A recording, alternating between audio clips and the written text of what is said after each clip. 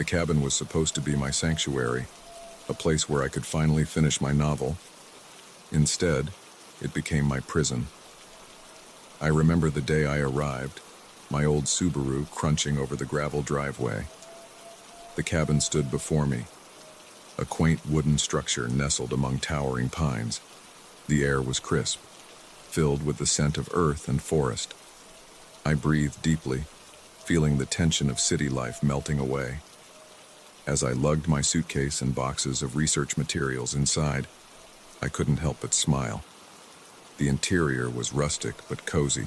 A stone fireplace dominated one wall, flanked by built-in bookshelves. A small kitchen occupied one corner, and a narrow staircase led to what I assumed was the bedroom. "Perfect," I murmured, already imagining the words flowing onto the page. The first few days were blissful. I'd wake with the sun, make a strong pot of coffee, and write until my fingers ached. In the afternoons, I'd take long walks in the surrounding woods, letting my mind wander and work out plot points. The evenings were spent curled up by the fire, editing and refining my work. It was on the fourth day that I first noticed something odd. I'd spent the morning writing, then decided to reward myself with a hike. When I returned, flushed and invigorated, I headed to the kitchen for a glass of water. As I reached for a glass, I froze. The stack of papers on the counter, my notes from the previous night, had been moved. I frowned, trying to remember if I'd touched them before leaving. But no, I was certain I'd left them in a neat pile next to my laptop. Now they were spread out, as if someone had been reading through them. A chill ran down my spine, but I shook it off. I must have bumped them without realizing, or maybe there was a draft I hadn't noticed. I gathered the papers, tapping them back into a tidy stack, and tried to push the incident from my mind. But over the next few days, more strange occurrences piled up. A chair in the living room was slightly out of place. My favorite mug was in a different cupboard than where I'd left it. Small things, easy to dismiss, but they needled at me, making me feel increasingly uneasy in what should have been my private retreat. I started double-checking the locks before bed, peering out the windows into the darkness, straining to see if anyone was out there. But the forest remained still and silent, revealing nothing. On the seventh night, I jolted awake, heart pounding. A noise had pulled me from sleep, a soft thud from downstairs. I lay frozen in bed, ears straining.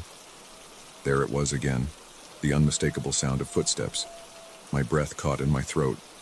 Someone was in the cabin, moving as quietly as I could. I slipped out of bed. My hand trembled as I groped in the dark for something, anything I could use as a weapon. My fingers closed around a heavy flashlight. It would have to do. I crept down the stairs, wincing at every creak of the old wood. The main floor was dark and still. Had I imagined the noise? I was about to turn back when a floorboard groaned behind me. I whirled around, flashlight raised like a club, its beam cutting through the darkness, but there was nothing there. Just shadows and silence. "Hello?" I called out, my voice embarrassingly shaky. "Is someone there?" No response, just the pounding of my own heart in my ears. I searched every room, every closet, but found no sign of an intruder. The doors were still locked, the windows secure. As the adrenaline faded, I felt foolish. It must have been the wind, or the house settling. I was letting my imagination run wild. But as I climbed back into bed, I couldn't shake the feeling that I wasn't alone. The next morning, I woke to sunlight streaming through the windows. In the cheerful light of day, my fears seemed ridiculous. I threw myself into my writing, determined to make up for lost time. It was late afternoon when I finally surfaced from my work, stretching my stiff muscles. I decided a walk would do me good, clear my head for the evening's writing session. The forest was beautiful, dappled sunlight filtering through the canopy. Birds called to each other overhead, and a gentle breeze rustled the leaves. I felt my spirits lifting with each step. I was so lost in thought that I almost missed it. A flash of movement in the trees. I squinted, trying to see what it was. A deer, maybe. But then I saw it again, and my blood ran cold. It wasn't an animal. It was a person, darting between the trees, keeping pace with me. I quickened my step, heart racing. The figure matched my pace. I broke into a run, branches whipping at my face as I tore through the underbrush. I didn't stop until I reached the cabin, slamming the door behind me and throwing the lock. I stood there, gasping for breath, straining to hear any sound of pursuit. But there was nothing. Just the usual forest sounds and my own ragged breathing. Had I imagined it? Was I going crazy? I spent the rest of the evening huddled on the couch, jumping at every sound. I tried to write, but the words wouldn't come. Every creak of the cabin, every rustle outside the windows, sent my heart racing anew. As night fell, I triple-checked every lock, then retreated to the bedroom. Sleep was elusive, but eventually, exhaustion won out. I don't know how long I slept before the sound woke me. My eyes flew open, body tense. There it was again, the slow, deliberate turning of the doorknob. I held my breath, praying I was dreaming, but the soft click of the latch releasing told me this was horribly real. The door swung open. A silhouette filled the doorway, backlit by the faint moonlight from the hall window. I could make out broad shoulders, the shape of a man, but no details of the face. I wanted to scream, to run, but terror held me paralyzed. I watched, helpless, as the figure took a step into the room. "Who are you?" I finally managed to croak out. "What do you want?" The figure paused, then spoke. The voice was low, gravelly, sending shivers down my spine. "I want what's mine," it said, confusion mingled with my fear. "What are you talking about? I don't have anything of yours." A chuckle, dark and humorless. "Oh, but you do. This cabin, these woods, they're mine, and you're trespassing." My mind raced. "That's impossible. I rented this cabin legally. I have paperwork." "Paperwork," the voice spat. "Meaningless. This land has belonged to my family for generations. No piece of paper changes that." He took another step forward. I pressed back against the headboard, searching desperately for an escape route. But he was blocking the only door, and the windows were too small to climb through. "Please," I said, hating the tremor in my voice. "I didn't know. I'll leave first thing in the morning. I promise." Another chuckle. "Oh, it's too late for that. You've seen too much." "Heard too much." "I haven't seen anything," I protested. "I don't know who you are. I can't identify you." "But you've been in my home," he cut me off. "Touched my things, left your scent everywhere." He took another menacing step forward. "No, I'm afraid I can't let you leave." Terror clawed at my throat. This couldn't be happening. Any moment now, I'd wake up and realize this was just a nightmare brought on by too much late-night writing. But the cold steel pressing against my temple was undeniably real. "Get up," the voice commanded. Shaking, I obeyed. He grabbed my arm, grip painfully tight, and marched me out of the bedroom and down the stairs. My mind raced, searching for a way out of this nightmare. As we reached the front door, a thought struck me. I let my knees buckle, collapsing to the floor with a cry of pain. "My ankle," I gasped. "I think it's sprained." He cursed, loosening his grip for just a moment. It was all I needed. I twisted, driving my elbow into his solar plexus with all my strength. He wheezed, doubling over, and I took my chance. I scrambled to my feet and ran, yanking open the front door and plunging into the night. The forest was a maze of shadows, branches clawing at me as I ran blindly. I could hear him behind me, crashing through the underbrush, shouting threats that made my blood run cold. I ran until my lungs burned, until my legs felt like jelly. But the sounds of pursuit were growing fainter. I risked a glance over my shoulder and saw no sign of him. Still, I didn't slow down. I ran until I saw lights in the distance, a highway, salvation. As I stumbled onto the shoulder of the road, a car approached. I waved my arms frantically, praying they'd stop. The car slowed, then pulled over. A concerned face peered out at me. "Are you all right, miss?" I shook my head, tears of relief streaming down my face. "No," I gasped. "Please, I need help. There's a man. He tried to..." I couldn't finish the sentence, but I didn't need to. The driver, a kindly-looking older woman, opened the passenger door. "Get in," she said. "We'll go straight to the police station." As we drove away, I watched the dark line of trees recede in the side mirror. My sanctuary had become a nightmare, but I had escaped. I was safe. But as we rounded a bend, I saw something that made my blood run cold. A figure at the edge of the forest, barely visible in the gloom. Watching, waiting. I knew, with chilling certainty, that this wasn't over. He would find me again. The cabin was supposed to be my sanctuary. Instead, it had become the beginning of a waking nightmare.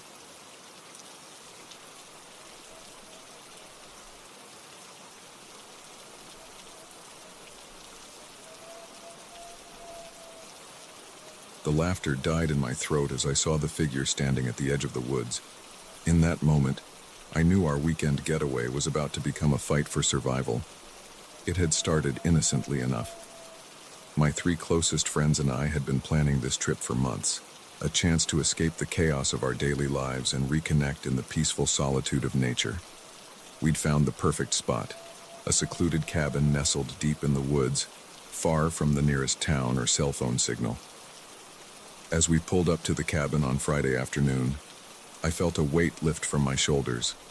The air was crisp and clean, filled with the scent of pine needles and damp earth. Birds chirped in the distance, and a gentle breeze rustled through the trees. It was exactly the escape we'd been craving. "This is perfect," Sarah exclaimed as she hopped out of the car, stretching her arms above her head. I had to agree. The cabin was rustic but charming, with a wide front porch and large windows that promised plenty of natural light. A stone chimney suggested cozy evenings by the fire. We unloaded the car, laughing and joking as we carried in our bags and supplies. The interior of the cabin was just as inviting as the outside, all warm wood and comfortable furniture. A large stone fireplace dominated one wall of the living room, and a spacious kitchen promised plenty of room for cooking and hanging out. That first evening was everything we'd hoped for. We grilled burgers on the back deck, sharing stories and catching up as the sun set in a blaze of orange and pink. After dinner, we gathered around the fireplace, opening a bottle of wine and playing cards late into the night. It wasn't until the next day that things started to feel off. We'd spent the morning hiking, exploring the trails that wound through the surrounding forest. The woods were beautiful, sunlight filtering through the canopy and dappling the forest floor. But as we got deeper into the trees, I couldn't shake the feeling that we were being watched. I kept glancing over my shoulder, half expecting to see someone standing there. But there was never anything, just trees and underbrush. "You okay?" Mike asked, noticing my unease. I forced a smile. "Yeah, just thought I heard something, probably just an animal." But the feeling persisted, even after we returned to the cabin. As afternoon faded into evening, I found myself constantly peering out the windows, searching the tree line for something. I couldn't put my finger on what was wrong, but a sense of unease had settled over me like a heavy blanket. We were sitting around the fire pit that night, roasting marshmallows and telling ghost stories, when I saw it, a flicker of movement just beyond the circle of firelight. I squinted, trying to make out what it was, but the darkness beyond our little oasis was impenetrable. "Guys," I said, my voice barely above a whisper, "I think there's something out there." The others fell silent, following my gaze. For a long moment, we all stared into the darkness, straining to see or hear anything out of the ordinary. "I don't see anything," Tom said finally. "You're letting those ghost stories get to you." but I could tell by the tension in his voice that he wasn't as certain as he pretended to be. We all huddled a little closer to the fire, our eyes darting nervously to the shadows. It was Sarah who saw it next, a figure, standing just at the edge of the woods. In the flickering firelight, it was hard to make out details, but it was unmistakably human. "Oh my God," she breathed, grabbing my arm. "Look." We all turned, and I felt my blood run cold. The figure was motionless, watching us. As we stared, frozen in shock and fear, two more shapes emerged from the trees to flank the first. "Who are they?" Mike whispered. "What do they want?" Before anyone could answer, the figures began to move towards us with purposeful strides. As they got closer, I could see they were all men, dressed in dark clothes. But it was their faces that made my heart stop. Each one wore a mask, featureless and blank in the firelight. "Run!" Tom shouted, breaking the spell that had held us paralyzed. We scrambled to our feet, abandoning everything as we raced for the cabin. I could hear heavy footsteps behind us, getting closer with every second. We burst through the door, slamming it shut and throwing the lock. Mike and Tom shoved a heavy bookcase in front of it for good measure. "What the hell is going on?" Sarah cried, her face pale with fear. Before anyone could answer, a heavy thud shook the door. Then another. They were trying to break in. "We need to call for help," I said, fumbling for my phone. But as I'd feared, there was no signal. We were on our own. The pounding on the door grew louder, more insistent. I could hear wood splintering. "They're going to get in," Mike said, his voice tight with fear. "We need a weapon, something to defend ourselves." We scattered, searching desperately for anything we could use. I ran to the kitchen, yanking open drawers until I found a large knife. It felt pathetically inadequate against the threat outside, but it was better than nothing. A crash from the living room told me the door had given way. Heavy footsteps and the sound of furniture being overturned filled the air. I pressed myself against the wall next to the kitchen doorway, knife clutched in my trembling hand. My heart was pounding so hard I was sure they must be able to hear it. A shadow fell across the floor as one of the intruders entered the kitchen. I held my breath, willing myself to be invisible, but then Sarah screamed from somewhere in the cabin, and the man turned. It was now or never. With a cry that was equal parts terror and determination, I launched myself at him, driving the knife towards his back. But he was faster than I'd anticipated. He spun, catching my wrist in a grip like iron. The knife clattered to the floor as he twisted my arm behind my back, his other hand clamping over my mouth to stifle my scream. He dragged me into the living room, where I saw the others had also been captured. We were forced to our knees, hands zip-tied behind our backs. One of the men, taller than the others, stepped forward. When he spoke, his voice was muffled by the mask, but the menace in it was clear. "Where is it?" he demanded. We looked at each other in confusion. "Where's what?" Tom asked. "We don't have anything." The man backhanded him, the sound shockingly loud in the quiet cabin. "Don't play dumb," he snarled.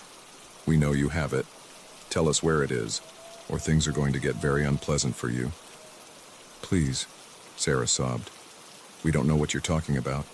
We're just here on vacation." The man tilted his head, studying us. "You really don't know," he said finally. It wasn't a question. He turned to his companions. "Search the place. Tear it apart if you have to. It has to be here somewhere." For the next hour, we watched helplessly as they ransacked the cabin. They upended furniture, ripped open cushions, pulled books from shelves. Whatever they were looking for, they were determined to find it. But as the search dragged on, their frustration grew palpable. They conferred in low voices, occasionally casting glances our way. Finally, the leader approached us again. "Last chance," he said, pulling a gun from his waistband. "Where is it?" "We don't know," I cried, tears streaming down my face. "Please, we're telling the truth. We don't have anything." He raised the gun, and I squeezed my eyes shut, certain this was the end. But before he could pull the trigger, a new sound cut through the night. Sirens, growing louder by the second. The men froze, looking at each other in panic. Then, without a word, they bolted for the door, disappearing into the night as quickly as they had appeared. Moments later, the cabin was flooded with light as police cars pulled up outside.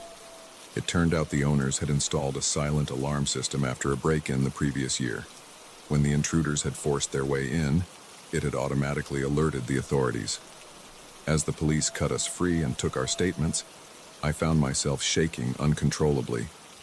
The adrenaline was wearing off, leaving me feeling hollow and exhausted. Later, we learned that the cabin's previous renters had been part of a smuggling operation. They'd hidden a fortune in stolen diamonds somewhere on the property before being arrested. The men who'd attacked us were their associates, convinced we were there to retrieve the loot. We never did find out if the diamonds were really hidden at the cabin. After that night, none of us ever wanted to set foot in those woods again. Our relaxing getaway had turned into a nightmare, leaving scars that would take a long time to heal. Now, years later, I still wake up sometimes in a cold sweat, the image of those blank masks vivid in my mind.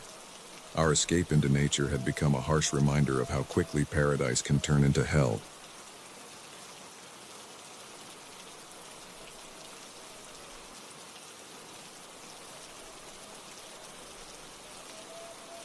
The moment I saw the deliberately broken branch, I knew I wasn't alone.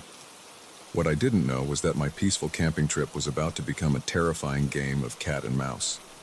I'd been looking forward to this solo camping trip in the Colorado Rockies for months. As a software developer in Denver, my days were filled with endless lines of code, fluorescent lights, and the constant ping of notifications. I craved the solitude and silence of the wilderness, a chance to disconnect and recharge. The first day was everything I'd hoped for. I found a perfect spot to park my van, a small clearing surrounded by towering pines, with a babbling creek nearby. The air was crisp and clean, filled with the scent of pine needles and wild sage. As I set up my camp, I felt the tension in my shoulders begin to ease. That night, I sat by my campfire, watching the flames dance as the stars came out overhead. The only sounds were the crackling of the fire and the gentle rustle of wind through the trees. I breathed deeply, feeling more relaxed than I had in months. I slept soundly that night, lulled by the quiet of the forest. The next morning, I woke early, eager to explore my surroundings. After a quick breakfast, I set out on a hike, following a faint trail that wound its way up the mountainside. The views were breathtaking. From the higher vantage points, I could see for miles, endless waves of green forest, broken only by the occasional glint of a distant lake or the rocky peak of a mountain. I took my time, stopping often to take photos or simply soak in the scenery. It wasn't until I was heading back to camp that I noticed something odd. A branch lay across the path, freshly broken. I frowned, certain it hadn't been there on my way up. I glanced around, suddenly aware of how quiet the forest had become. No bird song, no rustling in the underbrush, just silence. A chill ran down my spine, despite the warm afternoon sun. I quickened my pace, eager to get back to the relative safety of my van. Back at camp, I tried to shake off my unease. I was being paranoid, letting my imagination run wild after too much time in the city. I busied myself with making dinner, but I couldn't quite relax. I found myself constantly glancing over my shoulder, peering into the deepening shadows of the forest. As night fell, my anxiety grew. Every snapping twig, every rustle of leaves seemed magnified. I built my fire higher than necessary, taking comfort in its warm glow. But even as I sat close to the flames, I couldn't shake the feeling of eyes on me. I slept fitfully that night, starting awake at every sound. When dawn finally broke, I was exhausted, but relieved. In the light of day, my fears seemed silly, but as I stepped out of my van, my heart sank. There, in the soft earth around my campsite, were footprints, and they weren't mine. My hands shook as I examined them. They were large, much bigger than my own, and the tread pattern was unfamiliar. Someone had been walking around my camp while I slept. I spent the morning in a state of heightened alertness, jumping at every sound. Part of me wanted to pack up and leave immediately, but another part, the part that had faced down impossible coding deadlines and system crashes, was determined not to let fear drive me away. So I stayed, but I was careful. I went for another hike, but this time I left obvious signs of the direction I was heading, then doubled back along a different route. When I returned to my camp, I found more evidence that someone had been there, a little pile of rocks that hadn't been there before, arranged in a way that was too deliberate to be natural. That night, I didn't build a fire. Instead, I sat in my van, windows covered, watching the darkness through a small gap in the curtains. Hours passed, and my eyelids grew heavy. Just as I was about to give up and try to sleep, I saw it. A flicker of movement at the edge of the clearing. I held my breath, squinting into the darkness. For a long moment, there was nothing. Then I saw it again. A shadow detaching itself from the deeper shadows of the trees. A figure, moving with slow, deliberate steps towards my van. My heart pounded so loudly I was sure it must be audible outside the van. I watched, paralyzed, as the figure drew closer. In the faint moonlight, I could make out the shape of a man, tall and broad-shouldered. He was dressed in dark clothes that blended with the night, making him seem almost like a part of the darkness itself. He circled my van slowly, pausing at each window. I stayed perfectly still, hardly daring to breathe. What did he want? Was he just curious about the van in his territory, or did he have more sinister intentions? After what felt like hours but was probably only minutes, he retreated back to the tree line. But he didn't leave. Instead, he just stood there, watching, waiting. I didn't sleep at all that night. I kept my vigil at the window, watching him watch me. As the sky began to lighten with the approaching dawn, he finally melted back into the forest. I wasted no time. As soon as I was sure he was gone, I threw my things into the van and got ready to leave. But when I tried to start the engine, my blood ran cold. It wouldn't turn over. Somehow, in the night, my battery had died. Panic clawed at my throat. I was trapped. I forced myself to think logically. I had a portable battery pack for emergencies. If I could just hook it up, I might be able to get enough juice to start the van. But it was in the storage compartment, outside. I peered out the windows, searching for any sign of the watcher. The forest seemed empty, peaceful in the early morning light. Taking a deep breath, I opened the van door as quietly as I could and slipped out. I had just reached the storage compartment when I heard it, the snap of a twig behind me. I whirled around, and there he was, standing at the edge of the clearing. In the light of day, I could see him clearly for the first time. He was older than I'd expected, with graying hair and a weathered face. His clothes were worn and dirty, like he'd been living in the wilderness for a long time. We stared at each other, neither moving. His eyes were intense, filled with an emotion I couldn't quite read. Was it anger, curiosity, madness? "What do you want?" I finally managed to ask, my voice barely more than a whisper. He tilted his head, regarding me silently. Then, slowly, he raised his hand. I flinched, expecting a weapon, but instead he pointed at my van. "You shouldn't be here," he said, his voice rough from disuse. "This is my place." I swallowed hard. "I'm sorry," I said. "I didn't know. I'll leave, I promise. I just need to get my van started." He watched as I fumbled with the battery pack, my hands shaking so badly I could barely connect the cables. All the while, I was acutely aware of his eyes on me, watching my every move. Finally, blessedly, the engine roared to life. I didn't hesitate. I threw the battery pack into the van and leapt into the driver's seat. As I accelerated away, I caught one last glimpse of the man in my rearview mirror. He hadn't moved, just stood there watching me go. I didn't stop driving until I reached the main road, my heart still racing.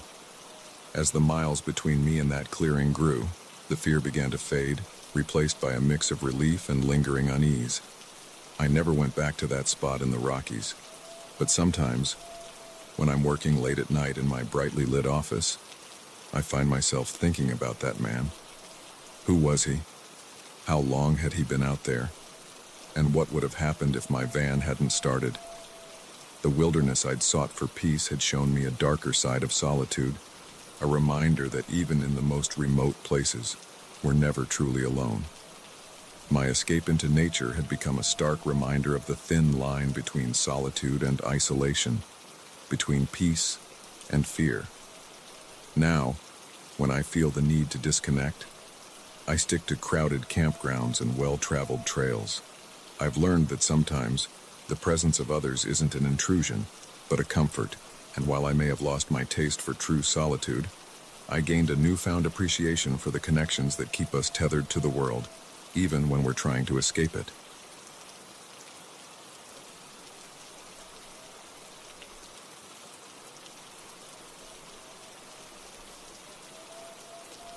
I never thought the Utah desert would be the place where I'd face my own mortality. But as I stared down the barrel of a gun, I realized that sometimes solitude comes at a deadly price.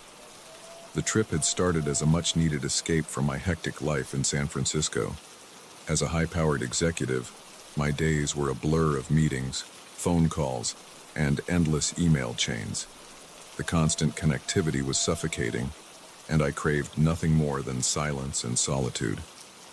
That's how I found myself driving my camper van deep into the Utah desert, far from any sign of civilization. The landscape was breathtaking, towering red rock formations, vast expanses of sand, and a sky so big and blue it seemed unreal.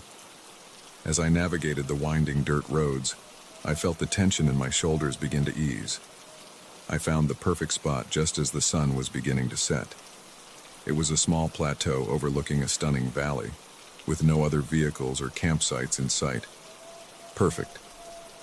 I parked my van, orienting it to catch the sunrise in the morning, and stepped out to stretch my legs. The air was crisp and clean, carrying the scent of sage and dust. I took a deep breath, savoring the silence. No car horns, no notification pings, no voices. Just the whisper of the wind and the occasional call of a distant bird. I set up my camp chair and watched as the sun dipped below the horizon, painting the sky in vibrant oranges and pinks. As darkness fell, the stars came out in force, more than I'd ever seen in my light-polluted city life. I sat there for hours, marveling at the Milky Way streaking across the sky, feeling small and insignificant in the best possible way. When I finally crawled into my van to sleep, I felt more relaxed than I had in years. I drifted off easily, lulled by the absolute quiet of the desert night. I'm not sure what woke me, some animal instinct, perhaps, alerting me to danger before my conscious mind could process it.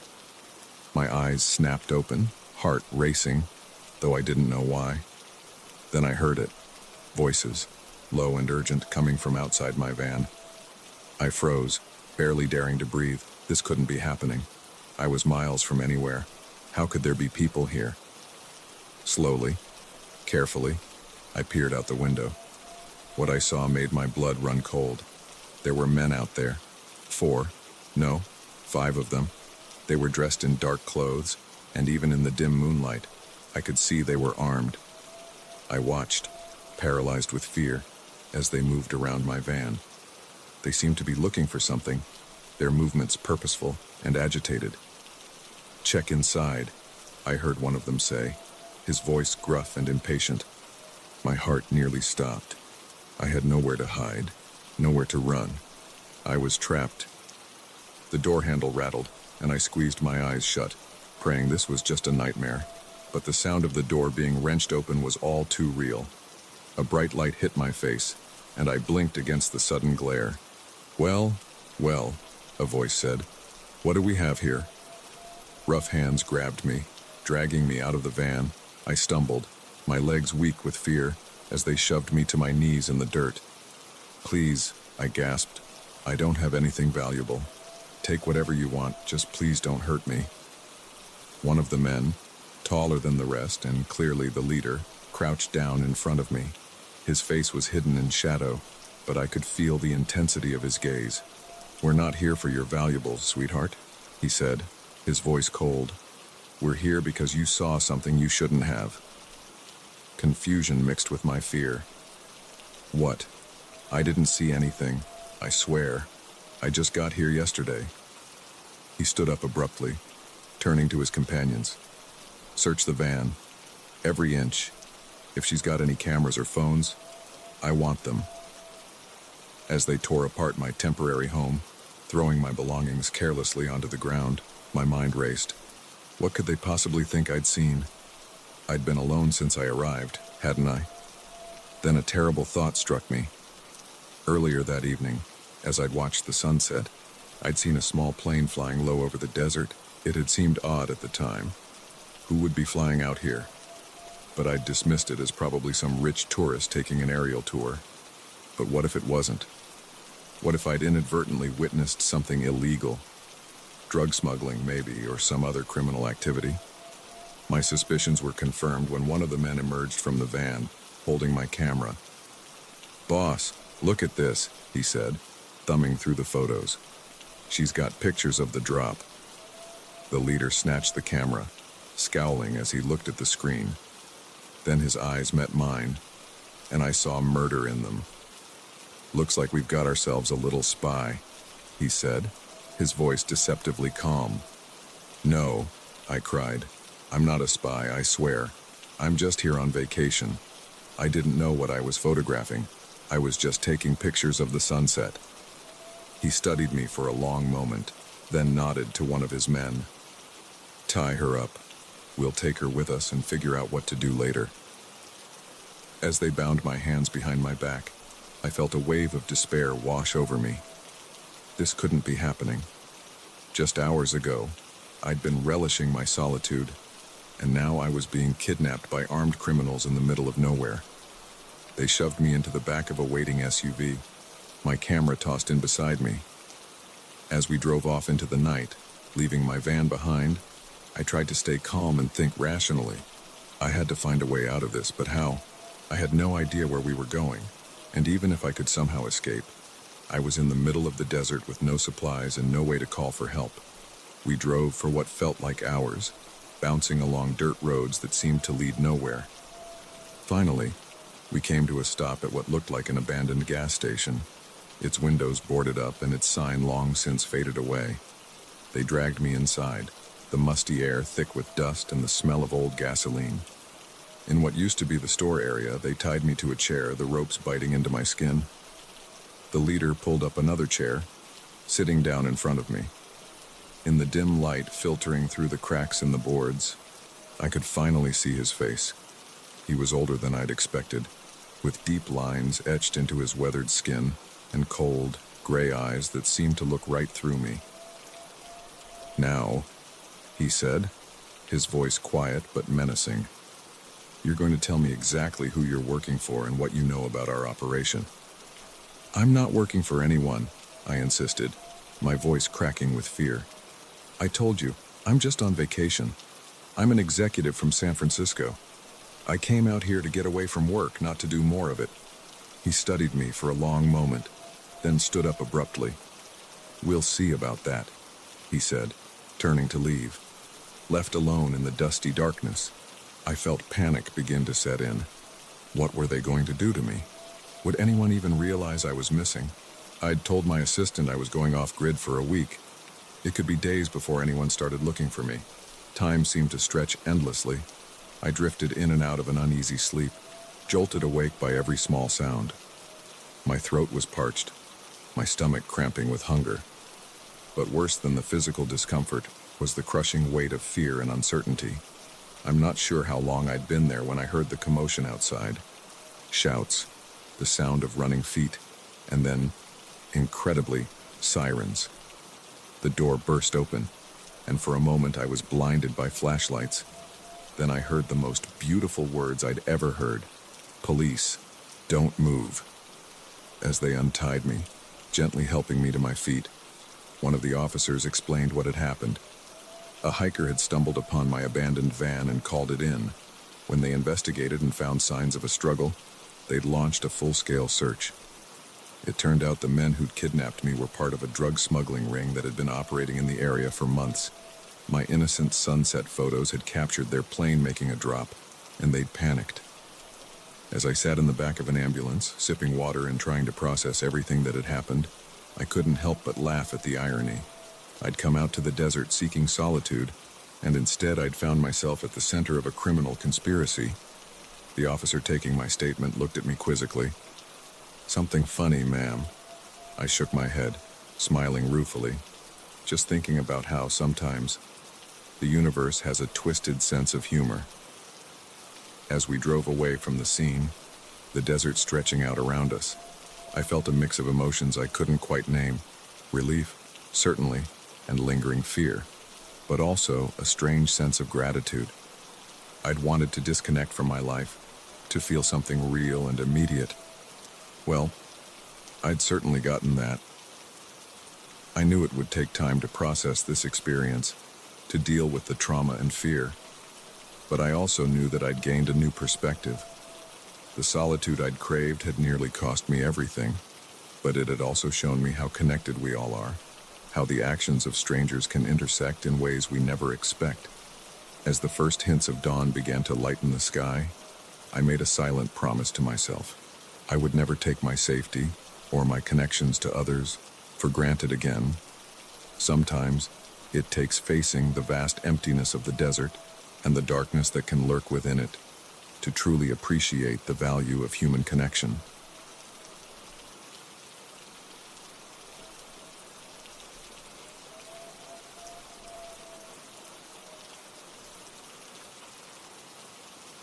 I never thought I'd fear the sound of knocking, but when it came in the dead of night, miles from civilization, I knew our lives were about to change forever.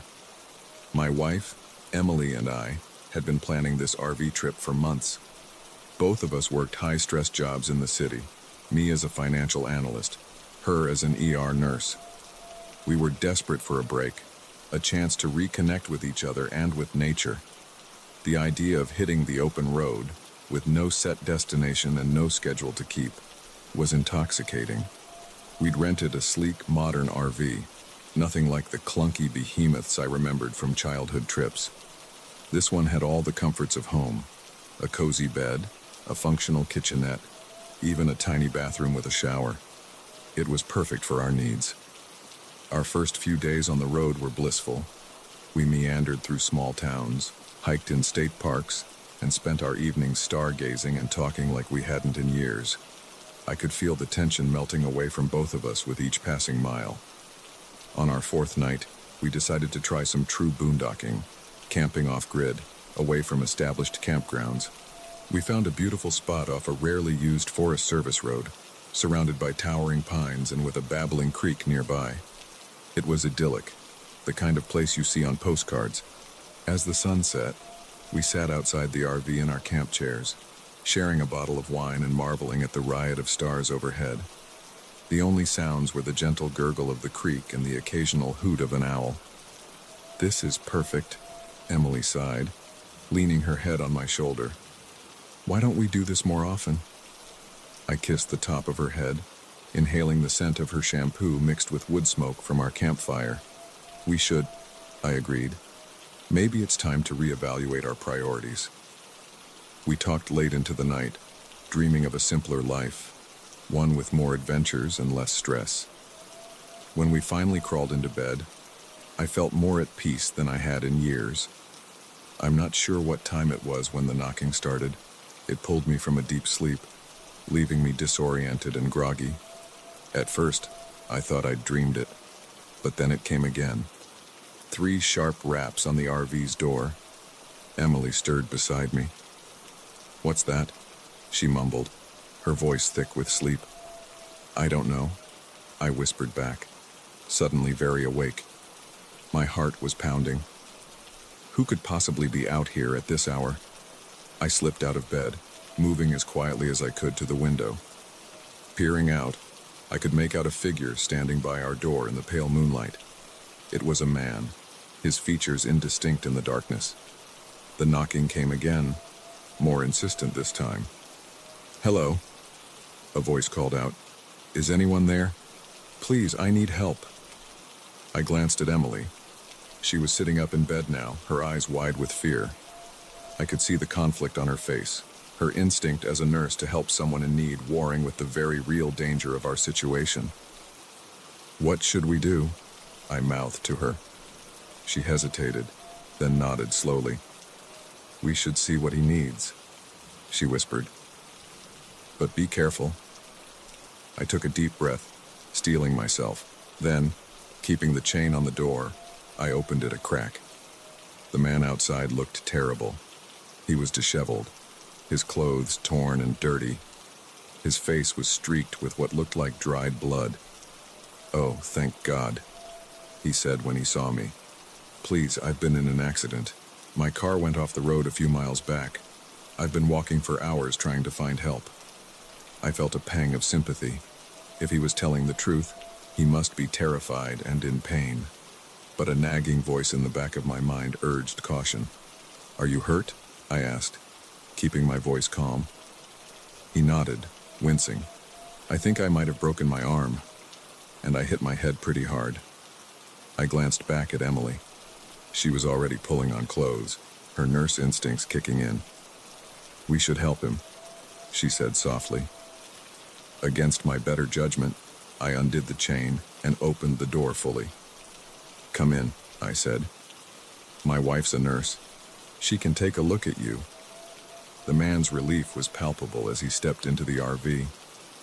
"Thank you," he said fervently. "I didn't think anyone would be out here. I'm John, by the way." As Emily began examining him, asking questions about his injuries, I couldn't shake a feeling of unease. Something about this situation felt off, but I couldn't put my finger on why. "Can you tell us more about the accident?" I asked, trying to keep my voice casual. John's eyes flicked to mine, then away. "It was stupid," he said.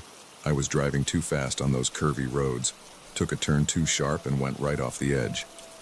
It was a plausible story, but something in his tone didn't ring true. I found myself scanning the RV, making sure I knew where all our potential weapons were: the heavy flashlight by the door, the kitchen knives in their block. Emily finished her examination, looking troubled. "I don't see any signs of a head injury," she said slowly. "And your arm doesn't appear to be broken.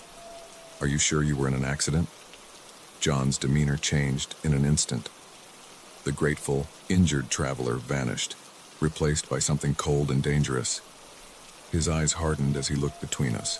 Well," he said, his voice low and menacing, "I was really hoping we could do this the easy way." Before I could react, he pulled a knife from his pocket, the blade glinting in the low light of the RV. "Here's what's going to happen," he said, his tone conversational but with an undercurrent of threat. "You're going to give me all your cash, any jewelry, and the keys to this nice RV. Then you're going to walk into those woods and keep walking until sunrise. If you do that, everyone gets to live. If not..." He let the threat hang in the air. My mind raced. I knew we had a can of bear spray in one of the cupboards, a precaution we'd taken for hiking. If I could just reach it. "Okay," I said, trying to keep my voice steady. "Let's not do anything rash. We'll give you what you want." I moved slowly towards the cupboard, making a show of reaching for our wallets. John watched me warily, the knife still pointed at Emily. Just as my hand closed around the can of bear spray, John must have realized what I was doing. He lunged forward with a snarl, knife flashing. I don't remember consciously deciding to act. One moment I was reaching for the spray, the next I was turning, depressing the nozzle, aiming it straight at John's face. The effect was instantaneous. He screamed, dropping the knife and clawing at his eyes. Emily, quick thinking as always, grabbed the flashlight and brought it down hard on his head. He crumpled to the floor, unconscious. We stood there for a moment, panting, the acrid smell of the bear spray burning our nostrils. Then Emily burst into tears, the the shock and fear finally overwhelming her. I pulled her into my arms, my own body shaking with adrenaline. "It's okay," I murmured into her hair. "We're okay. We're safe." The next few hours passed in a blur. We tied John up with some rope we had for securing our bikes, then drove like hell until we found a town with a police station. The officers were shocked by our story, but quickly sprang into action. It turned out John was wanted in 3 states for similar crimes, breaking into RVs and robbing travelers in remote areas. We'd been lucky to escape with our lives. As we sat in a diner later that day, both of us too wired to sleep despite our exhaustion, Emily reached across the table and took my hand. "I don't think I want to go back to the ER," she said quietly. "After last night, I don't think I can face that kind of danger and uncertainty every day anymore." I nodded, understanding completely. "Maybe it's time for both of us to make some changes," I agreed. We spent the rest of our trip in proper campgrounds, surrounded by other RVs and the comforting sounds of families enjoying nature. But despite the fear we'd experienced, we didn't cut our trip short. If anything, our brush with danger had made us more appreciative of the beauty around us, more aware of the preciousness of each moment. When we returned home, we both put in our notices at work. We sold our house, bought our own RV, and hit the road full time. It wasn't always easy, and there were moments of doubt. But every time I looked at Emily, every time we discovered a new beautiful spot or met fellow travelers with amazing stories, I knew we'd made the right choice. Our peaceful night in the woods had turned into a nightmare, but it had also been a wake-up call. Life was too short to spend it stressed and unfulfilled. Sometimes, it takes facing your worst fears to find the courage to live your best life. Now, years later, when I hear a knock on our RV door, I no longer feel fear. Instead, I feel excitement, wondering what new friend or adventure might be waiting on the other side.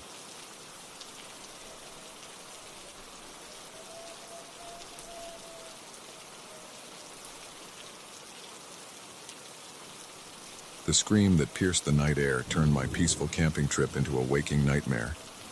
I never imagined that my quest for solitude would lead me to witness something so terrifying. I'd been planning this solo camping trip for months.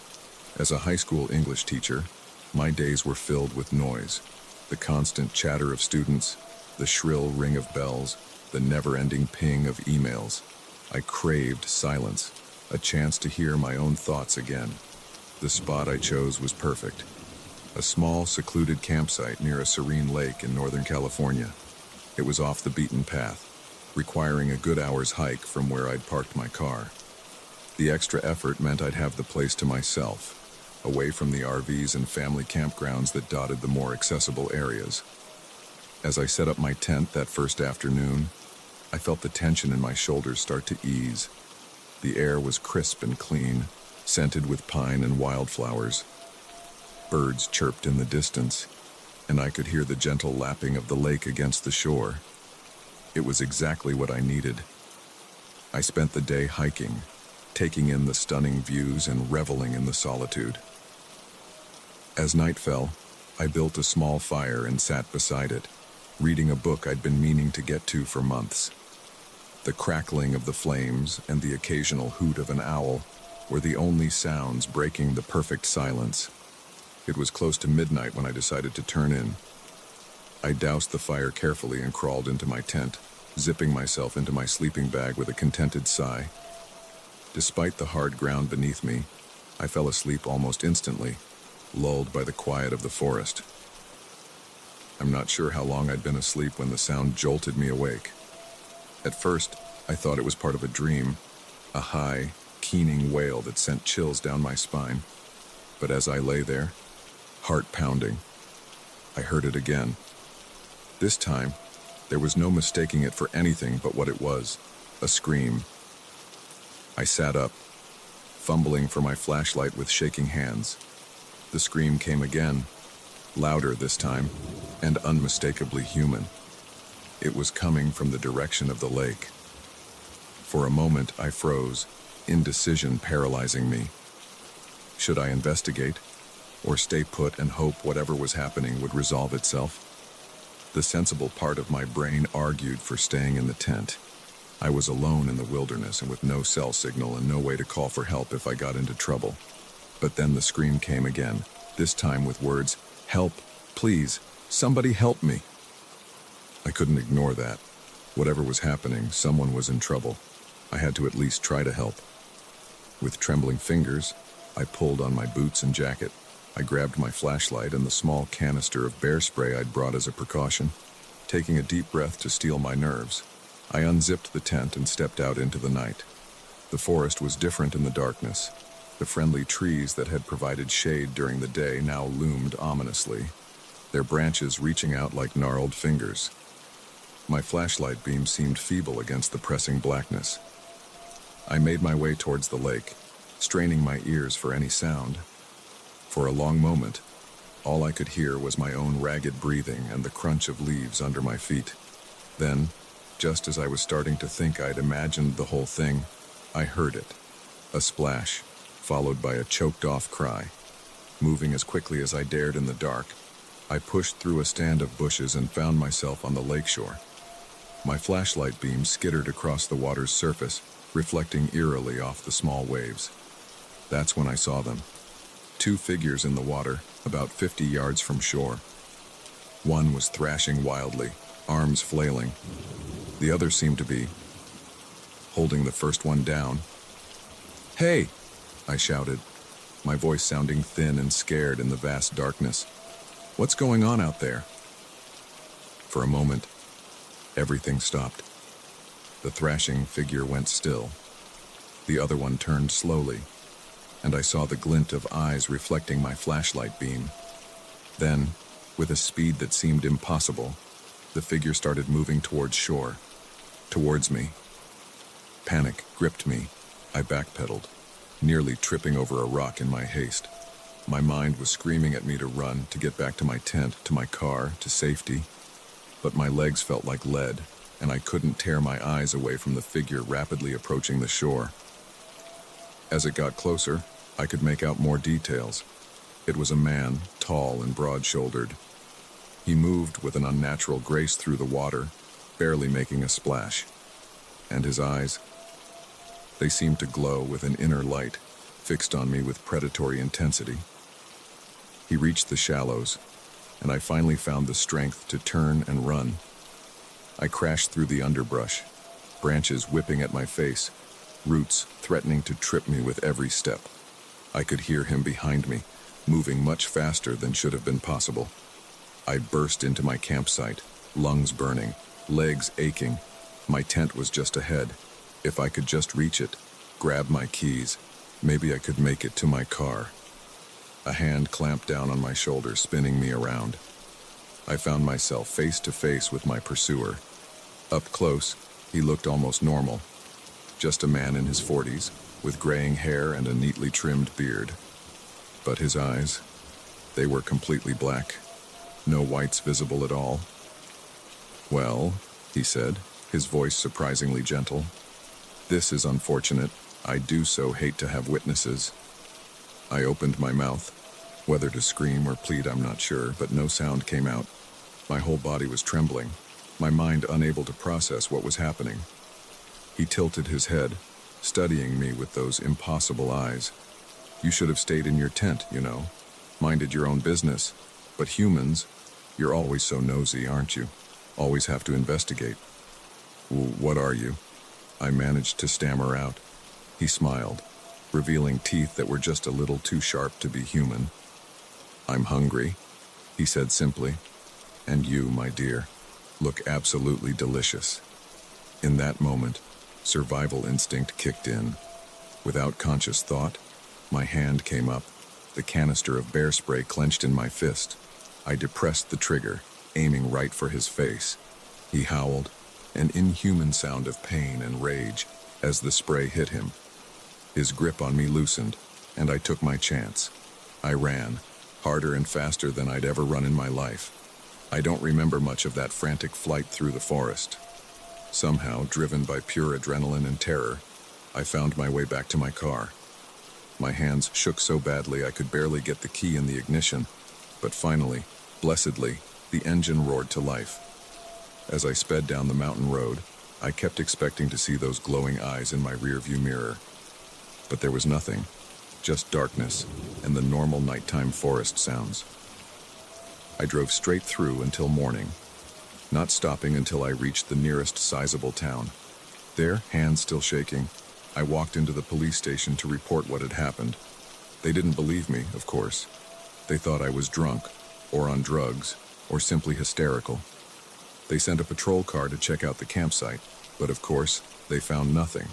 No bodies, no signs of a struggle, just an abandoned tent and a half-empty can of bear spray. I never went camping again after that night. My students sometimes ask me why I get so nervous around large bodies of water, or why I insist on keeping the lights on even during daytime video presentations. I usually make up some excuse about a bad childhood experience. The truth is, I can't bring myself to talk about what really happened. Who would believe me? Sometimes, I'm not even sure I believe it myself. But then I'll catch a glimpse of unnaturally dark eyes in a crowd, or hear a too smooth voice on the radio, and that old terror comes rushing back. I went into those woods seeking silence and solitude. What I found instead was a nightmare that shattered my understanding of the world. Now, years later, I still find myself lying awake at night, wondering about that other figure in the water. Was it another victim? Another? Whatever that thing was? And most chilling of all, how many others are out there, lurking in the dark waters of secluded lakes, waiting for unsuspecting campers to wander too close to shore? I used to love the peace and quiet of nature. Now I find comfort in the noise and bustle of the city, because in the silence, in the darkness, that's where the real monsters lurk. And once you've seen them, you can never unsee them again.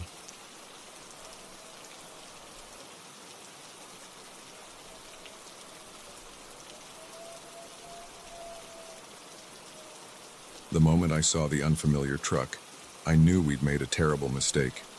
Our quest for solitude had led us straight into a nightmare. My best friend Sarah and I had been planning this trip for months. Both of us were burnt out from our high-pressure jobs in the city. Me as a software engineer, her as a corporate lawyer. We needed an escape, a chance to disconnect from the world and recharge our batteries. We'd chosen the Appalachian Mountains for our getaway, drawn by the promise of stunning views and complete isolation. Sarah had found a website that listed GPS coordinates for remote camping spots, far off the beaten path. It seemed perfect, a way to truly get away from it all. We set out early on a Friday morning, my old Subaru packed to the brim with camping gear and enough food to last us a week. The drive was beautiful, winding roads taking us deeper into the mountains. As cell service dropped away, I felt a weight lifting off my shoulders. By mid-afternoon, we'd reached the turnoff for our chosen spot. The narrow dirt road was rough, jostling us around as we climbed higher into the mountains. But the views were worth it, sweeping vistas of forested peaks stretching as far as the eye could see. "This is amazing," Sarah breathed, leaning out the window to take it all in. "I can't believe we have this all to ourselves." I grinned, feeling more relaxed than I had in months. "I know. It's perfect." We found our spot just as the sun was starting to dip towards the horizon. It was a small clearing, sheltered by towering pines, with a babbling creek nearby. We couldn't have asked for a more idyllic setting. We set up camp efficiently, working together to pitch the tent and gather firewood. As darkness fell, we sat by our campfire, roasting marshmallows and talking like we hadn't in years. The only sounds were the crackling of the flames and the gentle murmur of the creek. "We should do this more often," Sarah said, leaning back in her camp chair with a contented sigh. "I'd forgotten how good it feels to just be." I nodded, feeling the same sense of peace. "Agreed. Maybe we need to reevaluate our life choices when we get back." We stayed up late, watching the stars wheel overhead and marveling at how bright they were away from the city lights. When we finally crawled into our tent, I fell asleep almost instantly, lulled by the fresh mountain air and the sound of the creek. I'm not sure what time it was when I woke up. Something had pulled me from sleep, some instinct warning me that something wasn't right. I lay still for a moment, listening intently. Then I heard it, the crunch of tires on gravel, the low rumble of an engine. I sat up, my heart starting to race. "Sarah," I whispered, shaking her awake. "There's someone here." She blinked at me groggily. "What? That's impossible. We're miles from anywhere." But then she heard it too, car doors slamming, voices carrying through the still night air. We scrambled out of the tent, fear making us clumsy. In the pale moonlight, I could see a truck parked at the edge of our clearing. 3 men were getting out, their voices loud and rough. "Hey," one of them shouted when he saw us. "What the hell do you think you're doing here?" Sarah and I exchanged a panicked glance. This wasn't how this trip was supposed to go. "We're just camping," I called back, trying to keep my voice steady. "We didn't realize this spot was taken." The men approached, and I felt my stomach drop. They were big, intimidating, and the way they were looking at us made my skin crawl. "This is private property," the leader said, his voice menacing. "You're trespassing." Sarah, always the lawyer, spoke up. "I'm sorry, but that's not possible. We checked before we came. This is public land." The man's face darkened. "Are you calling me a liar, girl?" I stepped forward, trying to defuse the situation. "Look, we're sorry for the misunderstanding. We'll pack up and leave first thing in the morning, okay?" For a moment, I thought it had worked. The man seemed to consider it, but then he shook his head, a cruel smile spreading across his face. "Nah, I don't think so. See, you've put us in a real tough spot here. Can't have you running off to the rangers telling them about our operation." It was then that I noticed the sweet, chemical smell in the air. With a sinking feeling, I realized what was going on. We'd stumbled onto a meth lab. "We won't say anything," Sarah said quickly. "We promise. We'll leave right now and forget we ever saw you." The man laughed, a harsh sound that sent chills down my spine. "Oh, you're not going anywhere. Boys, tie them up." The next few minutes were a blur of terror. We fought, of course, but we were outmatched. Soon, we found ourselves bound and gagged, thrown into the back of their truck. As they drove us deeper into the woods, I couldn't help but think about how badly we'd miscalculated.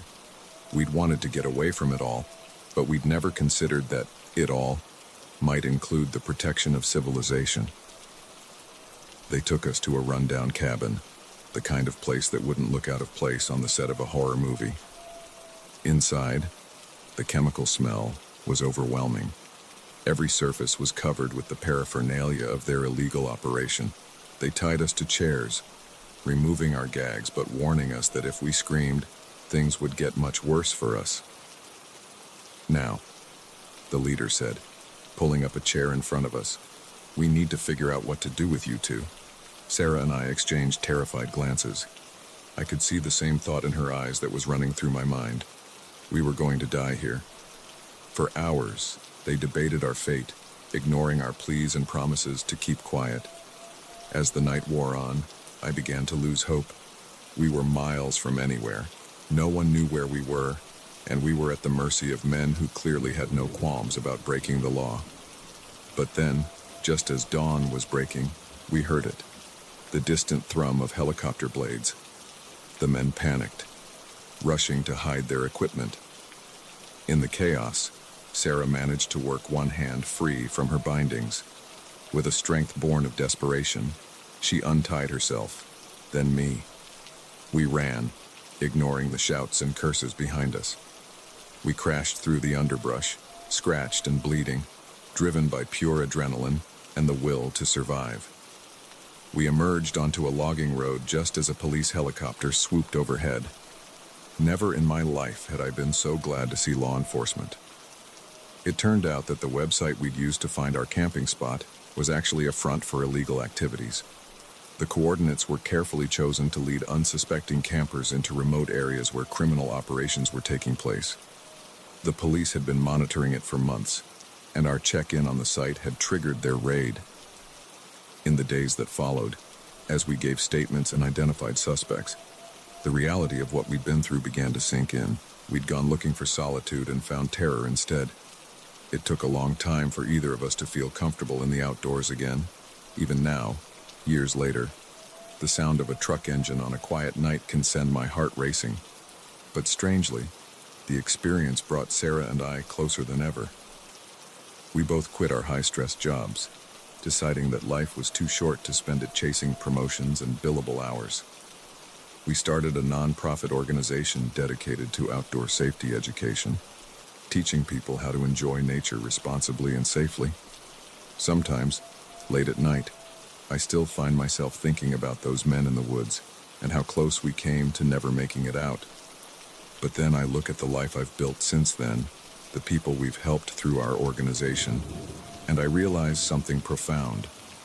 We went into those woods looking for a way to escape our lives. Instead, we found a way to transform them. It wasn't the peaceful epiphany we'd been hoping for, far from it, but it was the wake-up call we needed. Now, when I stand at the edge of a forest, I feel a mix of emotions, residual fear, certainly, but also gratitude and purpose. Because I know that beyond those trees lies not just danger, but also possibility. And sometimes, it takes facing your worst fears to find your true path.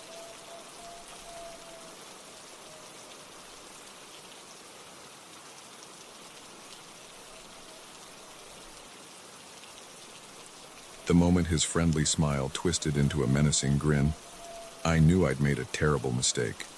My peaceful camping trip had just become a fight for survival. I'd been looking forward to this solo adventure for months. As a freelance graphic designer, I spent most of my days hunched over a computer, eyes strained from staring at screens. The idea of unplugging completely, of losing myself in the vast forests of Washington state, was irresistible. I'd chosen a spot well off the beaten path, a small clearing I'd found mentioned on an obscure camping forum. It promised complete solitude, far from the RV-filled campgrounds and chattering hikers. Just me, my van, and the wilderness. The drive out had been beautiful, winding roads taking me deeper into the forest. As the bars on my cell phone disappeared one by one, I felt a weight lifting off my shoulders. By the time I reached my destination, a sense of peace had settled over me.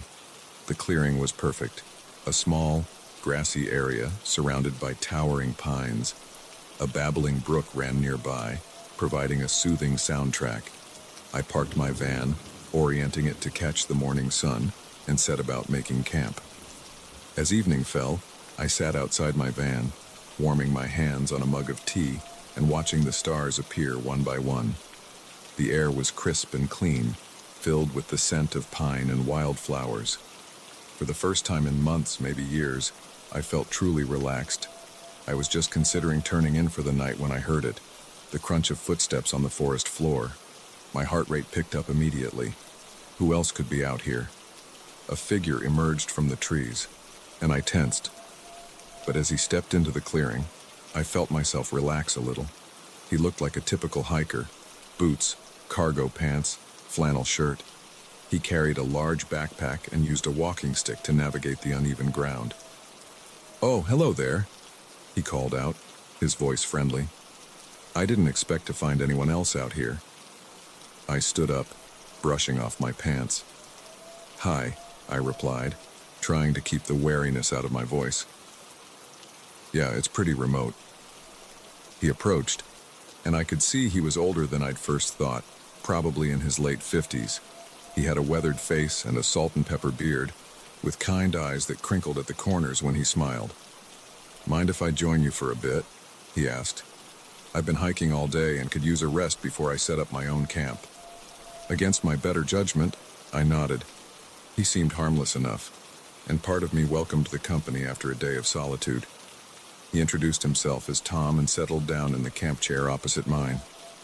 We chatted easily, exchanging the usual pleasantries. He told me he was an avid hiker, that he spent most of his free time exploring the wilderness. "There's something special about being out here, isn't there?" he said, gesturing at the forest around us. away from all the noise and chaos of the world. I nodded, feeling a kinship with this stranger who seemed to understand my need for escape. But as our conversation continued, I began to feel uneasy. Tom's questions were becoming more personal, more probing. He wanted to know where I was from, what I did for work, if I had family nearby. "I'm sorry," I said, cutting him off mid-question.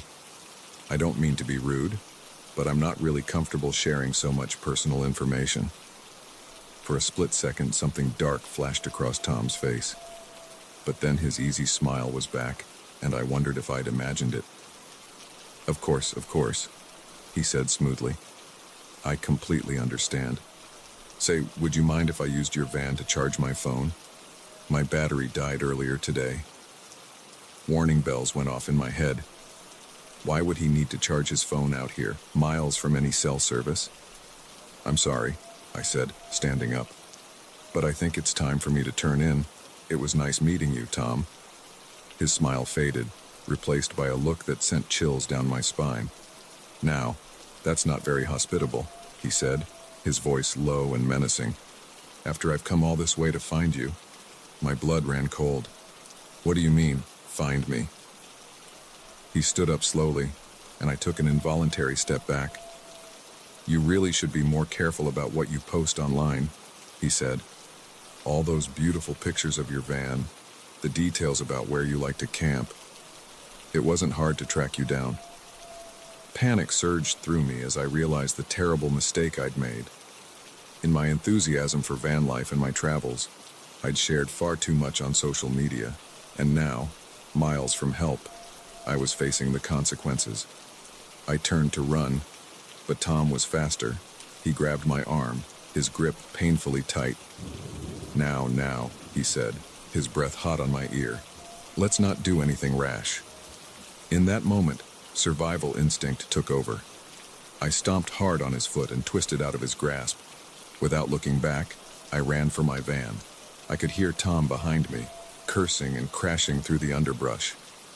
My hands shook as I fumbled with the keys, but finally, blessedly, the engine roared to life.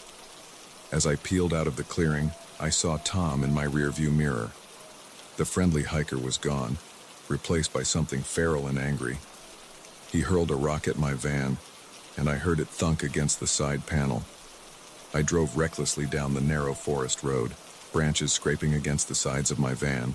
Every shadow looked like a threat, every bend in the road a potential ambush point. It wasn't until I reached the main highway that I allowed myself to breathe. My hands were shaking on the steering wheel, and I realized I was crying. I drove straight through the night, not stopping until I reached the nearest police station. The officers were kind but skeptical. Without any evidence beyond my word, there wasn't much they could do. In the days that followed, I scrubbed my social media accounts, deleting any information that could be used to track my movements. I installed new locks on my van and bought a personal alarm to carry with me. But the damage was done. My love for solo travel, for the peace and solitude of nature, had been tainted. Every cracking twig, every distant voice now sent my heart racing. It took months of therapy before I felt comfortable camping again, and even then, I stuck to crowded campgrounds with plenty of people around. The vast, empty wilderness that had once called to me now felt full of hidden dangers. Slowly, though, I began to reclaim my love for the outdoors. I joined hiking groups, made new friends who shared my passion for nature but understood my need for safety. I learned self-defense and wilderness survival skills, determined to never feel that vulnerable again. Now, years later, I still travel in my van, still seek out beautiful, remote places, but I do it with a new awareness, a hard-earned understanding of the darkness that can lurk in even the most beautiful settings. Sometimes late at night, I still see Tom's face in my dreams, his friendly smile morphing into that terrifying grin. But when I wake, instead of fear, I feel a sense of strength. I survived. I adapted.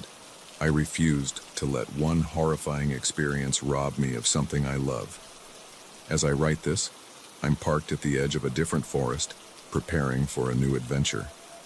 My van is now equipped with a state-of-the-art security system, and I have a satellite phone for emergencies. A group of fellow van lifers is meeting me here tomorrow for a week of hiking and exploration. The forest still calls to me, still offers the promise of peace and discovery. But now I enter it with open eyes, aware of both its beauty and its potential dangers. My experience taught me a harsh lesson about trust and safety, but it also showed me my own strength and resilience. The sun is setting, painting the sky in brilliant oranges and pinks. As I watch the light fade and the stars begin to appear, I feel a familiar sense of awe and contentment. The wilderness is still my happy place, my escape. It just took facing my worst fears to truly appreciate its power.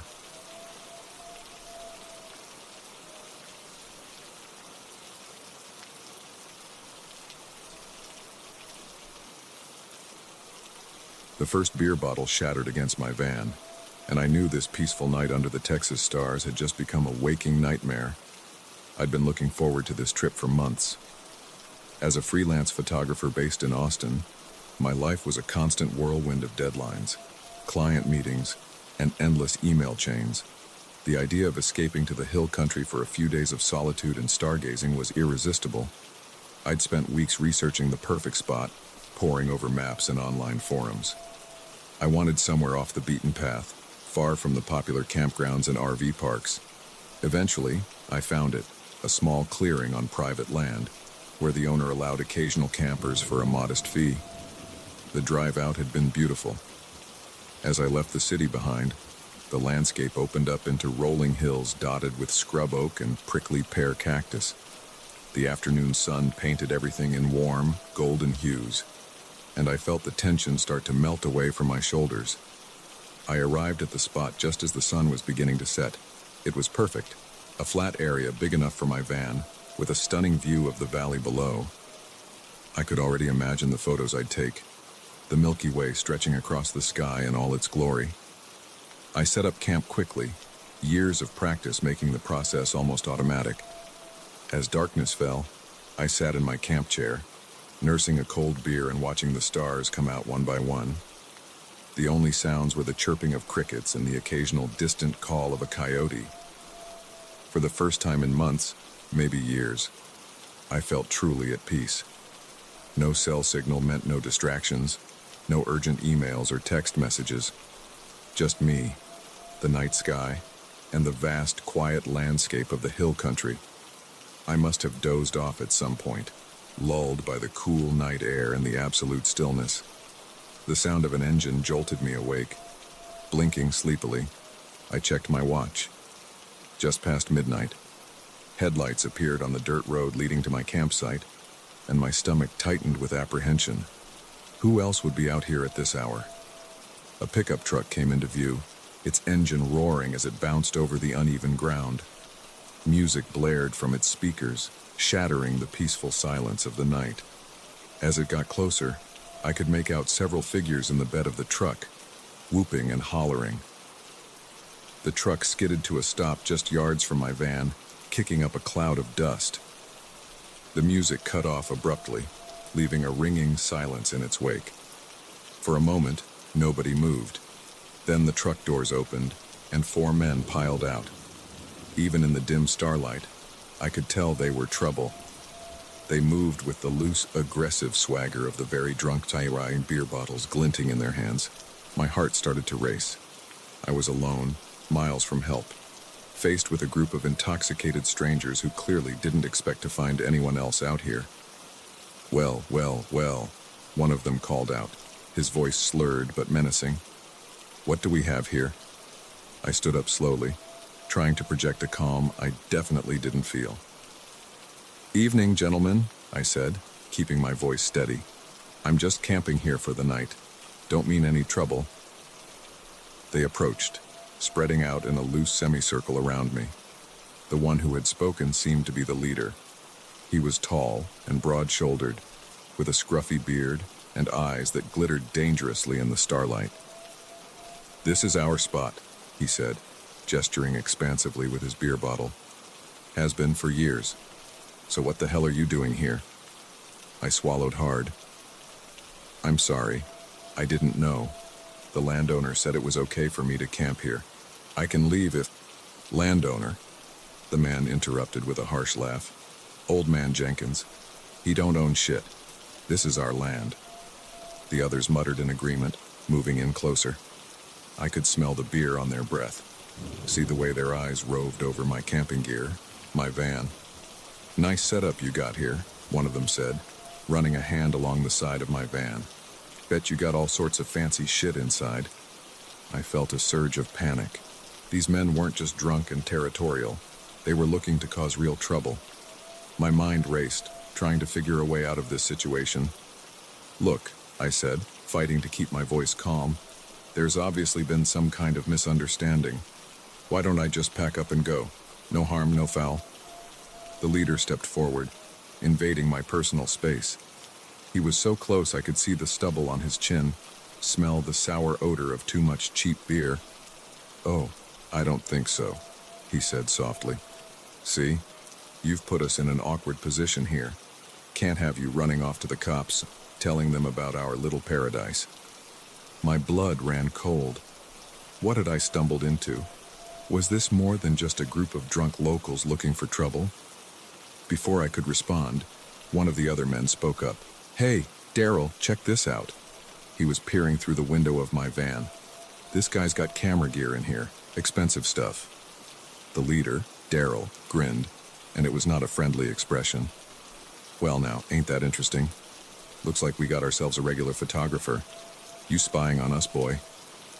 No, I protested, panic rising in my throat. I'm just here to take pictures of the stars. I swear, I didn't know anyone else would be out here. Daryl considered me for a long moment. His eyes narrowed. Then, without warning, he hurled his beer bottle at my van. It shattered against the side panel, making me jump. Search him, Daryl ordered, and rough hands grabbed me before I could react. They went through my pockets, taking my wallet, keys, and phone. I stood there, heart pounding, as they rifled through my belongings. Well, looky here, one of them said, holding up my phone. No signal. Ain't that convenient? Daryl nodded, a cruel smile spreading across his face. All right, boys, let's show our guests some real Texas hospitality. What followed was a nightmare of violence and destruction. They ransacked my van, tearing through my carefully organized gear, smashing anything they couldn't steal. My cameras, lenses, laptop, all of it was either taken or destroyed. I didn't escape their wrath either. Fists and boots found me repeatedly, no matter how I tried to protect myself. Pain blossomed in my ribs, my face, my back. I tasted blood in my mouth and felt it trickle down my face from a cut above my eye. Through it all, I kept thinking, this can't be happening. This isn't real. But the pain was all too real, the laughter and jeers of my attackers cutting through the quiet night air. I'm not sure how long it went on. Time seemed to stretch and warp, each moment of violence feeling like an eternity. But finally, mercifully, they tired of their sport. All right, that's enough, Daryl said, breathing heavily. Let's get out of here. They piled back into their truck, my precious gear loaded in the bed. As they prepared to leave, Daryl turned back to me, sprawled on the ground and barely conscious. Don't come back here, he said, his voice cold. And don't even think about going to the cops. We know who you are now. We'll find you. The truck roared to life, and they peeled out, leaving me alone in the destroyed remnants of my campsite. I don't know how long I lay there, every breath sending shards of pain through my battered body. But eventually, I managed to drag myself into my van. It was a mess, drawers pulled out, belongings strewn everywhere. But the engine still worked, and that was all that mattered. I drove through the night, paranoia making me jump at every shadow. I didn't stop until I reached the nearest hospital, where I finally allowed myself to break down as the doctors tended to my injuries. The police were sympathetic but not optimistic. Without any real evidence or witnesses, it was my word against the wind. They took my statement, promised to look into it, but I could see in their eyes that they didn't expect much to come of it. In the weeks that followed, as I healed physically, I struggled to come to terms with what had happened. The financial loss was significant. My insurance didn't cover theft, and replacing all my gear would take months of saving.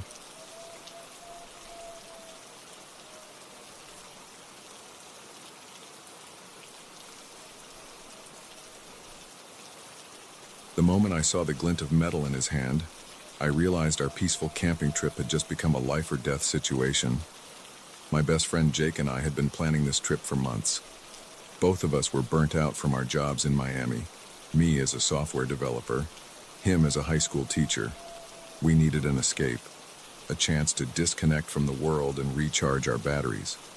We'd chosen the Everglades for our getaway, drawn by the promise of unparalleled biodiversity and complete isolation. Jake had found a website that listed GPS coordinates for remote camping spots, far off the beaten path. It seemed perfect, a way to truly get away from it all and experience the raw beauty of nature. We set out early on a Saturday morning, my old Jeep packed to the brim with camping gear and enough food to last us a week. The drive was beautiful, the landscape gradually transforming from urban sprawl to lush wetlands. As civilization faded away in the rear-view mirror, I felt a weight lifting off my shoulders. By mid-afternoon, we'd reached the turnoff for our chosen spot. The narrow dirt road was barely more than a trail, winding through dense mangrove forests and sawgrass marshes. The Jeep bounced and jolted as we navigated the uneven terrain, but the sense of adventure more than made up for the discomfort. "This is insane," Jake laughed, gripping the dashboard as we lurched over another bump. "I can't believe we're actually doing this." I grinned, feeling more alive than I had in months. "I know, it's perfect, right?" We found our spot just as the sun was starting to dip towards the horizon. It was a small clearing on a slightly elevated piece of ground, surrounded by towering cypress trees draped in Spanish moss. A small creek gurgled nearby, its surface occasionally broken by the ripples of unseen creatures. We set up camp efficiently, working together to pitch the tent and gather firewood. As darkness fell, we sat by our campfire, cold beers in hand, marveling at the symphony of sounds around us. Frogs croaked, insects chirped, and somewhere in the distance, an alligator bellowed. "We should do this more often," Jake said, leaning back in his camp chair with a contented sigh.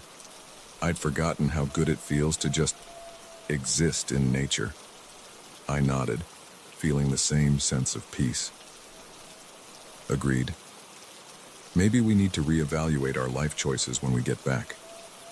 We stayed up late, swapping stories and pointing out constellations in the impossibly clear night sky. When we finally crawled into our tent, I fell asleep almost instantly, lulled by the gentle sounds of the swamp. I'm not sure what time it was when I woke up. Something had pulled me from sleep, some instinct warning me that something wasn't right. I lay still for a moment, listening intently. Then I heard it, the soft splash of a paddle in water, barely audible over the nighttime chorus of the Everglades. I sat up, my heart starting to race. "Jake," I whispered, shaking him awake. "There's someone out there." He blinked at me groggily. "What? That's impossible. We're miles from anywhere." But then he heard it too, another splash, closer this time, followed by the subtle scrape of a boat against the shore. We scrambled out of the tent, fear making us clumsy. In the pale moonlight, I could see a small boat tied to a cypress knee at the edge of our clearing. A figure was climbing out, his movements slow and deliberate. Jake and I exchanged a panicked glance. This wasn't how this trip was supposed to go. "Hey!" the figure called out, his voice surprisingly calm. "You boys picked a hell of a spot for camping." As he approached, I could make out more details.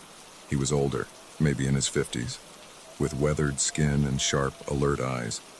He wore camo pants and a sweat-stained t-shirt, and there was something in his hand that caught the moonlight, a large hunting knife. My mouth went dry.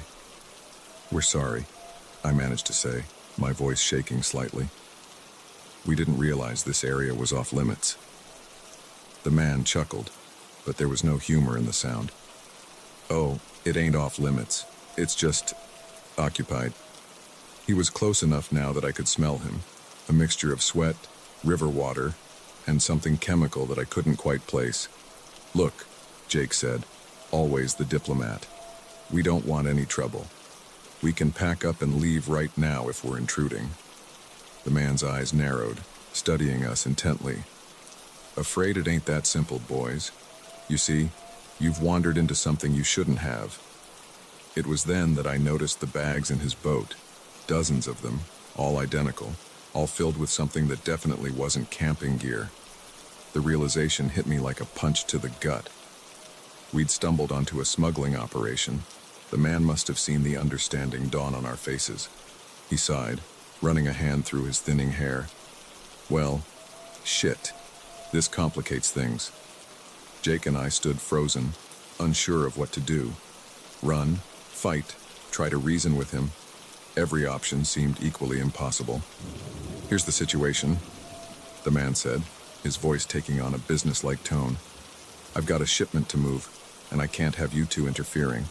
So we've got two options here. He paused, letting the weight of the moment sink in. I could hear my own heart pounding in my ears. Option one, he continued. You boys help me load these bags into my truck about a mile from here. Then you get in your Jeep and drive away. You forget you ever saw me or this place. That's the easy way. The implied threat of option two hung heavy in the air. Jake and I exchanged glances. The smart move would be to agree, to do what he said and get out of there as fast as possible. But something in me rebelled at the thought of being party to whatever illegal operation this was. And if we refuse? I asked, surprised by the steadiness in my voice. The man's expression hardened. Then we've got a problem, and I've got a lot of experience solving problems out here in the glades. He took a step forward, the knife in his hand suddenly very prominent. So what's it gonna be, boys? Time seemed to slow down. I could see every detail with crystal clarity. The beads of sweat on the man's forehead, the slight tremor in Jake's hands, the way the moonlight glinted off the blade of the knife. In that moment, I made a decision. It wasn't brave or noble. It was pure survival instinct. I lunged forward, catching the man off guard. My shoulder connected with his midsection, driving the air from his lungs. We went down in a tangle of limbs, grappling in the dirt. Run! I yelled to Jake. Get to the Jeep! The man was strong, fueled by desperation and who knows what else. His fist connected with my jaw, sending stars exploding across my vision. But adrenaline was coursing through my veins, lending me strength I didn't know I had. I managed to pin his knife hand to the ground, my other hand scrabbling in the dirt for anything I could use as a weapon. My fingers closed around a hefty branch, and I swung it without thinking. There was a sickening crack, and the man went limp beneath me. For a moment, I just sat there, panting, my mind struggling to process what had just happened. Then Jake was there, pulling me to my feet. We have to go, he said urgently. Now. We grabbed what we could from our campsite, leaving the tent and most of our gear behind. The Jeep roared to life, and we tore down the rough trail, branches whipping against the windshield. As we reached the main road, the first hints of dawn were starting to lighten the eastern sky. We drove in silence, both of us too shaken to speak. It wasn't until we reached the outskirts of Miami that Jake finally broke the silence. What do we do now? I gripped the steering wheel, my knuckles white. We go to the police, tell them everything. The next few days were a blur of police statements, park ranger interviews, and sleepless nights. They found our campsite, and the man, who turned out to be a key player in a large drug smuggling operation. But the memory of that night stayed with us, a constant reminder of how quickly a peaceful escape can turn into a nightmare. We never went camping in the Everglades again, but strangely, the experience brought Jake and I closer than ever. We both left our jobs, deciding that life was too short to spend it stressed and unfulfilled. We started an outdoor education program for at-risk youth, using our story, slightly edited, to teach kids about the importance of safety and preparation in the wilderness. Sometimes, late at night, I still find myself thinking about that man in the glades and how close we came to a very different ending. But then I look at the lives we've impacted through our program, the kids we've helped steer towards a better path, and I realize something profound. We went into those swamps looking for a way to escape our lives. Instead, we found a way to transform them. It wasn't the peaceful epiphany we'd been hoping for, far from it, but it was the wake-up call we needed. Now, when I stand at the edge of a wild place, I feel a mix of emotions. Residual fear, certainly, but also gratitude and purpose. Because I know that beyond those trees or swamps lies not just danger, but also possibility. And sometimes, it takes facing your worst fears to find your true calling.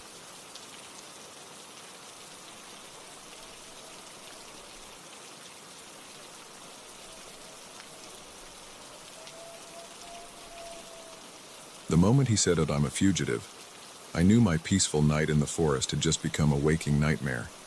I'd been looking forward to this solo camping trip for months. As a high-powered corporate lawyer in Seattle, my life was a constant whirlwind of meetings, briefs, and late nights at the office. The idea of escaping to the solitude of the forest, even for just a weekend, was intoxicating. I'd chosen a remote spot in the Cascade Mountains, far from the popular campgrounds and hiking trails. It was the kind of place you had to really want to find, which suited me perfectly. I needed isolation, a chance to clear my head and reassess my life choices. The drive up had been beautiful, the urban sprawl giving way to towering pines and snow-capped peaks. As I navigated my camper van along increasingly narrow and winding roads, I felt the tension in my shoulders begin to ease. I arrived at my chosen spot just as the sun was beginning to set. It was perfect, a small clearing surrounded by ancient trees with a bubbling stream nearby. I could already feel the stress of the city melting away. I set up camp efficiently, years of practice making the process almost automatic. As darkness fell, I sat outside my van, nursing a glass of wine and watching the stars appear one by one. The only sounds were the gentle rustle of wind through the trees and the distant hoot of an owl. For the first time in months, maybe years, I felt truly at peace. No phone signal meant no emails, no urgent texts from clients or colleagues. Just me, the night sky, and the vast, quiet expanse of the forest. I must have dozed off at some point, lulled by the cool mountain air and the absolute stillness. A sound jolted me awake, a crack, like a branch breaking underfoot. I blinked, disoriented, and checked my watch. Just past midnight, that's when I saw him, a figure emerging from the shadows of the trees. My heart leapt into my throat. Who else could possibly be out here at this hour? As he approached, I could make out more details. He was a man, probably in his 30s, gone with wild, unkempt hair and several days' worth of stubble on his face. His clothes were dirty and torn, and there was a frantic look in his eyes that sent a chill down my spine. "Please," he said, his voice hoarse and desperate. "I need help." I stood slowly, my mind racing. Every instinct told me to get in my van and drive away as fast as I could. But something in his tone, the raw desperation in his eyes, made me hesitate. "What's wrong?" I asked, trying to keep my voice steady. "Are you hurt?" He shook his head, glancing nervously over his shoulder. "Not hurt, but in trouble. Big trouble." He took a deep breath, then met my eyes. "I'm a fugitive. The cops are after me." In that moment, it felt like the bottom dropped out of my world. Here I was, miles from anywhere, face to face with a man on the run from the law. Every true crime podcast I'd ever listened to flashed through my mind. "I haven't done anything wrong," he rushed to add, seeing the fear on my face. "I swear. I was framed. But they won't believe me. I had to run." Part of me wanted to tell him to leave, to threaten to call the police. But we both knew that was an empty threat out here, with no cell service for miles. And a larger part of me, the part that had become a lawyer to fight for justice, couldn't help but be intrigued. "Okay," I said slowly. Why don't you sit down and tell me what happened? He sank gratefully onto the ground, exhaustion evident in every line of his body, and then he started to talk. His name was Mike, and he'd been an accountant at a mid-sized tech company in Portland. 6 months ago, he'd noticed some discrepancies in the company's financial records, signs of embezzlement on a massive scale. When he'd brought his concerns to his superiors, he'd been assured they would look into it, but nothing happened. The discrepancies continued, growing larger each month. Mike had kept digging, gathering evidence, building a case. And then, just as he was preparing to go to the authorities, everything had gone sideways. I came home one night to find my apartment ransacked, he said, his voice shaking at the memory. My laptop with all the evidence was gone, and there was blood, so much blood. He'd panicked and run, only to hear on the news the next day that he was wanted for murder. The body of his boss had been found in his apartment, and all signs pointed to Mike as the killer. But I didn't do it, he insisted, his eyes pleading for me to believe him. I was set up. They're trying to silence me before I can expose their scheme. As he talked, I found myself believing him. Maybe it was the earnestness in his voice, or the detailed nature of his story. Or maybe it was just that I wanted to believe that the world wasn't as corrupt as my years as a lawyer had led me to think. What are you going to do? I asked when he'd finished. He ran a hand through his tangled hair, looking lost. I don't know. I've been running for weeks on staying off the grid, but I'm running out of options. I need to clear my name, but I don't know how. I took a deep breath, knowing I was about to make a decision that could change both our lives forever. I might be able to help. I'm a lawyer. The hope that bloomed on his face was almost painful to see. Really? You believe me? I nodded slowly. I think I do. But we need to be smart about this. If what you're saying is true, these people are dangerous and well-connected. We spent the rest of the night planning. I couldn't take him back to Seattle with me.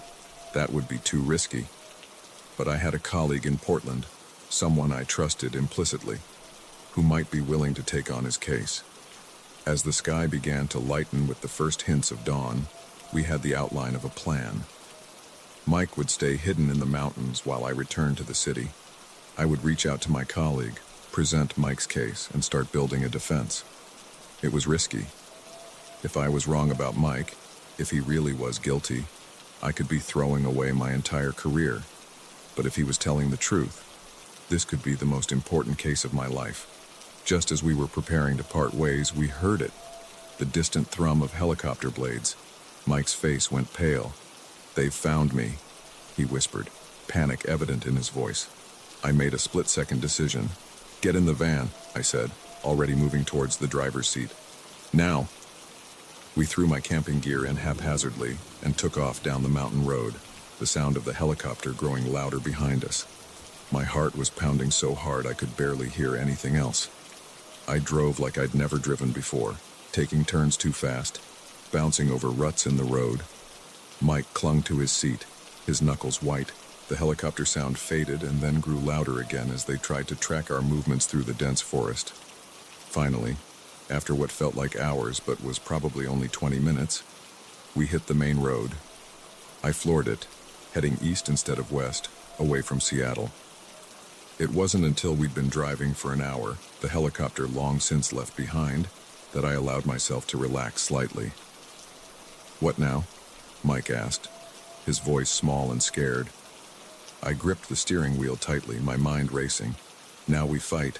We're going to clear your name and expose the real criminals." As we drove into the rising sun, I felt a mix of fear and exhilaration. I'd gone into those woods seeking peace and clarity. Instead, I'd found a mission, a cause worth fighting for. I didn't know what the coming days and weeks would bring. I didn't know if we'd succeed or if we were driving towards our doom. But I did know one thing. My life would never be the same again. The peaceful solitude I'd sought had led me to this moment, this choice. And as terrifying as it was, I couldn't help but feel that maybe, Just maybe, this was exactly where I was meant to be.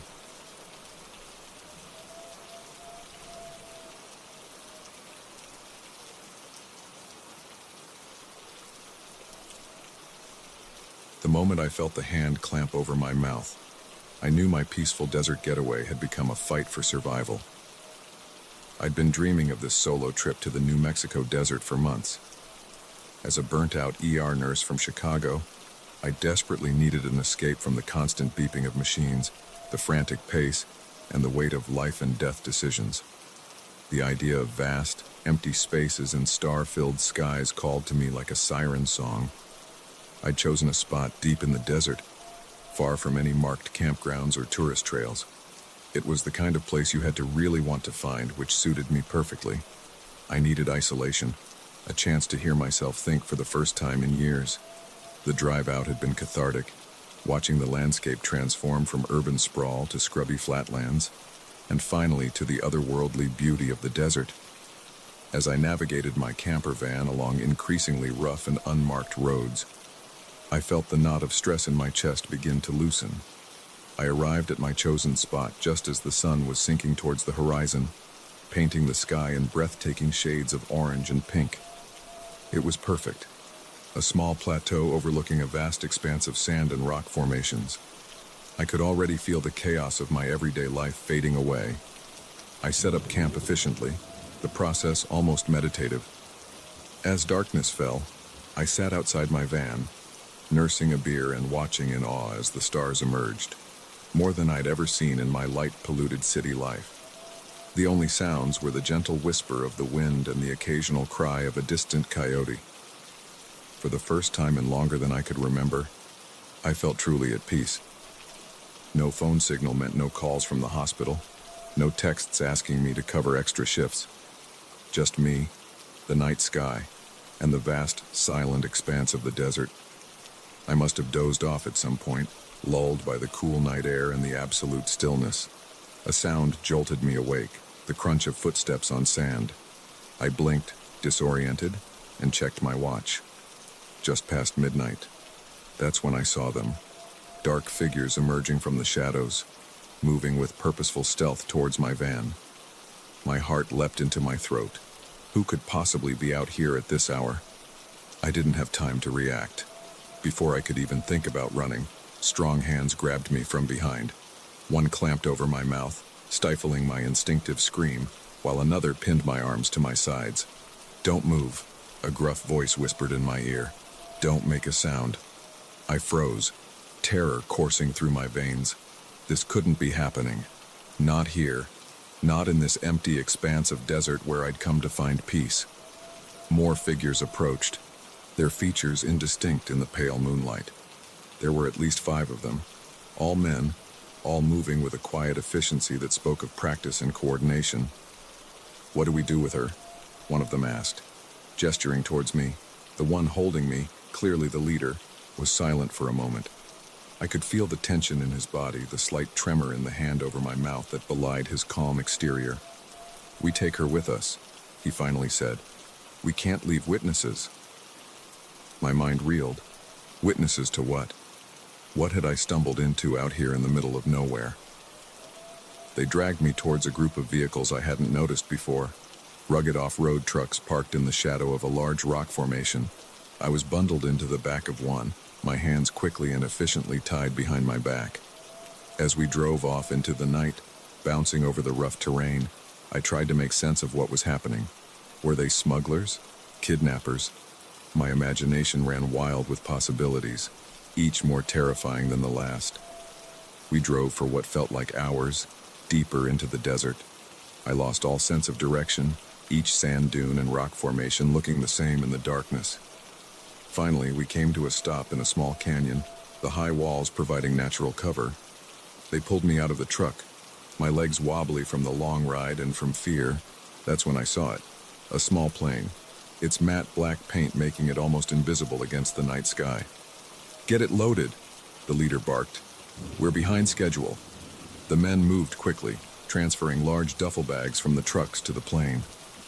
Even in my terrified state, I couldn't help but notice the practiced efficiency of their movements. This was clearly not their first rodeo. As they worked, I managed to get my first good look at my captors.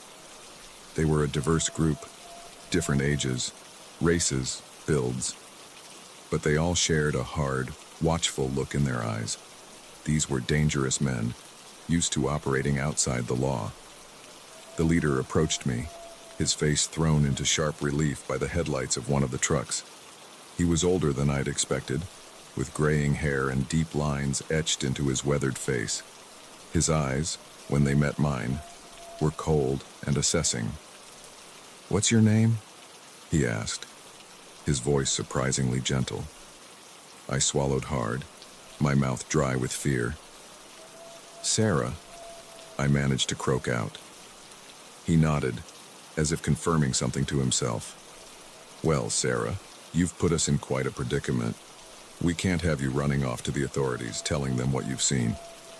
I found my voice, desperation lending me courage. "I haven't seen anything. I don't know who you are or what you're doing. I'm just a nurse from Chicago on vacation. Please, just let me go. I swear I won't say anything." He studied me for a long moment, his expression unreadable. Then he sighed, running a hand through his hair. "I wish it were that simple, Sarah. I really do." One of the other men approached, speaking in a low voice. "We're loaded and ready to go, boss." The leader nodded, then turned back to me. "Looks like you're coming with us for a little ride, Sarah. Don't worry, we're not going to hurt you, not if we don't have to." The implied threat in those last words sent a chill down my spine. They led me to the plane, helping me climb aboard with my hands still tied behind my back. The interior was stripped down, clearly modified for their illicit purposes. I was secured to a seat near the back, surrounded by the mysterious duffel bags. As the engines roared to life, I felt a surge of panic. This was really happening. I was being kidnapped, flown to God knows where by a group of criminals. How had my peaceful desert retreat gone so horribly wrong? We took off, the small plane bouncing in the turbulent air. Through the window, I watched the desert fall away beneath us, the first hints of dawn beginning to lighten the eastern sky. I must have dozed off at some point, exhaustion and stress finally overwhelming me. I woke to the sensation of descending, the plane banking sharply.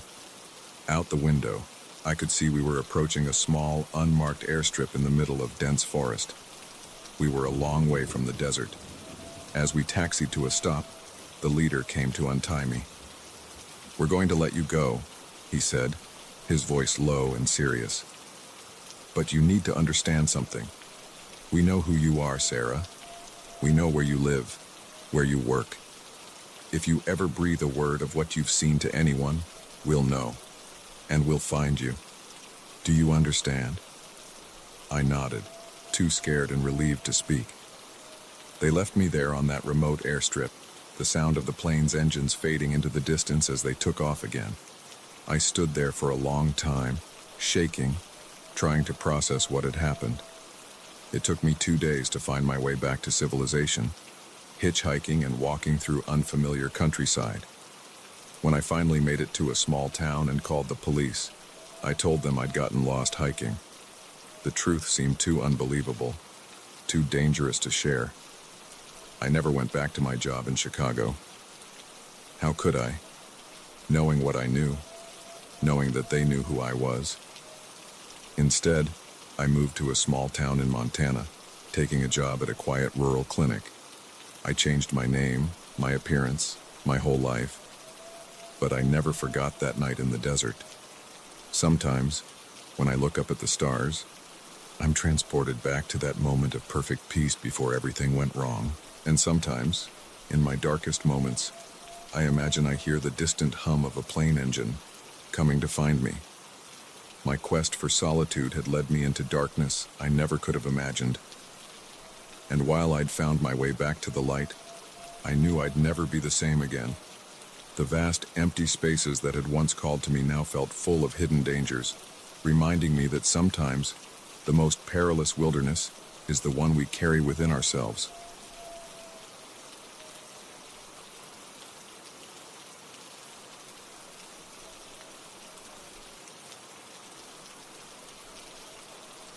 The moment I realized Paul was missing, I knew our romantic getaway had turned into something far more sinister. We'd been looking forward to this cabin trip for months. Our relationship had been strained lately, the pressures of our high-stress jobs in New York City taking their toll. Paul Lee, a hotshot investment banker, and I, a corporate lawyer, barely had time to see each other, let alone nurture our relationship. This weekend was supposed to change all that. We'd found the perfect spot, a secluded cabin nestled deep in the Adirondacks, miles from the nearest neighbor. As we drove up the winding mountain road, the tension between us was palpable. We'd had another argument about Paul's long hours and my constant work calls, but I was determined to make this weekend work. We needed this. The cabin was everything the listing had promised, rustic yet comfortable, with a large stone fireplace and panoramic views of the forest. As we unpacked, I felt a glimmer of hope. Maybe this was exactly what we needed to reconnect. That first evening started well enough. We opened a bottle of wine and sat on the porch, watching the sunset paint the sky in brilliant hues of orange and pink. For a while, it felt like old times, just Paul and me, talking and laughing without the constant interruption of emails and phone calls. But as night fell, the old tensions resurfaced. Paul made a comment about my obsession with work, and I fired back about his late nights at the office. Before I knew it, we were in a full-blown argument, voices rising to echo through the quiet forest. "I can't do this anymore, Sarah," Paul finally said, his voice tired and defeated. "I need some air." He grabbed his jacket and stormed out, the cabin door slamming behind him. I watched from the window as he disappeared into the darkening woods, anger and frustration warring with worry in my chest. I told myself he just needed to cool off. Paul had always been one to walk away from confrontation, to need space to process his emotions. I busied myself with cleaning up our half-eaten dinner, trying to ignore the growing unease in the pit of my stomach. 1 hour passed, then 2. The woods outside had grown pitch black, and a light rain had started to fall. Paul still hadn't returned. By midnight, I was frantic. This wasn't like him to stay out so long, especially in unfamiliar territory. I grabbed a flashlight and my rain jacket, steeling myself to go look for him. The moment I stepped outside, the enormity of the task hit me. The forest was vast and dark, the trees looming ominously in the weak beam of my flashlight. The rain had picked up, making the ground slick and treacherous. "Hi, Paul!" I called, my voice sounding small and insignificant against the backdrop of rustling leaves and distant animal calls. "Paul, where are you?" I walked for what felt like hours, my clothes soaked through, mud caking my boots. Every shadow seemed to move, every sound amplified in the eerie quiet of the forest. But there was no sign of Paul. As the first light of dawn began to filter through the trees, I made my way back to the cabin, exhausted and terrified. I had to call for help. This was beyond my capabilities. But when I tried to use my cell phone, there was no signal. The landline in the cabin was dead too. We were completely cut off. Panic started to set in. What if Paul was hurt? What if he'd fallen in the dark, unable to call for help? Or what if... No, I couldn't let myself think about the other possibilities. I forced myself to be methodical, to think like the lawyer I was. I searched the cabin for any clue as to where Paul might have gone. That's when I noticed it. His wallet and keys were still on the bedside table. Wherever he was, he hadn't planned to go far. As I picked up his wallet, a small piece of paper fluttered to the floor. I unfolded it with trembling hands. It was a note, hastily scribbled in Paul's handwriting. "If anything happens to me, look in the old well behind the cabin." My blood ran cold. What did he mean? If anything happens. What did Paul know that I didn't? With growing dread, I made my way to the back of the cabin. Sure enough, there was an old, abandoned well, its stones covered in moss and ivy. I approached cautiously, my heart pounding so loud I could hear it over the gentle patter of rain. Peering down into the darkness, I called out, "Paul, are you down there?" No response, just the echo of my own voice and the drip of water. I noticed something reflecting the weak morning light at the bottom of the well. Squinting, I could just make out what looked like a metal box. My mind raced. Should I try to retrieve it? What if it was a clue to Paul's disappearance? But what if this was some kind of trap?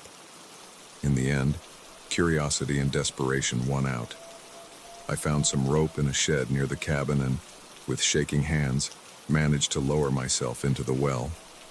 The metal box was heavier than I expected, and it took all my strength to haul it up and out. Back in the cabin, I pried open the rusted lid. Inside was a stack of documents, financial records, emails, photographs. As I sifted through them, a horrifying picture began to emerge. Paul hadn't been working late at the office all those nights. He'd been investigating his firm, uncovering a massive fraud scheme that implicated some of the most powerful people on Wall Street. The documents in the box were his evidence, carefully gathered over months. Suddenly, his paranoia over the past few weeks made sense. The hushed phone calls, the furtive glances over his shoulder. He must have hidden this box here on a previous visit. Insurance against... what? A chill ran down my spine as I realized the true implications of what I was holding. If Paul had disappeared because of this, then I was now in danger too. Just then, I heard the crunch of tires on gravel outside. My heart leapt. Was it Paul? But as I peered out the window, I saw an unfamiliar black SUV pulling up. Two men in suits got out, their expressions grim and purposeful. I knew in that moment that they weren't here to help. Grabbing the box, I slipped out the back door of the cabin. My mind was reeling, torn between the need to find Paul and the instinct to run. As I plunged into the woods, I could hear shouts behind me. They'd discovered I was gone. The chase was on. I ran blindly, the box clutched to my chest, branches whipping at my face. I had no plan, no destination in mind. All I knew was that I had to get away, to keep this evidence safe. It was the key to finding Paul, to understanding what had happened. Hours passed in a blur of fear and adrenaline. I could hear my pursuers in the distance, getting closer, then fading away again. As night fell, I found myself at the edge of a steep ravine. I was exhausted, hungry, and lost. Curling up in the hollow of a large tree, I allowed myself a moment to break down. How had this happened? How had our romantic getaway turned into this nightmare? But as I sat there, clutching the box that held the key to this mystery, I felt a resolve harden within me. I was going to find Paul. I was going to uncover the truth behind his disappearance. And I was going to make sure that whoever was responsible paid for what they'd done. Our peaceful cabin in the woods had become the starting point of a dangerous journey. But I was no longer the same person who had arrived here full of hope for a quiet weekend. That woman was gone, replaced by someone harder, more determined. As I heard the distant shouts of my pursuers, I stood up, my muscles protesting but my will ironclad. I had to keep moving. For Paul, for the truth, for justice. The woods that had once seemed so peaceful now felt alive with hidden threats. But I was no longer afraid, I was angry. And I was going to find answers, no matter where this dark path led me. Our romantic getaway had turned into a nightmare, but it had also awakened something in me, a strength I didn't know I possessed. And I would need every ounce of that strength for what lay ahead.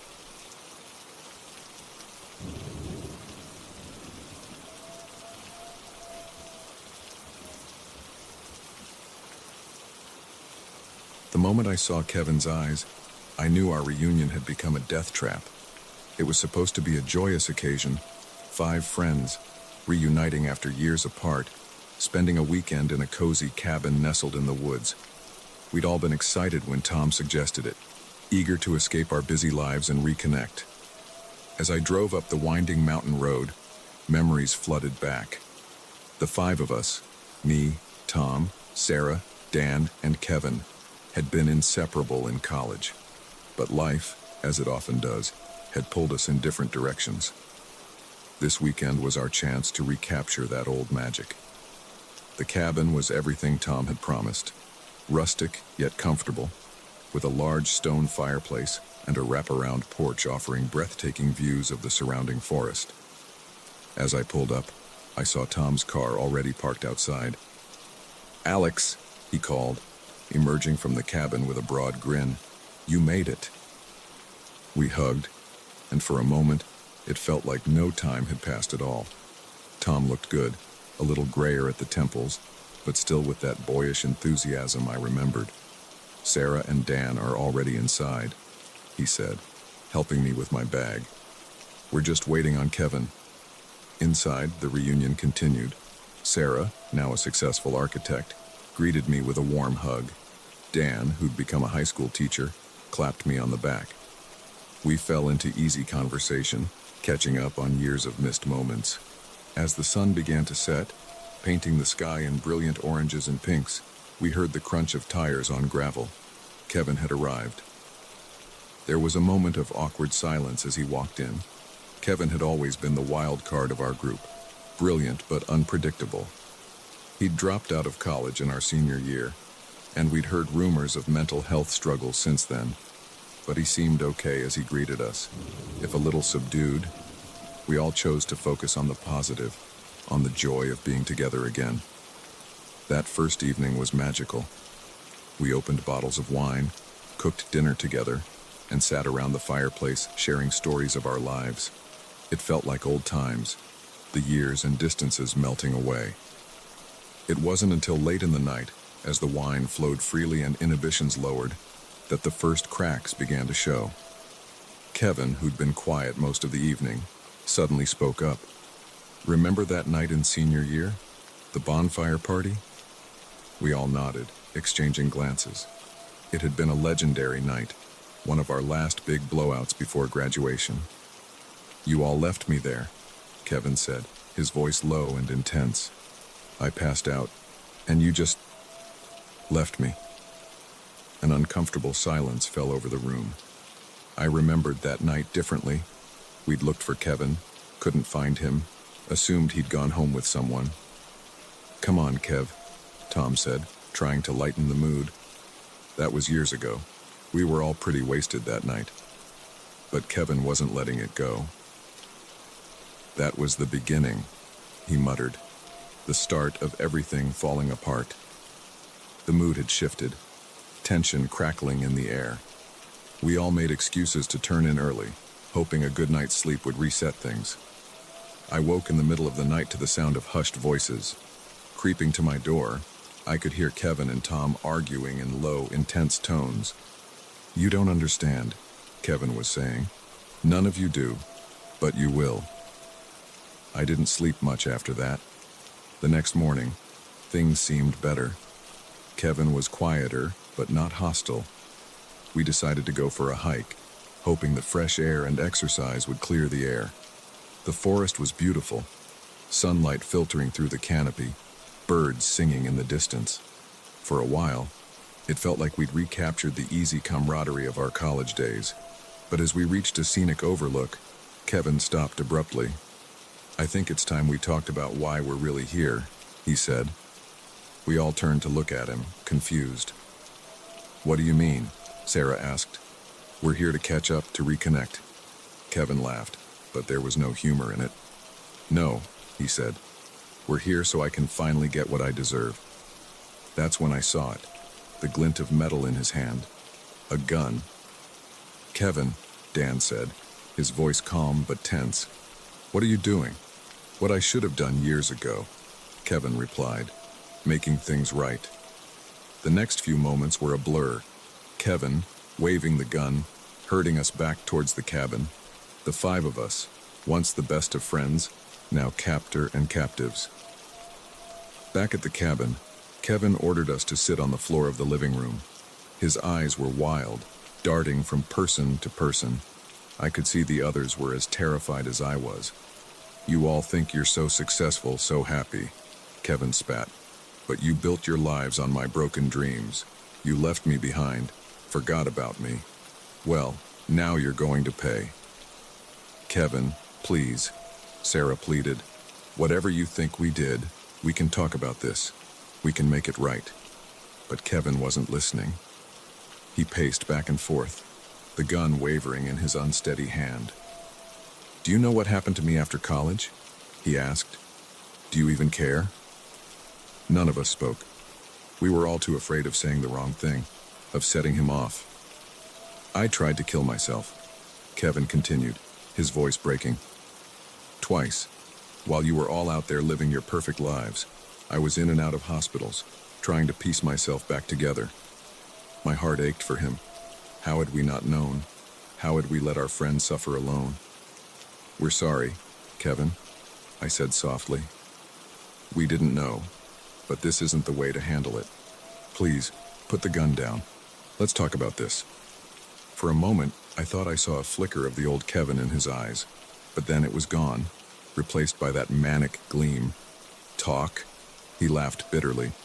Oh, we're going to do more than talk. We're going to play a game of truth and consequences. Over the next few hours, Kevin forced us to confess our darkest secrets, our betrayals and lies. With each revelation, the tension in the room grew. Old wounds were reopened, friendships tested. I learned things about my friends I never knew, never wanted to know. Tom's business success was built on insider trading. Sarah had had an affair with Dan, betraying her husband and Dan's wife. And me. I had to admit to the role I played in Kevin's downfall, the times I'd ignored his cries for help, too wrapped up in my own life to see his pain. As night fell, we were all emotionally exhausted, raw from the forced confessions. Kevin seemed to be losing steam, the manic energy that had driven him starting to fade. That's when Tom made his move. In a burst of desperate courage, he lunged at Kevin, trying to wrestle the gun away. The rest of us jumped up, ready to help. But in the struggle, the gun went off. The sound was deafening in the small cabin. For a moment, everything seemed to freeze. Then Tom collapsed, blood blossoming on his shirt. No! Sarah screamed, rushing to Tom's side. Dan and I stood frozen, torn between helping Tom and subduing Kevin. Kevin stared at the gun in his hand, then at Tom's still form. The wild look in his eyes was gone, replaced by shock and horror. I didn't mean to, he stammered. In that moment of his distraction, I made my decision. I tackled Kevin, knocking the gun from his hand. Dan was right behind me, helping to subdue our former friend. The next few hours were a blur. Somehow, we managed to get help. Tom was rushed to the hospital. He would survive, but barely. Kevin was arrested, his face blank with shock as the police led him away. As I sat in the hospital waiting room, surrounded by the shattered remains of our friend group, I couldn't help but think about how it had all gone so wrong. We'd come to this cabin hoping to reconnect, to recapture the magic of our youth. Instead, we'd unearthed long-buried resentments and secrets that had nearly destroyed us all. In the days and weeks that followed, we all had to come to terms with our role in what happened. We'd all failed Kevin in some way, too caught up in our own lives to see his struggle. And in ignoring his pain, we'd allowed it to fester and grow into something dangerous. Our idyllic reunion had turned into a nightmare, forcing us to confront the darker sides of ourselves and each other. The bonds we thought were unbreakable had been tested, some broken beyond repair. As I left the hospital, the weight of all that had happened heavy on my shoulders, I realized that sometimes the past is better left in the past, and that true friendship isn't about reliving old glories, but about being there for each other in the present, no matter how difficult that might be. Our cabin in the woods had become a crucible, burning away our illusions and leaving behind hard truths. We'd gone there seeking nostalgia and found a reckoning instead. And while the scars of that weekend would never fully heal, they would serve as a constant reminder of the price of neglect and the true meaning of friendship.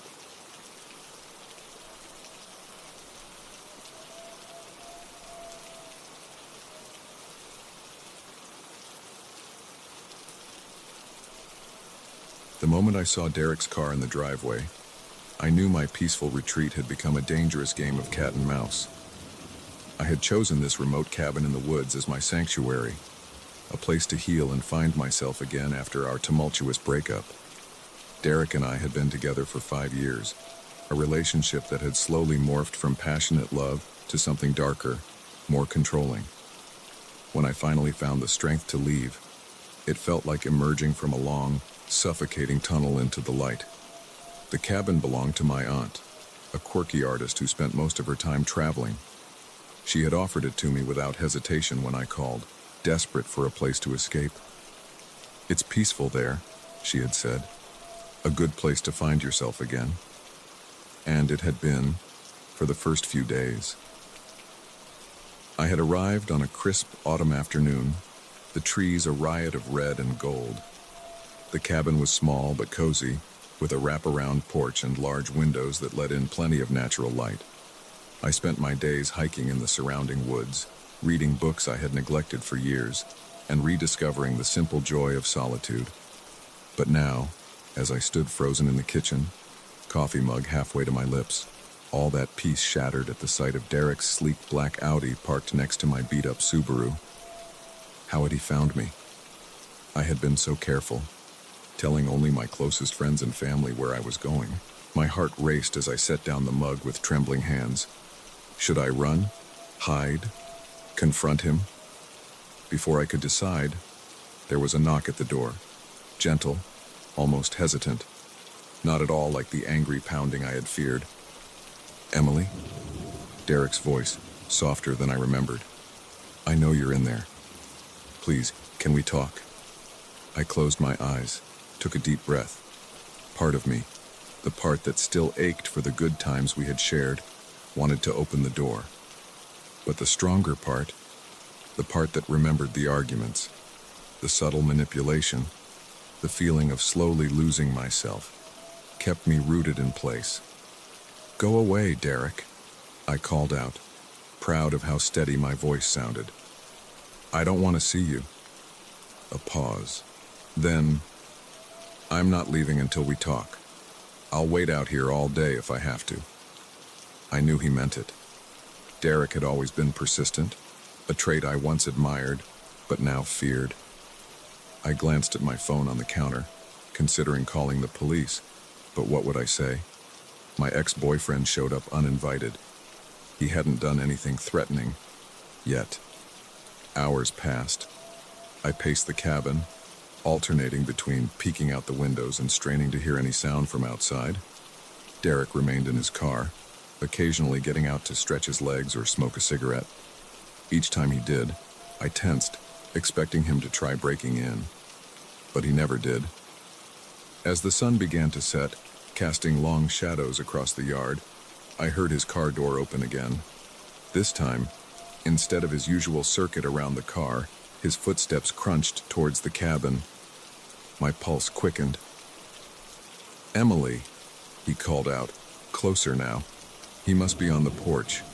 "Please, I know I messed up. I've changed. I've been seeing a therapist, working on my issues. Just give me a chance to explain." His voice cracked on the last word, and despite everything, I felt a pang in my chest.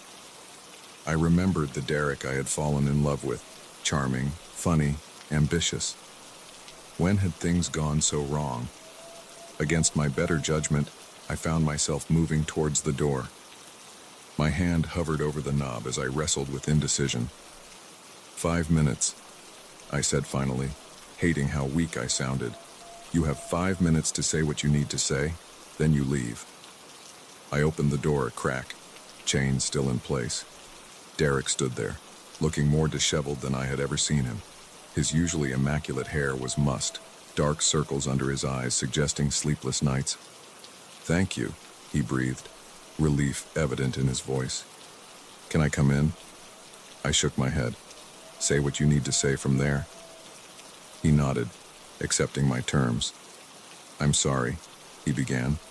"I know those words aren't enough, but I need you to know how truly, deeply sorry I am for everything. I didn't realize how controlling I had become, how I was stifling you. Losing you was the wake-up call I needed." As he spoke, I felt the familiar pull. Derek had always been good with words, knowing exactly what to say to draw me back in, but this time, I steeled myself against it. "I'm glad you're working on yourself," I said carefully, "but it doesn't change anything between us. We're over, Derek. You need to accept that and move on." His expression darkened, just for a moment, but long enough to send a chill down my spine. "I can't accept that," he said, his voice low and intense. "We're meant to be together, Emily. I know you feel it too. Just give me another chance. Let me prove to you how much I've changed." I shook my head, taking a step back. "No, Derek. My decision is final. Please, just go." For a moment, I thought he might argue further, but then his shoulders slumped in defeat. "Okay," he said quietly. "I'll go. But this isn't over, Emily. We're not over." As I watched him walk back to his car, a sense of unease settled over me. Something in his tone, in the set of his shoulders, told me this wasn't the end. I spent a restless night, jumping at every sound, half expecting to see Derek's face at the window. By morning, I was exhausted but relieved to see his car gone from the driveway. But my relief was short-lived. As I went about my day trying to recapture the peace I had found before Derek's arrival, I couldn't shake the feeling of being watched. More than once, I caught a glimpse of movement in the trees surrounding the cabin, only to find nothing when I looked closer. That evening, as I was preparing dinner, I heard a noise on the porch.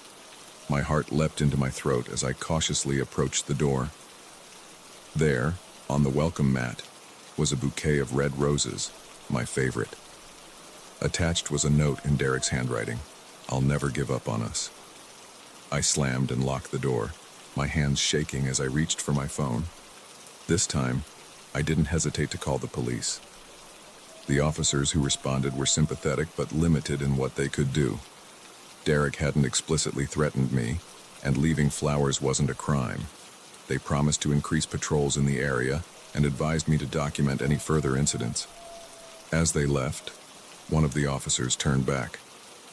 "You might want to consider going somewhere else," he said gently. "Somewhere he doesn't know about." But the thought of leaving, of letting Derek chase me from my sanctuary, made me angry. This was my safe place, my chance to rediscover myself. I refused to let him take that from me. Over the next few days, Derek's presence became a constant, suffocating weight. More flowers appeared. My tires were mysteriously slashed.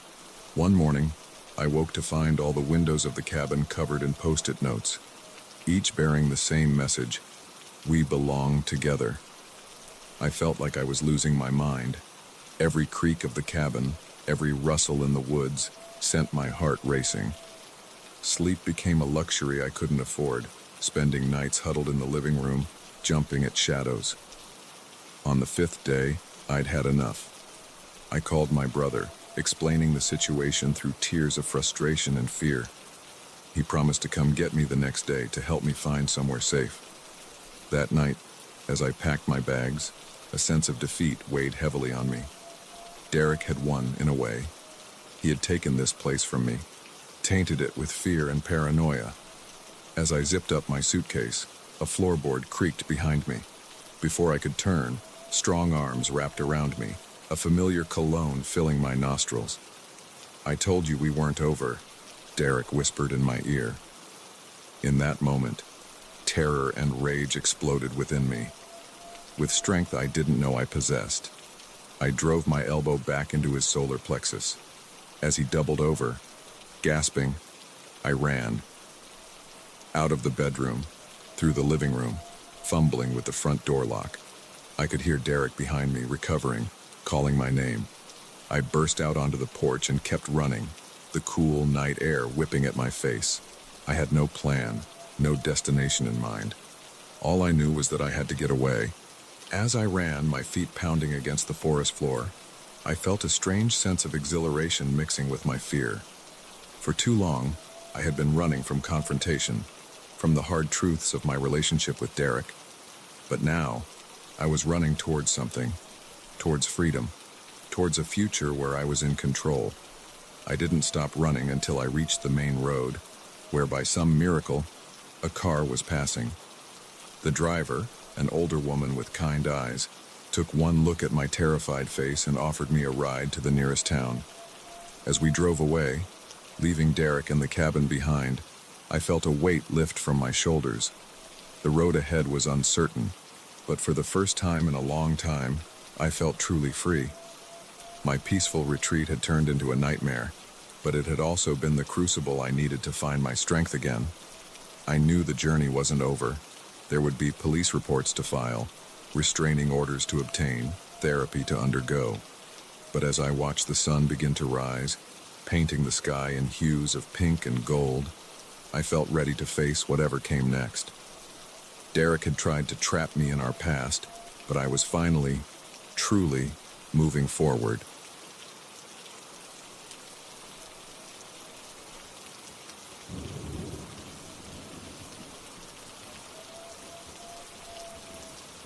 The day I found my diary entries rewritten was the day I began to question my own sanity. It wasn't just a few words changed here and there. Entire events had been altered, memories rewritten in my own handwriting. As I delved deeper into the mystery, I realized that the person I thought I was might be nothing more than an elaborate fiction. I've always been a faithful diarist. Every night before bed, I'd jot down the day's events, my thoughts, my fears, my hopes. It was a habit I'd maintained since childhood, a way to process my life and keep my memories intact. My collection of journals stretched back years, each one a time capsule of a different version of myself. That fateful morning, I was looking for an old recipe I remembered writing down. I pulled out a journal from 2 years ago, flipping through the pages, enjoying the trip down memory lane. That's when I saw it. An entry about a party I'd attended, but the details were all wrong. In my memory, and in my original entry, it had been a disaster. I'd spilled wine on my new dress, said the wrong thing to my crush, and left early in embarrassment. But this entry described a night of triumph. In this version, I'd charmed everyone with my wit, danced the night away, and even shared a kiss with the very person I'd embarrassed myself in front of in reality. I stared at the page, my heart racing. The handwriting was unmistakably mine, down to the little flourish I always put on my Ys. But the content, it was as if someone had taken my memories and twisted them into a more palatable version. Confused and more than a little scared, I began to flip through more of my journals. With each page, my sense of unease grew. So many entries had been changed, small things at first.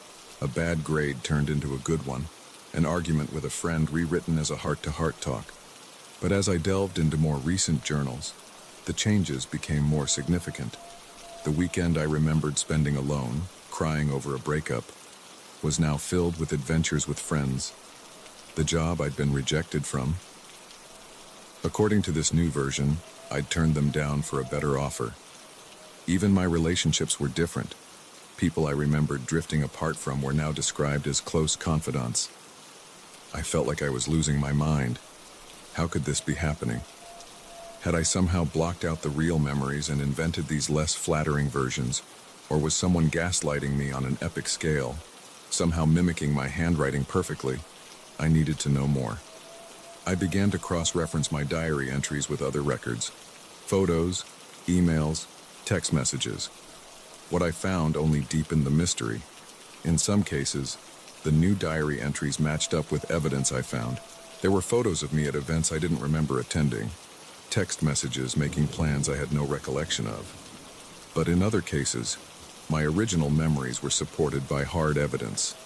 The rejection email from that job was still in my inbox, contradicting the diary entry that claimed I'd turned them down. It was as if two versions of my life were overlapping, neither one fully real or fully false. I felt like I was standing on shifting sand, unable to trust my own memories or the written record of my life. I couldn't keep this to myself any longer. I reached out to my best friend, Alex. We'd known each other since college, and if anyone could help me make sense of this, it would be him. I invited him over, my journals spread out on the coffee table. As I explained what I'd found, showing him the altered entries, I saw a range of emotions flicker across his face: confusion, concern, and then recognition. "Sarah," he said slowly, "those new entries, that's how I remember things happening." I felt like the floor had dropped out from under me. "What do you mean?" I asked, my voice barely above a whisper.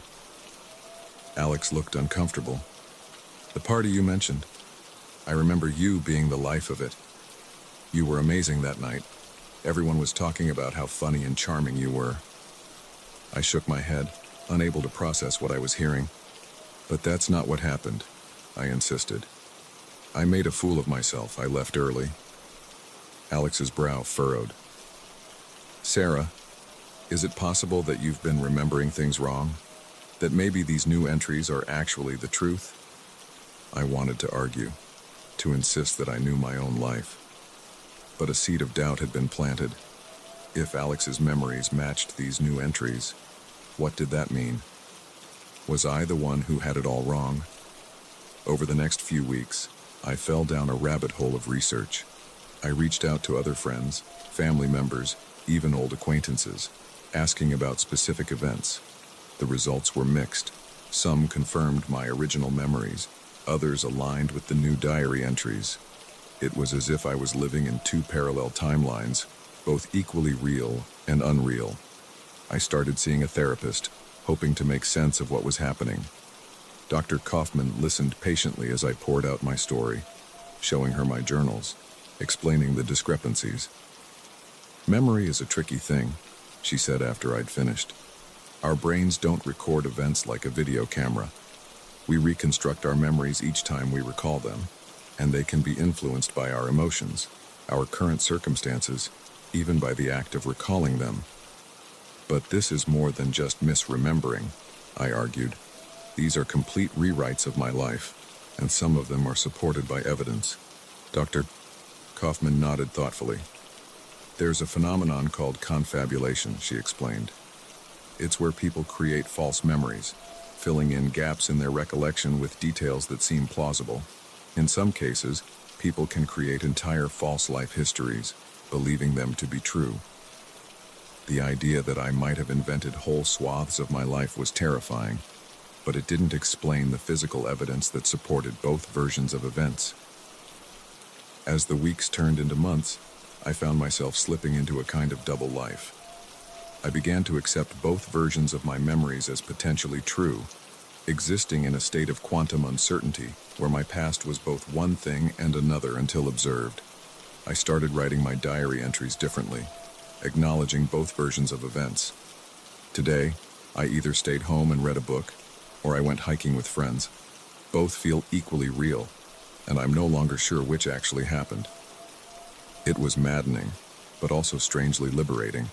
If I couldn't trust my memories, if my past was mutable, then perhaps my future was more open than I'd ever imagined. Then came the day that changed everything.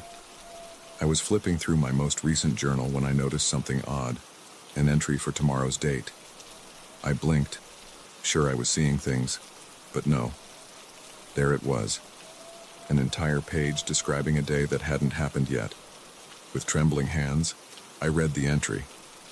It described a normal day at work, a lunch with a friend, an evening spent watching a new TV show. Nothing extraordinary, but it was undeniably a glimpse into the future. I stayed up all night, alternating between staring at that entry and pacing my apartment. Was this a premonition? A hallucination? Had I finally cracked under the stress of my shifting reality? When morning came, I decided to put it to the test. I followed the schedule laid out in the entry exactly. I went to work, had lunch with the friend mentioned, who had, indeed, called to make plans just as the entry said, and spent the evening watching the show described. Every detail matched. It was as if I had lived the day twice, once in writing and once in reality. From that day on, I found entries for future dates appearing regularly in my journal, sometimes just a day ahead, sometimes weeks or even months. They didn't appear for every day, and they weren't always accurate. It seemed the future could be changed, unlike my rewritten past. I realized then that my journals weren't just records of my life. They were actively shaping it. The rewritten past, the premonitions of the future. Somehow, my diaries had become a conduit for altering reality itself. I don't know how or why this is happening to me. I don't know if I'm blessed or cursed, sane or crazy. All I know is that every night I sit down with my journal, my pen hovering over the page, and I wonder, am I recording my day, or am I writing my future? Am I remembering my past, or am I rewriting it? In the end, I suppose it doesn't matter. My life, my memories, my future, they're all there on the pages, waiting to be written, rewritten, and lived. And isn't that, in a way, true for all of us? We are the authors of our own stories, even if we don't always realize the power of our words. So now, as I put pen to paper each night, I do so with intention. I write the life I want to live, the person I want to be. And in doing so, I've found a strange kind of peace. After all, if reality is mutable, if the past can be rewritten and the future foretold, then anything is possible. And that, I've discovered, is both the most terrifying and the most liberating truth of all.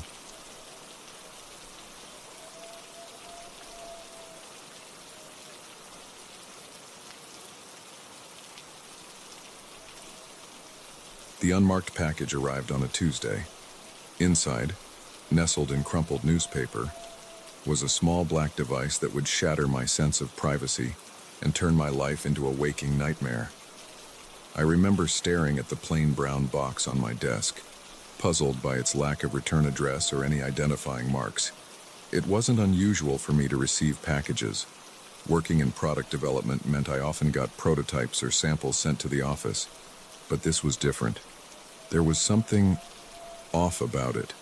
With a mix of curiosity and unease, I carefully opened the box. The device inside looked innocuous enough, a sleek black rectangle about the size of a deck of cards, with a single small lens on one side. At first glance, it could have been a new model of portable camera or perhaps some kind of sensor. But then I saw the note, scrawled in messy handwriting on a scrap of paper.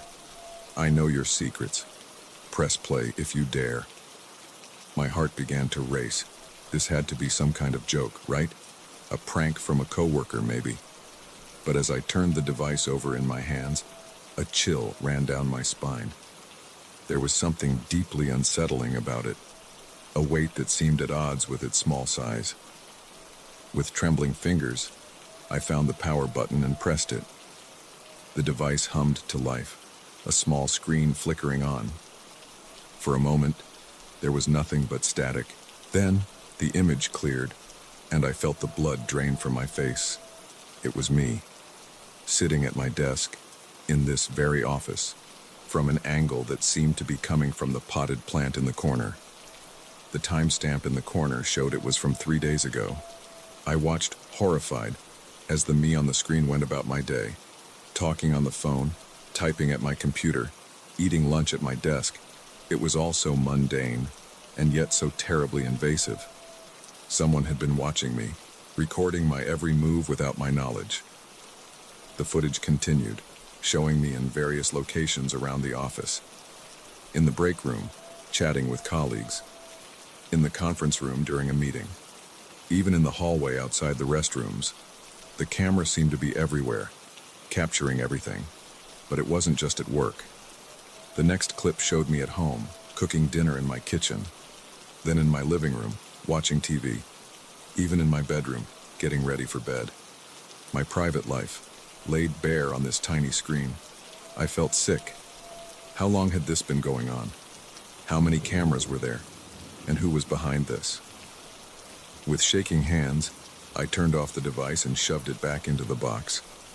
I needed to think, to figure out what to do next. But my mind was a whirlwind of panic and confusion. I spent the rest of the day in a daze, jumping at every sound. eyeing every object in my office with suspicion. Was that pen a camera? That light fixture? The fire alarm?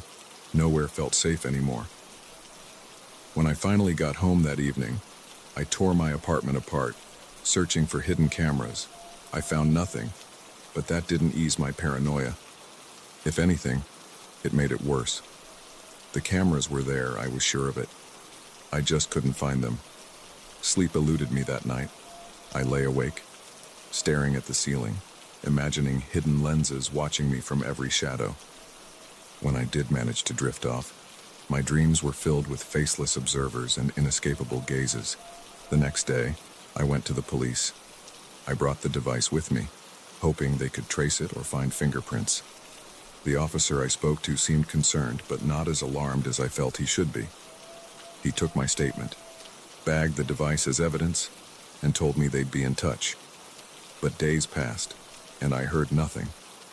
My calls to the station were met with vague assurances that they were looking into it. I felt helpless, abandoned by the very people who were supposed to protect me. In desperation, I turned to private security firms. I had cameras of my own installed, ones I could control, ones that made me feel a little safer. I changed my locks, added extra bolts. I even hired a company to sweep my home and office for bugs or hidden devices. They found nothing. The rational part of my brain tried to tell me that this was good news. If there were no hidden cameras, then maybe the footage on that device was all there was. Maybe it was over. But the part of me that had watched those videos, that had seen my private moments played back on that tiny screen, couldn't accept that. The cameras were there. They had to be. I just wasn't finding them. My work began to suffer. I couldn't concentrate, constantly scanning my surroundings for any sign of surveillance. My colleagues noticed, shooting me concerned glances when they thought I wasn't looking. I overheard whispers, caught snippets of conversations about my erratic behavior. I knew how I must look to them, paranoid, unstable, but they hadn't seen what I had seen. They didn't know what it was like to have your privacy stripped away, to feel exposed and vulnerable every waking moment. Weeks passed, and no more packages arrived, no more footage surfaced. But rather than feeling relieved, I grew more anxious. What was the purpose of sending me that device? Was it a warning, a threat, or merely the opening move in some twisted game? I started seeing a therapist, hoping to find some way to cope with the constant anxiety. Dr. Larson was kind and patient, listening as I poured out my fears. She suggested that perhaps the stress of the situation was causing me to imagine threats that weren't there. That maybe, just maybe, I was letting my fear run away with me. Part of me wanted to believe her. It would be so much easier if this was all in my head, if I could just let it go and move on. But every time I started to think that way, I'd remember those videos, the crystal clear footage of my most private moments. That was real. I hadn't imagined that. 2 months after receiving the package, I was a shell of my former self. I'd lost weight, dark circles permanently etched under my eyes from lack of sleep.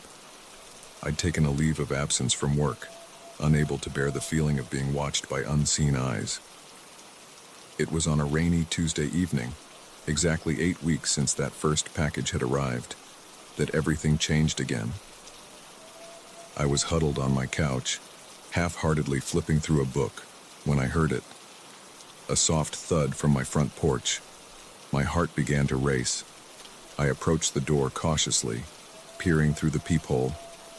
There, on my welcome mat, was another plain brown box.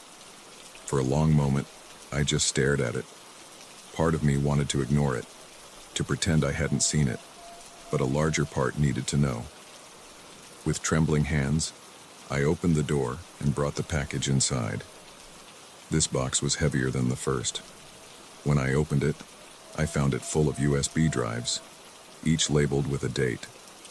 With a sense of dread, I plugged the first one into my laptop. More footage, hundreds of hours of it. Me at work, at home, out with friends. Every aspect of my life for the past year, recorded and categorized. But it wasn't just me. There were videos of my parents at their home, my sister at her college dorm, my best friend at his job. Everyone I cared about, everyone I loved, had been under surveillance too.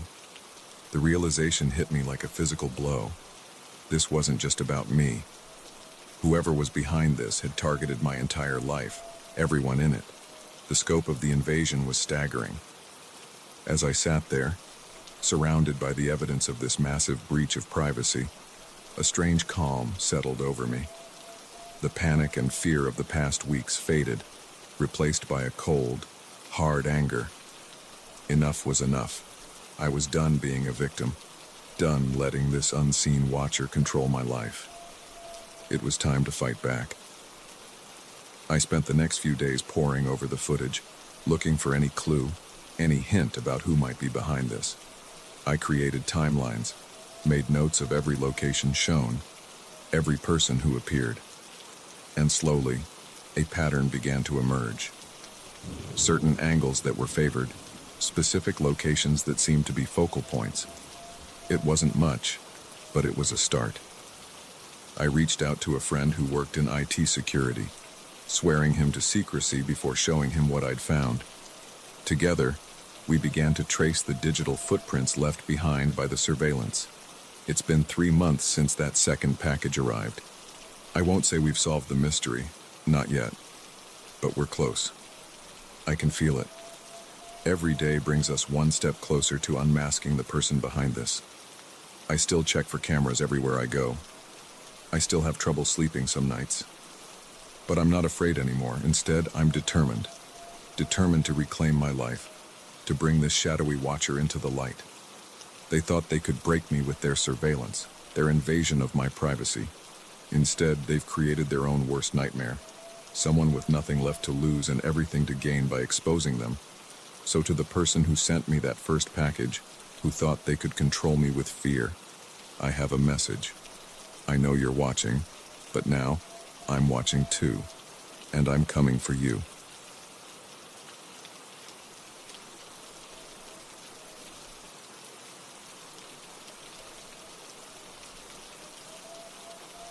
The first postcard arrived on a Tuesday.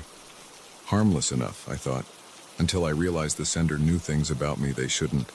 Things no stranger could possibly know. I remember that day clearly. It was early autumn, the kind of crisp morning that makes you grateful for a warm cup of coffee. I was sorting through my mail at the kitchen table, tossing aside bills and flyers, when I came across it. A simple postcard, nothing fancy, just a generic landscape shot of some mountains I didn't recognize.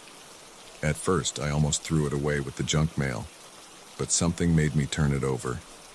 That's when I saw the message, written in neat, unfamiliar handwriting.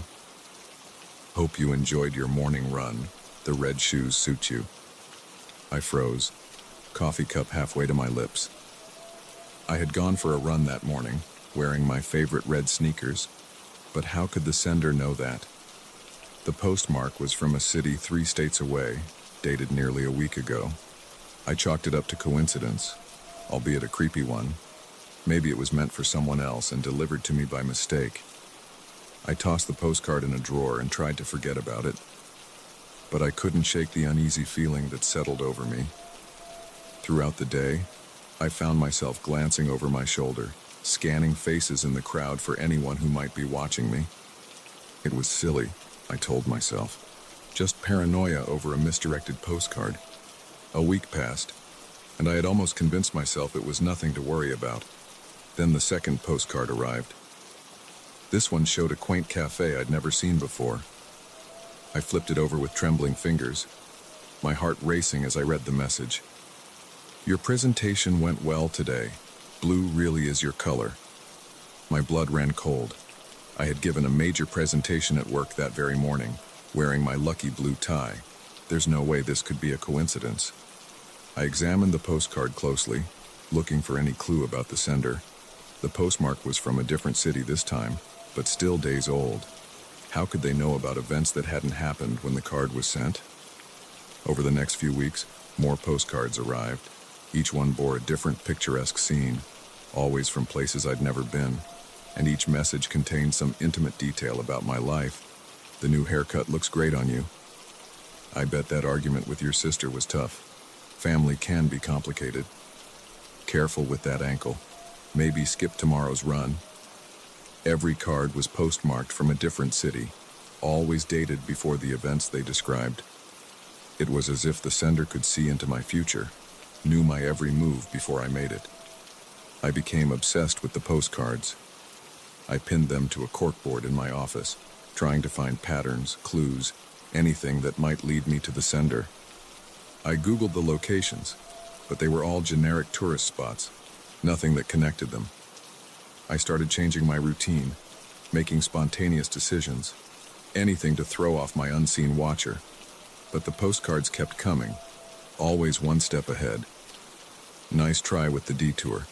The park is lovely this time of year, isn't it? I couldn't sleep. Every time I left the house, I felt exposed, vulnerable. I scrutinized every stranger, wondering if they were the ones sending the cards. Was it the barista who made my morning coffee? The neighbor I barely knew? Some old acquaintance with a grudge? I went to the police, but they were little help. Without any explicit threats, there wasn't much they could do. They suggested I change my mailing address, but something told me that wouldn't stop the postcards from finding me. In desperation, I hired a private investigator. She was skeptical at first, but as the postcards continued to arrive, predicting events with uncanny accuracy, even she became unnerved. "I've never seen anything like this," she admitted, poring over the collection of cards spread across her desk. "It's like they're always watching you, but from the future, it doesn't make sense." We tried everything, setting up surveillance cameras around my house, having my mail screened, even sending me to stay with friends in another state. But no matter where I went or what precautions we took, the postcards found me. The messages grew more personal, more intrusive. "You really should call your mother more often. She misses you. That rash looks uncomfortable. Tea tree oil might help. I know you're afraid. You should be." That last one broke me. I stopped going to work, stopped seeing friends. I holed up in my apartment, curtains drawn, jumping at every sound. The postcards still came, slipped under my door now instead of through the mail. "You can't hide forever," one read. "I'll always find you." I was a prisoner in my own home, tormented by these messages from an omniscient stalker. How could I fight someone who always seemed to be 10 steps ahead? Months passed. I lost my job, lost touch with friends and family. My whole world narrowed to the space between my front door and the mailbox, where I'd retrieve each new postcard with shaking hands. Then, on a gray Wednesday morning, something changed. I opened my door to find not a postcard, but a letter. A real letter, in a crisp, white envelope with my name written in that now familiar handwriting. For a long time, I just stared at it, afraid to open it. What fresh horror would this bring? But curiosity finally won out over fear. Inside was a single sheet of paper. As I unfolded it, something fell out, a small key. I picked it up, turning it over in my hand as I read the letter. "By now, you must have so many questions. It's time for answers. The key opens a locker at the train station. Go there at midnight tonight. Come alone, or you'll never know the truth." I must have read those words 100 times, my mind reeling. This was it, the chance to confront my tormentor, to finally understand why this was happening to me. But could I trust it? What if it was a trap? In the end, my need for answers outweighed my fear. As the clock ticked toward midnight, I found myself at the deserted train station, key in hand. The locker was easy to find. My fingers trembled as I inserted the key, half expecting an explosion or some other calamity. But when I opened the door, I found only a small, leather-bound journal. I opened it, and my world tilted on its axis. The handwriting inside matched the postcards perfectly. But it wasn't just someone's diary, it was mine. Pages and pages filled with my own thoughts, my own experiences, things that hadn't happened yet. The final entry was dated 5 years in the future. It detailed how I discovered time travel, how I used it to send messages to my past self, trying to prepare me for what was to come. My head spun. It was impossible, and yet it explained everything. The postmarks predating events, the impossible knowledge of my daily life. I had been stalking myself. As I stood there, journal clutched to my chest, a figure emerged from the shadows. I knew who it was before they stepped into the light. It was me. Older, wearier, but unmistakably me. "I'm sorry," my future self said, voice heavy with regret. "I thought I was helping, preparing you, but I see now I only caused pain." "Why?" I managed to choke out. "Why do all this?" I sighed deeply. "To prevent a tragedy, one that would reshape our entire world." But I realized too late that by trying to change the past, I was causing the very future I was trying to prevent. We talked for hours. There in that empty train station, she told me of the years to come, of discoveries and losses, of a world on the brink of chaos. "What happens now?" I asked, as dawn began to break. "Now, we let things unfold as they should," she replied. "No more postcards, no more interference. What will be, will be." And with that, she was gone, leaving me alone with the journal and a head full of impossible knowledge. I'd like to say things went back to normal after that night. But how could they? I had glimpsed a future that may or may not come to pass, spoken with a version of myself I hoped I'd never become. The postcard stopped, true to her word, but the experience left an indelible mark on me. I find myself hyper-aware of every choice, every action, wondering if it's leading me toward or away from that haunted future self. Sometimes, I'm tempted to burn the journal, to erase that knowledge and live freely, but I can't bring myself to do it. It serves as a reminder of the fragility of time, of the weight our choices carry, and of the dangers of trying to outsmart fate. And every so often, when I pass a postcard rack, I feel a chill run down my spine. I can't help but wonder, is this where it begins?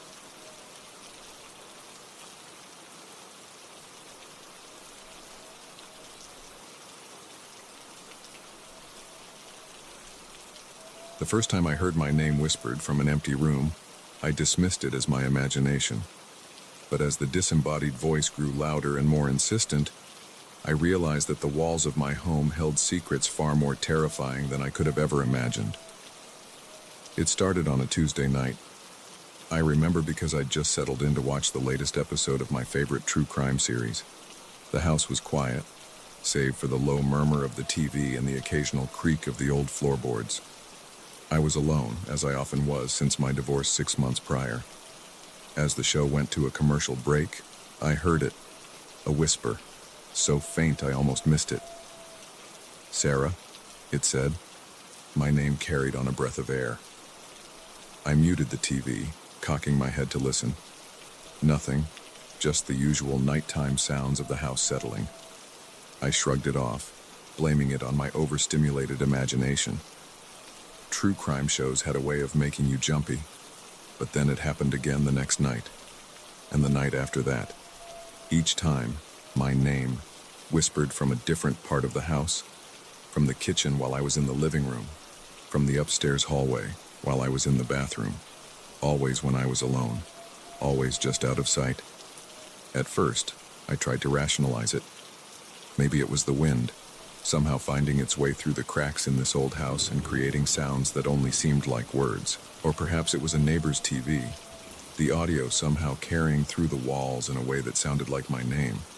But as the days passed and the whispers continued, I found it harder to dismiss.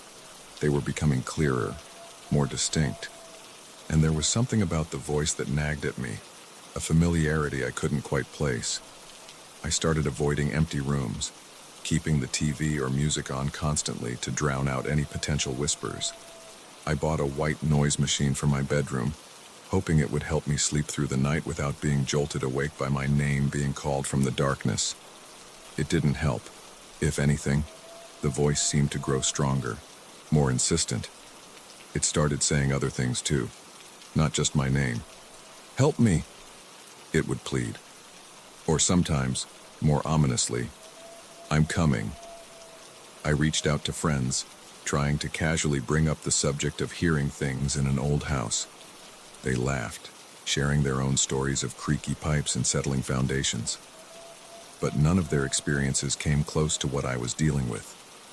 In desperation, I called a local paranormal investigation team. They came, armed with EMF detectors and spirit boxes. They spent a night in my house, but found nothing out of the ordinary. Sometimes old houses just make strange noises, the lead investigator told me with a sympathetic smile. I wanted to scream. This wasn't just strange noises. This was a voice, clear as day, calling my name. As weeks turned into months, I felt like I was losing my mind. I couldn't sleep, couldn't concentrate at work. Every moment at home was spent in a state of hypervigilance and waiting for the next whisper, the next call of my name. Then came the night that changed everything. I had finally managed to fall into a fitful sleep when I was jolted awake by my name being called. But this time, it wasn't a whisper. It was a scream, agonized and terrified, coming from right beside my bed. I scrambled out of bed, heart pounding, and flicked on the light. The room was empty, of course. But as I stood there, trembling, I noticed something on my dresser mirror. Words, written in the condensation as if someone had breathed on the glass. "Remember me." And suddenly, I did. The familiarity of the voice, the reason it had been nagging at me all this time. It was my own voice.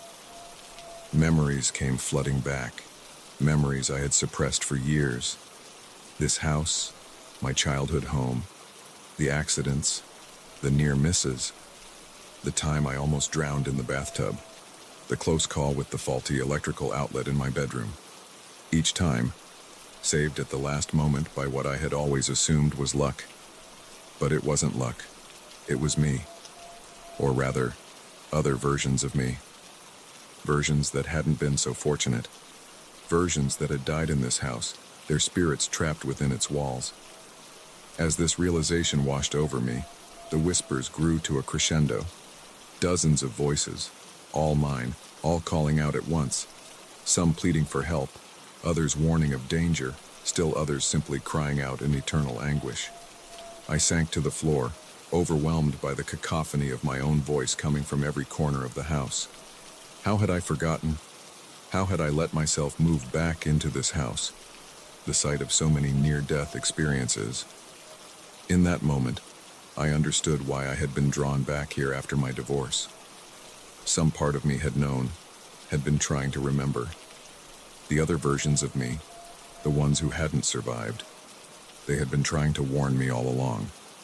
As dawn broke, I made a decision. I couldn't stay in this house, couldn't live with the constant reminders of my own mortality echoing through the halls. But I couldn't simply leave either. These other versions of me, these lost possibilities, they deserved peace. Over the next weeks, I threw myself into researching the history of the house. I discovered that it had been built on the site of an old well, long since filled in and forgotten. Local legends spoke of the well being a thin place, a spot where the veil between worlds was weaker. Armed with this knowledge, I sought out a medium, not the TV psychic type, but an old woman who lived on the outskirts of town, someone the locals spoke of in hushed, respectful tones. She came to the house, her ancient eyes taking in every detail. As soon as she crossed the threshold, she gasped. "Oh, child," she said, her voice heavy with sorrow. "What a burden you've been carrying." For hours, she moved through the house, murmuring in a language I didn't understand. The whispers grew agitated, swirling around us like a tornado of sound. But the old woman stood firm, her voice rising to match the cacophony. As the sun began to set, a change came over the house. The whispers quieted, then fell silent. A sense of peace settled over everything, a weight lifting that I hadn't even realized was there. The medium turned to me, her eyes shining with unshed tears. "They're at rest now," she said softly. "All those possible yous, they've moved on. but they wanted you to know something. I held my breath, waiting. They said to live, she continued. Live for all of them. Live the life they never got the chance to. That night, for the first time in months, I slept soundly. No whispers, no screams. Just the quiet of a house, finally at peace. In the morning, I put the house up for sale. I couldn't stay, not with the memories of what had happened, what could have happened, but as I packed up my belongings, I felt a sense of purpose I hadn't experienced in years. I had been given a second chance. No, more than that. I had been given dozens of second chances, each one paid for by a version of myself that hadn't been so lucky. I owed it to them to make the most of this life. As I locked the door for the last time, I could have sworn I heard one final whisper, not my name this time, but two simple words. Thank you. I smiled, feeling a sense of closure wash over me. The voices were gone, but their message remained. Live. Live for all of us. And that's exactly what I intend to do.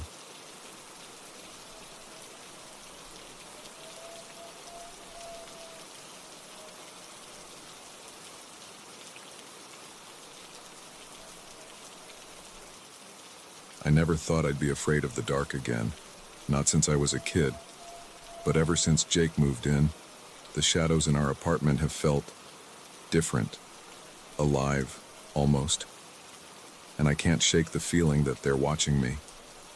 It all started about 2 months ago. I'd put up an ad for a roommate after my last one moved out to live with her boyfriend. The rent in the city was getting ridiculous, and I couldn't afford the place on my own. Jake seemed normal enough when he answered the ad. Clean cut, steady job in IT, quiet demeanor. Just what I was looking for. The first few weeks were fine. We'd pass each other in the hallway, exchange pleasantries about work or the weather, and go about our lives. I barely noticed him most of the time, which was perfect. I'd had my fair share of nightmare roommates in college, and I was glad to have someone who kept to himself. But then things started to change. It was subtle at first, so subtle that I almost didn't notice. A coffee mug out of place here, a door left slightly ajar there. Nothing major, just little things that made me pause and think, didn't I? Before shrugging it off. I started waking up in the middle of the night more often.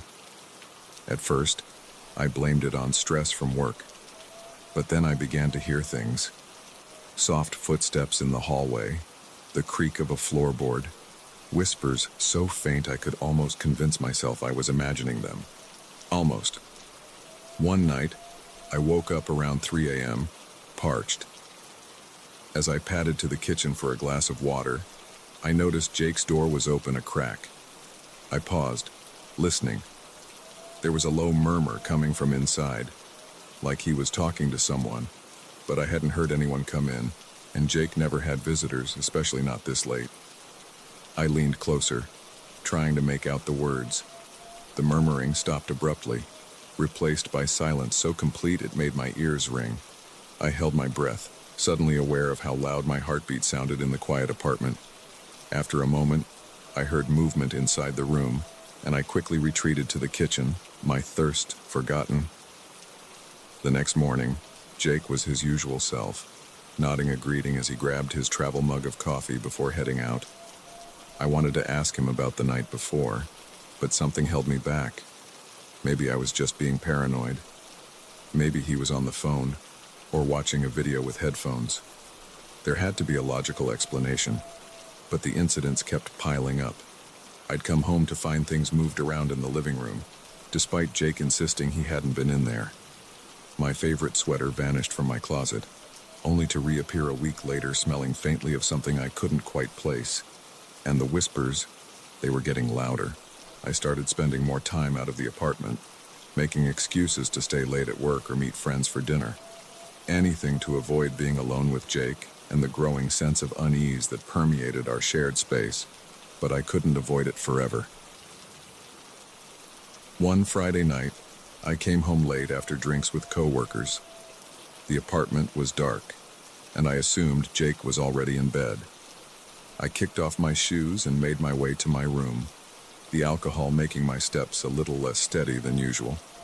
As I passed Jake's room, I noticed something odd. His door was wide open, but the room beyond was pitch black. Not even the glow of a phone or laptop screen. Just darkness. I paused, squinting into the void. Was he even in there? Jake? I called softly, not wanting to wake him if he was asleep. No response. I took a step closer, my hand reaching for the light switch. Just as my fingers brushed against it, I heard a sound from inside the room. A low, guttural growl that made the hair on the back of my neck stand up. It didn't sound human. I yanked my hand back and stumbled away from the door, my heart pounding. What the hell was that? I retreated to my room, locking the door behind me. Sleep didn't come easily that night. The next morning, I woke up late, my head pounding from the combination of alcohol and lack of sleep. I shuffled to the kitchen, desperately in need of coffee and aspirin. Jake was already there, calmly eating a bowl of cereal at the counter. "Rough night?" he asked, a hint of amusement in his voice. I grunted in response, not trusting myself to speak. As I reached for the coffee pot, I noticed a scratch on my arm that hadn't been there the night before. 4 parallel lines, like claw marks. My blood ran cold. "Everything okay?" Jake's voice came from right behind me, making me jump. I hadn't heard him move. "Fine," I managed to croak out. "Must have scratched myself in my sleep." Jake nodded, but his eyes lingered on the marks. There was something in his expression I couldn't quite read. Concern? Amusement? Or something else entirely? From that day on, I felt like I was losing my mind. Objects would disappear and reappear in impossible places. I'd wake up to find muddy footprints leading from the front door to Jake's room, despite it not having rained in weeks. And the whispers. They were constant now. A low hum just at the edge of my hearing. I tried to talk to Jake about it, to ask if he'd noticed anything strange. But every time I brought it up, he'd change the subject or suddenly remember an urgent errand. It was like he was avoiding the topic. Or avoiding me. Things came to a head about a week ago. I'd been tossing and turning all night, unable to shake the feeling that something was watching me. Around 2 a.m., I heard a thud from the living room, followed by the sound of breaking glass. My heart racing, I got out of bed and crept to my door. I could hear movement outside, shuffling footsteps and what sounded like dragging. Taking a deep breath, I opened my door and peered out into the hallway. The living room was dark, but I could make out a figure hunched over near the bookshelf. It was too tall to be Jake, its limbs too long and bent at odd angles. As my eyes adjusted to the darkness, I realized with dawning horror that it wasn't touching the floor. It was floating, ever so slightly, above the ground. I must have made a sound, a gasp, a whimper, I'm not sure, because the figure suddenly went still. Then, slowly, it began to turn towards me. I caught a glimpse of glowing eyes, too many eyes, before I slammed my door shut and locked it, my hands shaking so badly I could barely manage the deadbolt. I spent the rest of the night huddled in the corner of my room, a kitchen knife clutched in my trembling hands. When morning finally came, I burst out of my room, half expecting to find the living room in shambles. But everything was normal. The bookshelf was intact, no broken glass, no sign of any disturbance. Jake was in the kitchen, making toast. He looked up as I entered, his expression unreadable. "Sleep well?" he asked casually, as if he hadn't heard the commotion in the night. I opened my mouth to confront him, to demand answers about what the hell was going on in our apartment. But the words died in my throat as I noticed something behind him. His shadow on the wall. It didn't match his movements. As Jake reached for the butter, his shadow's arm stretched impossibly long, its fingers elongating into sharp claws. I blinked, and the shadow was normal again. Jake was looking at me expectantly, waiting for an answer. I need to go," I stammered, backing away. I'm going to stay with a friend for a few days. Jake's expression didn't change, but I swore I saw a flicker of something in his eyes. Disappointment? Hunger? Of course, he said smoothly. Take all the time you need. I packed a bag in record time, not even bothering to shower or change. As I headed for the door, Jake called out from the kitchen, "Don't forget, rent's due next week." I froze, my hand on the doorknob. I turned to look at him, really look at him, for the first time in weeks. He smiled, and for a split second, I saw too many teeth, sharp and gleaming. I ran. That was 3 days ago. I've been crashing on a friend's couch, trying to figure out what to do. I can't go back there, not with whatever Jake is. But I can't afford to break the lease, and all my stuff is still in the apartment. Last night, I got a text from an unknown number. It was a picture of my bedroom, taken from the doorway. The message below it read, "We miss you. When are you coming home?" I'm writing this now from a 24-hour diner, my third cup of coffee growing cold in front of me. I don't know what to do. I don't know if anyone will believe me. All I know is that I can't go back to that apartment. Not now, not ever. But as I sit here, I can't shake the feeling that someone's watching me. And when I caught a glimpse of my reflection in the diner's window, I could have sworn I saw a familiar figure standing behind me, smiling with too many teeth. I think Jake's found me, and I don't think he's going to let me leave again.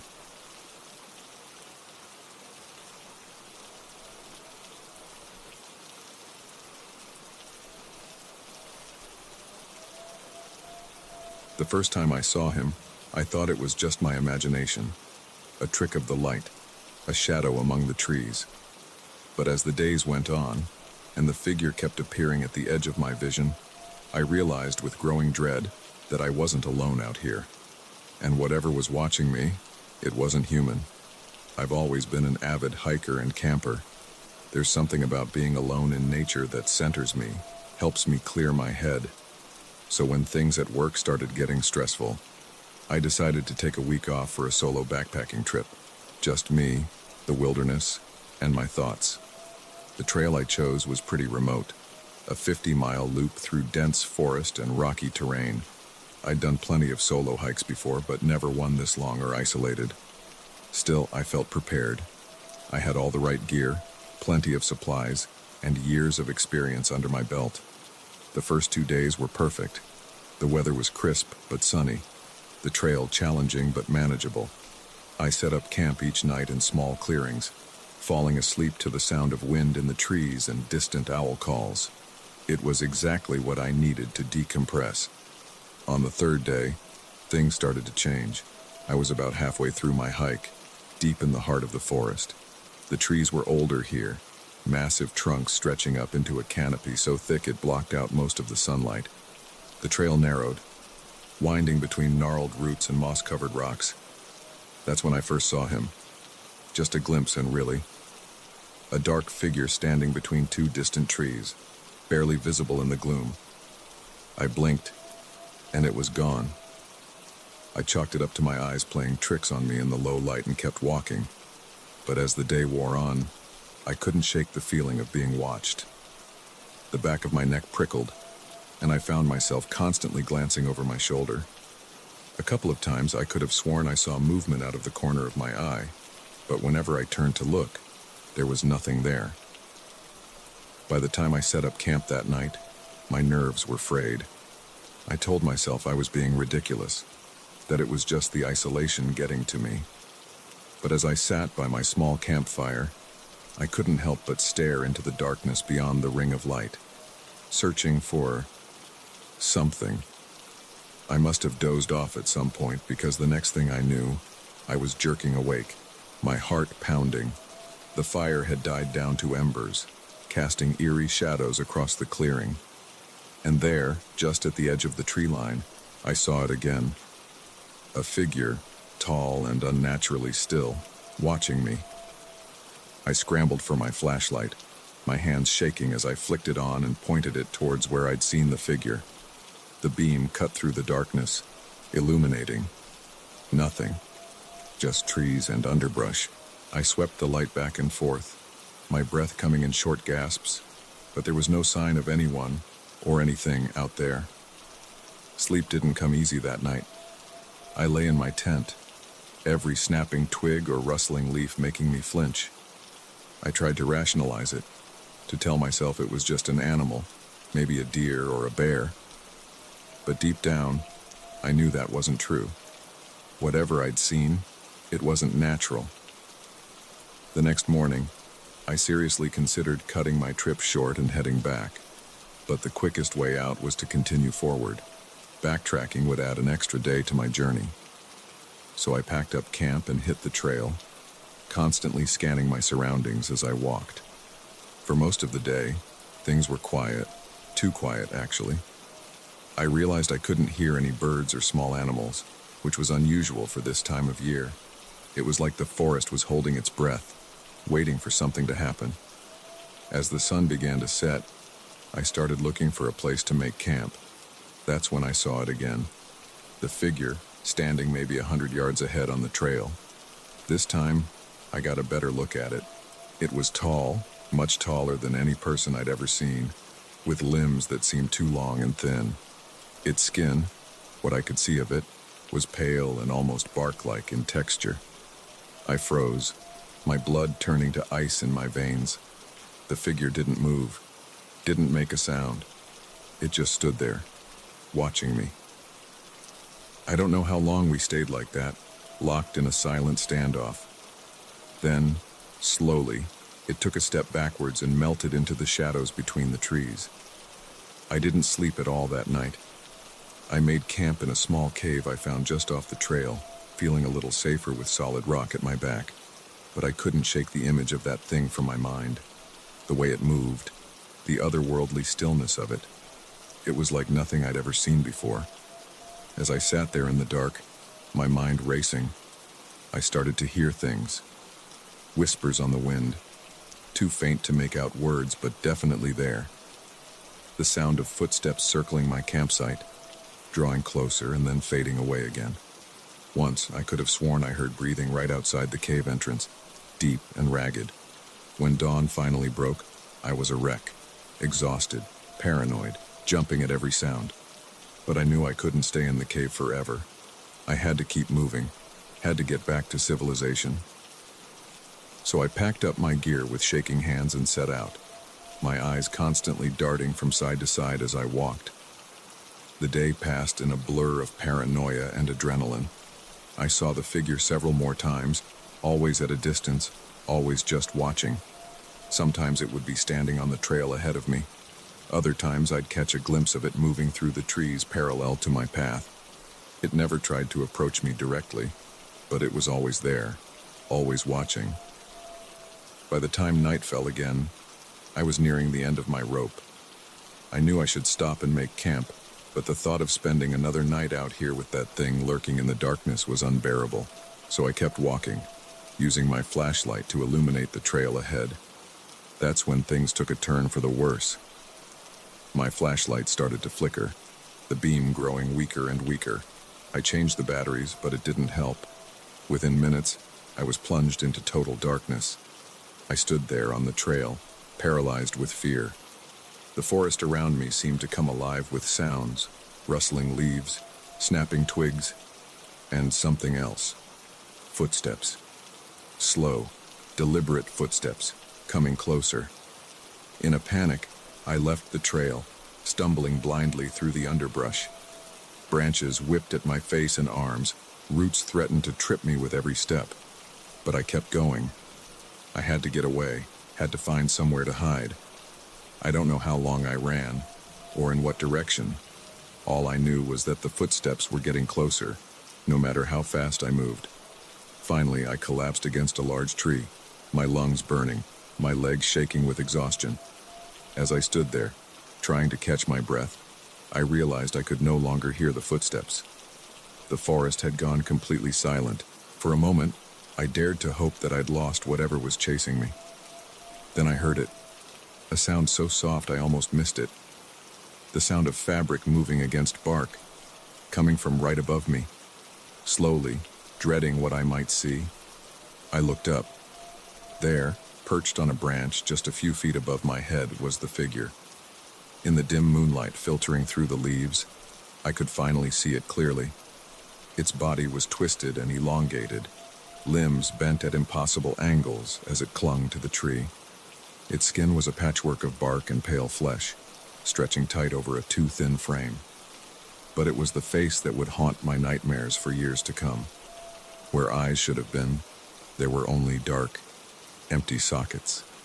Its mouth was a gash across its face, stretching from ear to ear, filled with jagged, thorn-like teeth. As I watched, frozen in terror, that mouth began to open, wider and wider, until it seemed to split the creature's head in half. I ran like I've never run before, crashing through the underbrush with no regard for direction or safety. Branches tore at my clothes and skin, roots and rocks threatened to send me sprawling, but I didn't slow down. I could hear it behind me, moving through the trees with inhuman speed and grace. I don't know how I found my way back to the trail. Blind luck, maybe, or some long-buried survival instinct. But suddenly, I burst out of the trees onto the packed dirt path. In the distance, I could see lights, a ranger station, or maybe a campground. I sprinted towards those lights, not daring to look back. As I ran, I could hear it in the trees beside me, keeping pace. But it didn't leave the forest, didn't step out onto the open trail. When I finally reached the lights, a small ranger outpost, as it turned out, I was a mess, covered in scratches and bruises, clothes torn, babbling about monsters in the woods. The rangers were kind but skeptical. They assumed I'd gotten lost and panicked, maybe eaten some bad berries that made me hallucinate. I didn't argue. How could I explain what I'd seen, what I'd experienced? They'd never believe me. Hell, part of me didn't want to believe it myself. It's been 2 weeks since I got back from that trip. I've tried to put it behind me, to convince myself it was all in my head. But sometimes, when I'm lying in bed at night, I swear I can hear whispers on the wind. And once, just once, I thought I saw a tall, thin figure standing at the edge of the woods behind my house. I don't go hiking anymore, and I never ever camp alone.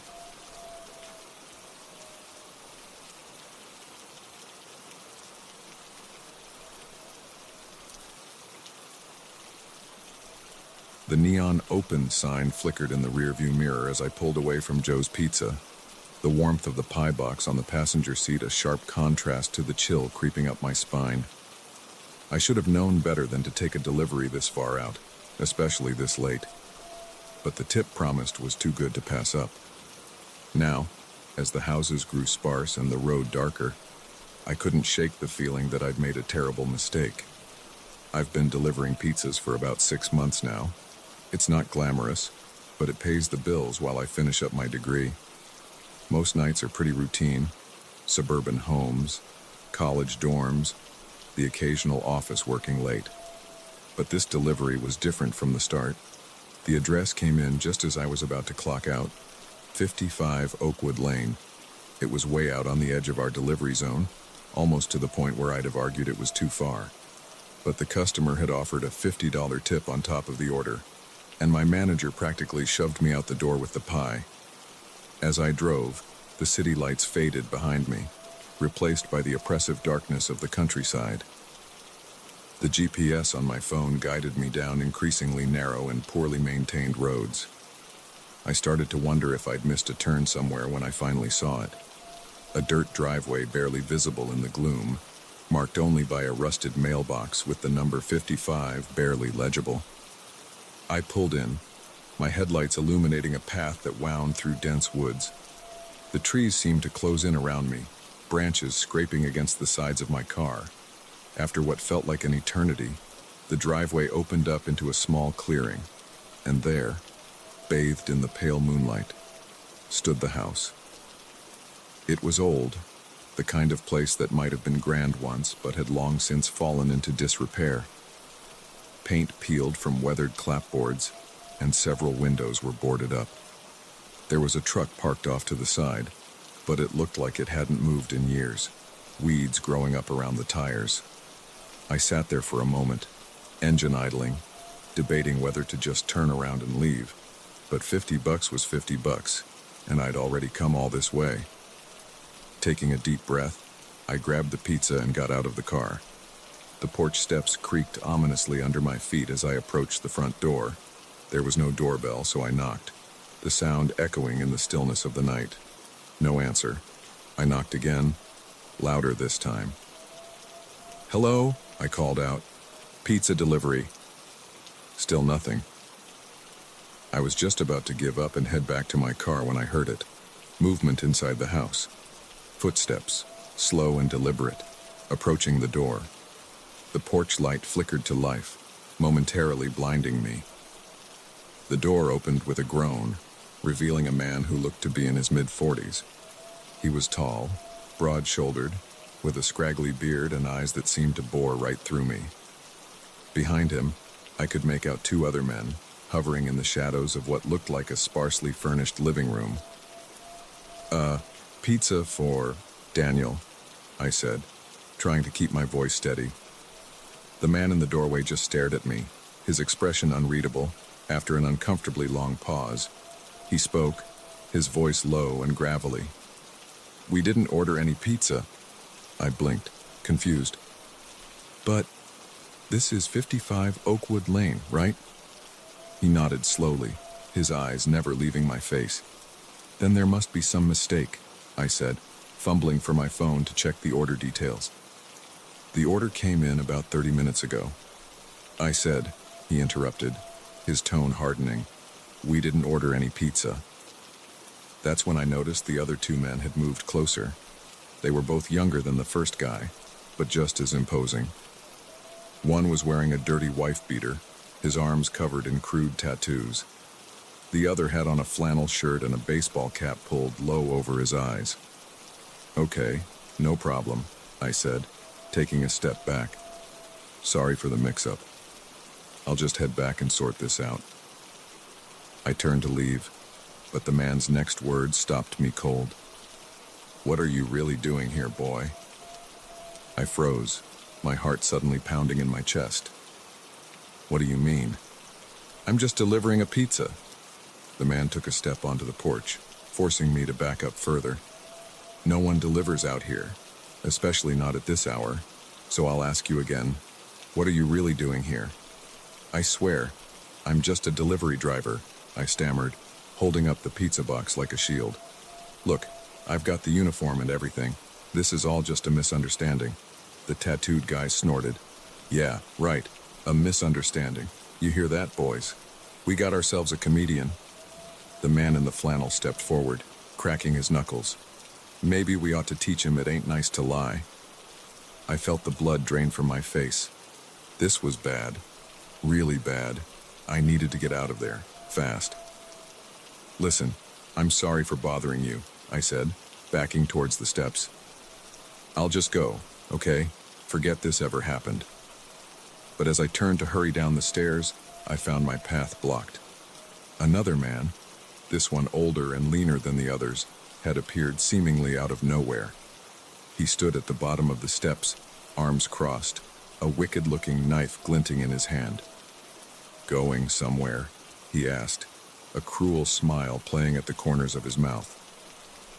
I spun back around, only to find the other three men had moved to surround me. The first guy, clearly the leader, leaned in close. I could smell stale cigarettes and whiskey on his breath. "Here's what's going to happen," he said, his voice low and menacing. "You're going to tell us who sent you and why, and then, if we're feeling generous, we might let you leave here in one piece. Understand?"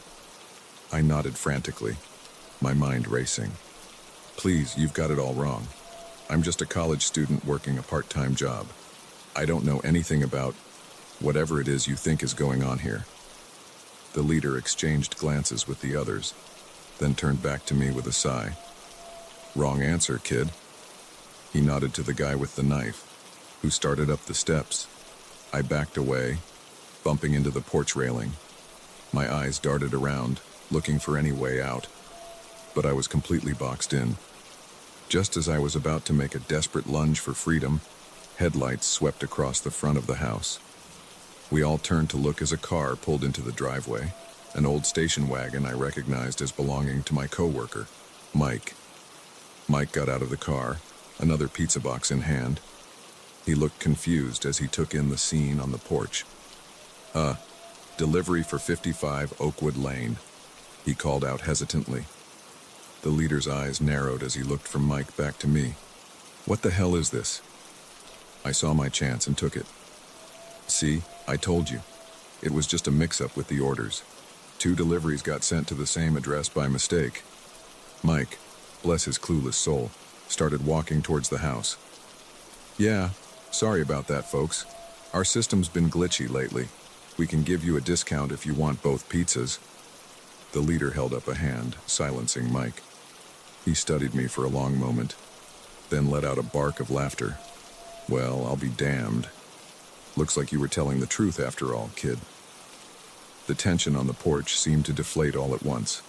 The guy with the knife tucked it away, and the others stepped back, giving me some space. "Honest mistake," the leader said, clapping me on the shoulder hard enough to make me wince. "No hard feelings, right?" I nodded weakly, relief washing over me. Right, no hard feelings." He reached into his pocket and pulled out a wad of cash, peeling off several bills. "Here, for your trouble. Both of you." He handed me $100, then tossed another 100 to Mike, who caught it with a surprised grin. "Now get on out of here," the leader said, his tone friendly, but with an undercurrent of steel. "And maybe don't mention this little misunderstanding to anyone." "Yeah?" I didn't need to be told twice. I practically ran down the steps, grabbing a very confused Mike by the arm and dragging him back to our cars. "Dude, what the hell was that all about?" Mike asked as we got in our vehicles. "Just a mix-up," I said, my voice shaking slightly. "Let's get out of here." As we drove away, I kept checking my rearview mirror, half expecting to see the men following us. But the road behind us remained dark and empty. I quit my job at the pizza place the next day. No amount of tips was worth going through something like that again. Sometimes, late at night, I still think about those men in that isolated house in the woods. I don't know what they were up to out there, and I don't want to know. All I know is that I'll never make another delivery to 55 Oakwood Lane. Some addresses are better left unvisited.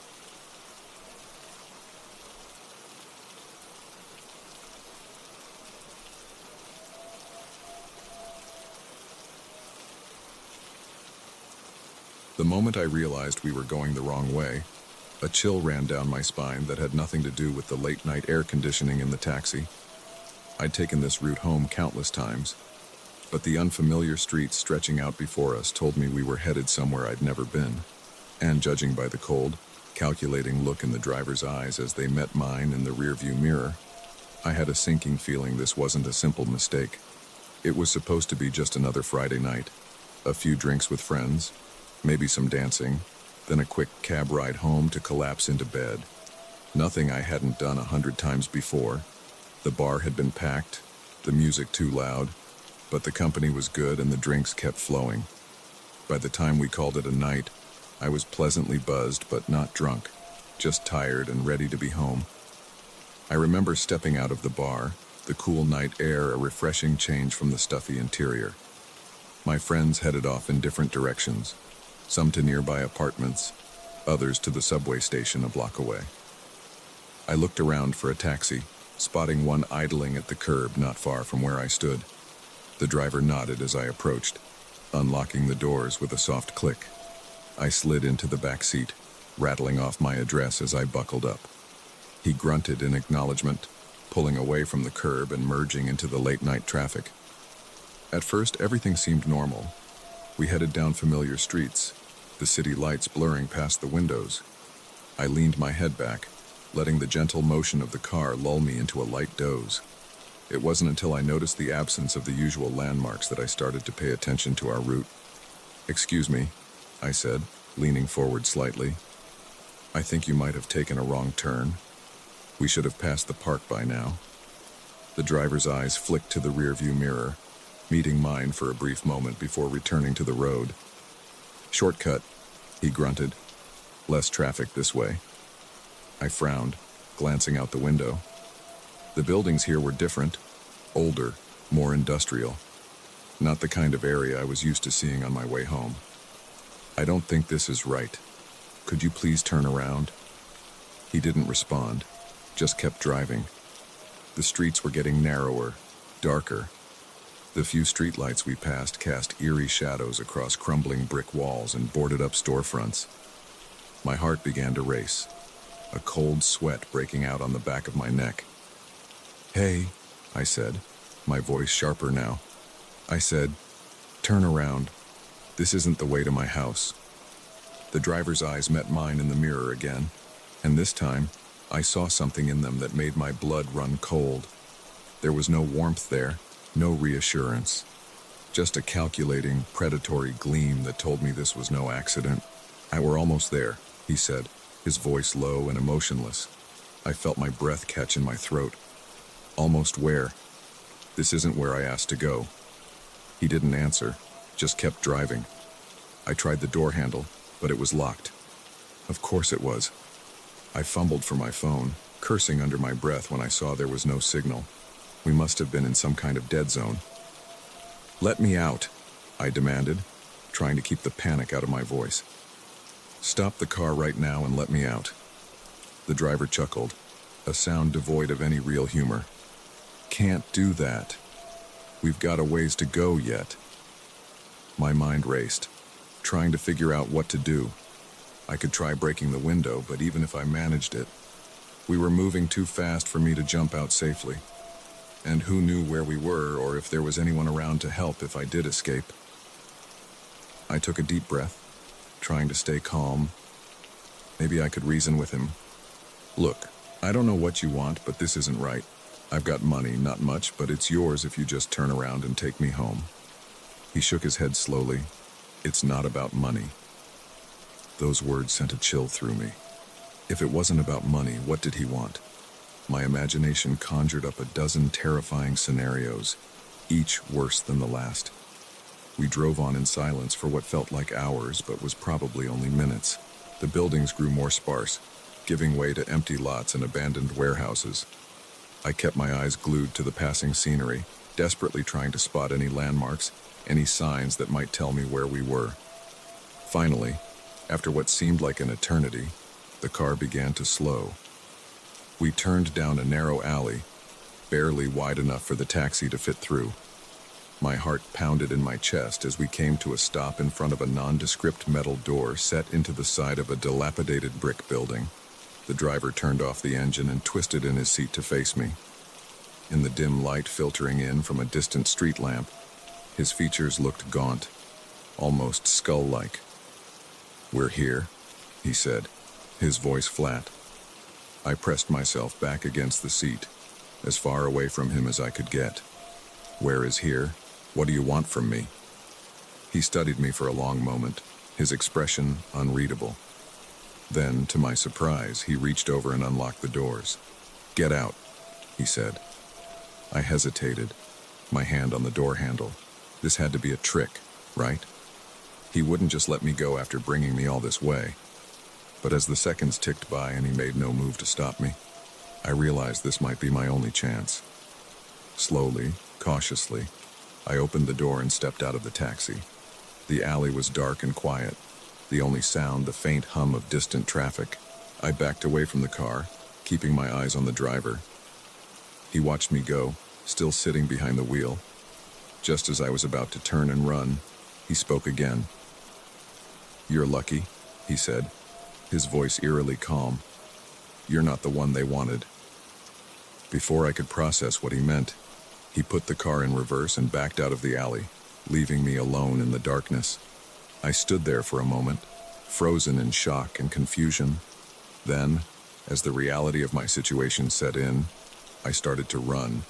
I ran without any real sense of direction, just trying to put as much distance between myself and that alley as possible. The streets were a maze of shadows and unfamiliar turns, but I didn't dare stop. Every sound, A car in the distance, a dog barking, the rustle of wind through scattered trash sent a fresh surge of adrenaline through me. After what felt like miles, I finally spotted a main road up ahead. As I burst out onto the better lit street, I saw a convenience store on the corner, its fluorescent lights a beacon of normalcy in the night. I practically fell through the door, startling the bored-looking clerk behind the counter. "Please," I gasped, out of breath and probably looking like a madwoman. "I need to use your phone. I need to call the police." The clerk, to his credit, didn't ask questions.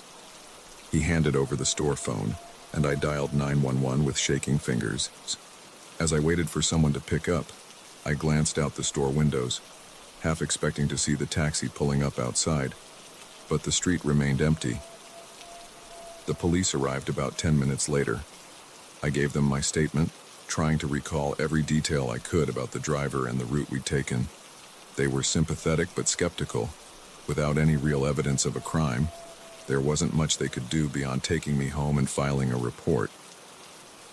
As we drove back to my apartment in the patrol car, I couldn't shake the driver's final words from my mind. "You're not the one they wanted." Who weren't they? And who had they wanted instead of me? The implications were terrifying. In the days that followed, I scoured news reports and looking for any stories of missing persons or similar incidents. But there was nothing. Life in the city went on as if nothing had happened. But for me, everything had changed. I don't take taxis anymore. I don't go out alone at night.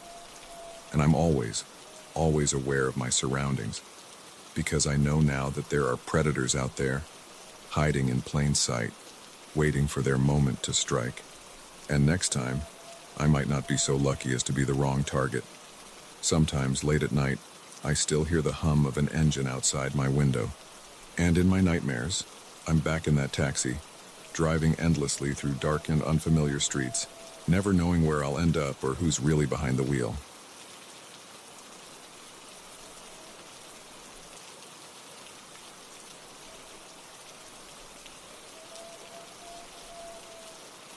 The key felt heavy in my hand as I stood before the weathered front door, its peeling paint a testament to years of neglect. I never expected to inherit a house, let alone one with such a foreboding presence. But here I was, about to step into my great-uncle's old farmhouse, blissfully unaware that I was also stepping into a nightmare that would haunt me for years to come. I'd only met my great-uncle Harold a handful of times at family reunions when I was a kid. He was always the quiet one, lurking at the edges of gatherings, nursing a glass of whiskey and watching everyone with those piercing blue eyes. When I heard he'd passed away and left me his property, I was shocked. I didn't even know he owned a farmhouse, let alone why he'd leave it to me of all people. But hey, free house, right? I'd been struggling to make rent in the city, drowning in student loans and a dead-end job. This seemed like a golden opportunity for a fresh start. So I packed up my meager belongings, quit my job, and set out for the rural town where my great-uncle had spent his final years. The drive took most of the day, the cityscape gradually giving way to rolling hills and vast stretches of farmland. By the time I turned onto the narrow dirt road leading to the property, the sun was already dipping below the horizon, casting long shadows across the overgrown fields. The house itself was, well, fixer-upper would be a kind way to put it. 2 stories of faded white clapboard, a sagging porch, and windows that looked like they hadn't been cleaned in decades. But it was mine, and that counted for something. I took a deep breath and inserted the key into the lock. It turned with a reluctant groan, as if the house itself was protesting my intrusion. The door swung open, revealing a musty interior dimly lit by the fading daylight filtering through grimy windows. "Home, sweet home," I muttered, stepping inside and flicking on the lights. To my surprise, they actually worked, filling the room with a warm yellow glow that did little to dispel the overall gloom of the place. The interior was like stepping back in time. Faded floral wallpaper, furniture draped in dusty sheets, and the lingering scent of mothballs and old books. I spent that first evening exploring, opening creaky doors and peering into cobweb-filled corners. Despite its rundown state, I could see the potential. With some work, this could be a cozy place to live. It wasn't until I was settling into bed that night, in what I assumed had been my great-uncle's room, that I first noticed something off. As I was drifting off to sleep, I could have sworn I heard footsteps in the hallway outside, soft, shuffling steps that paused outside my door before continuing on. I sat up, heart racing, and listened intently, but there was nothing but silence. Just my imagination, I told myself. Old houses make noise, right? It's probably just the pipes or the wood settling. The next few days were a flurry of activity as I cleaned, unpacked, and started making plans for renovations. I met a few of the neighbors, mostly older folks who'd known my great-uncle. They were polite enough, but there was something in their manner that seemed guarded, like they were holding something back. It was Mrs. Hendricks from down the road who first hinted at the house's history. She'd stopped by with a welcome basket full of homemade preserves, and we got to chatting on the porch. "It's good to see someone living in the old place again," she said, her eyes darting to the upper windows. "It's been empty for so long, ever since—" She trailed off, and I raised an eyebrow. "Ever since what?"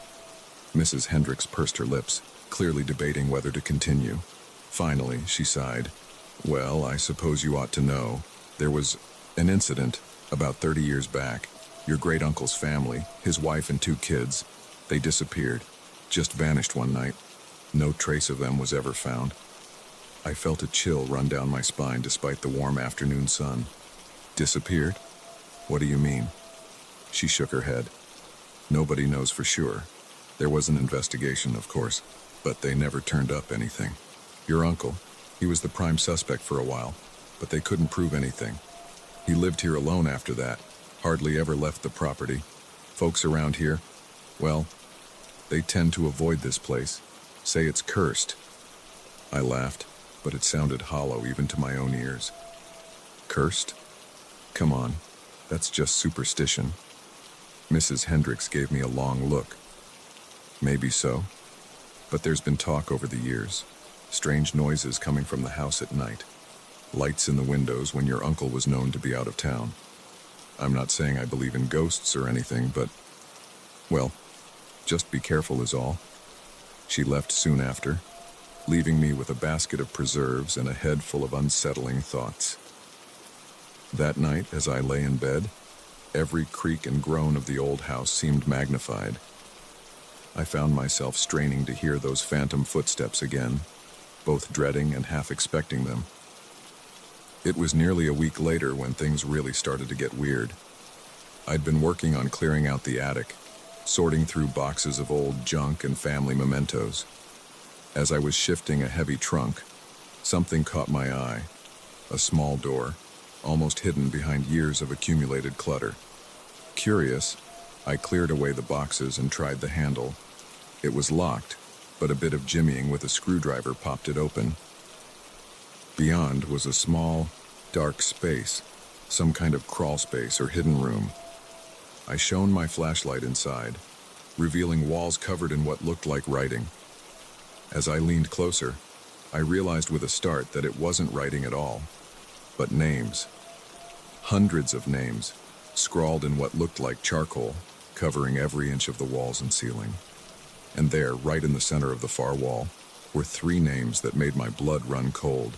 Evelyn, Thomas, and Sarah, my great-uncle's missing family.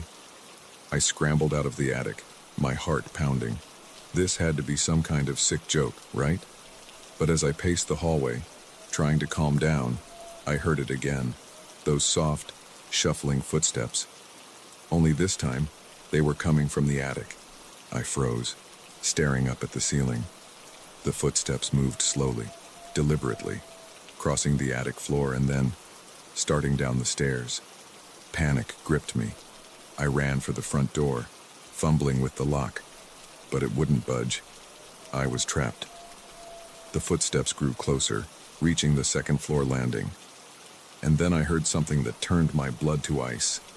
A child's laugh, followed by a woman's voice. "Harold, is that you, dear?"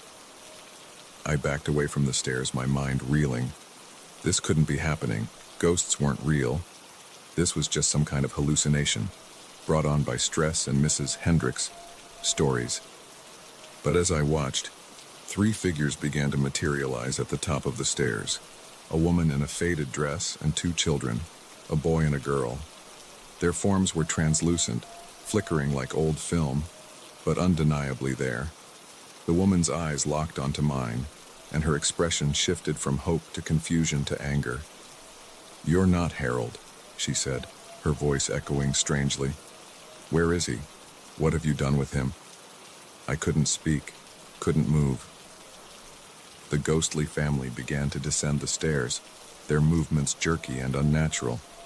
The children's faces were blank, emotionless, but the woman's was contorted with rage. "He promised he'd come back for us," she hissed. "He promised we'd be together again. Where is he?" As they reached the bottom of the stairs, I finally found my voice. "He's dead," I croaked.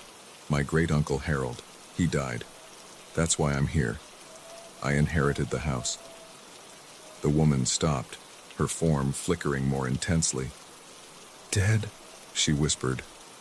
Then, her face twisted into a grotesque smile. "Good. Then he can join us. And so can you." She lunged forward, her ghostly hands reaching for my throat. I stumbled backward, tripping over my own feet and falling hard on the floor. As the spectral family closed in around me, their forms growing more solid, more menacing, I squeezed my eyes shut and screamed. And then, nothing. When I opened my eyes, the hallway was empty. No ghosts, no sounds, just the quiet creaking of the old house. I didn't wait around to see if they'd come back. I grabbed my keys and ran, not even bothering to lock up behind me. I drove straight through the night, not stopping until I was back in the city, safe in my old apartment that I thankfully hadn't given up yet. I never went back to that farmhouse. I hired a lawyer to deal with selling the property, telling him to get whatever price he could. I didn't care about the money. I just wanted to be rid of it. Sometimes, late at night, I still hear those shuffling footsteps in my dreams, and I wonder about my great-uncle Harold, what really happened to his family, and what dark secrets he took to his grave. But mostly, I'm just grateful I made it out of that house alive. Some inheritances, it turns out, are better left unclaimed.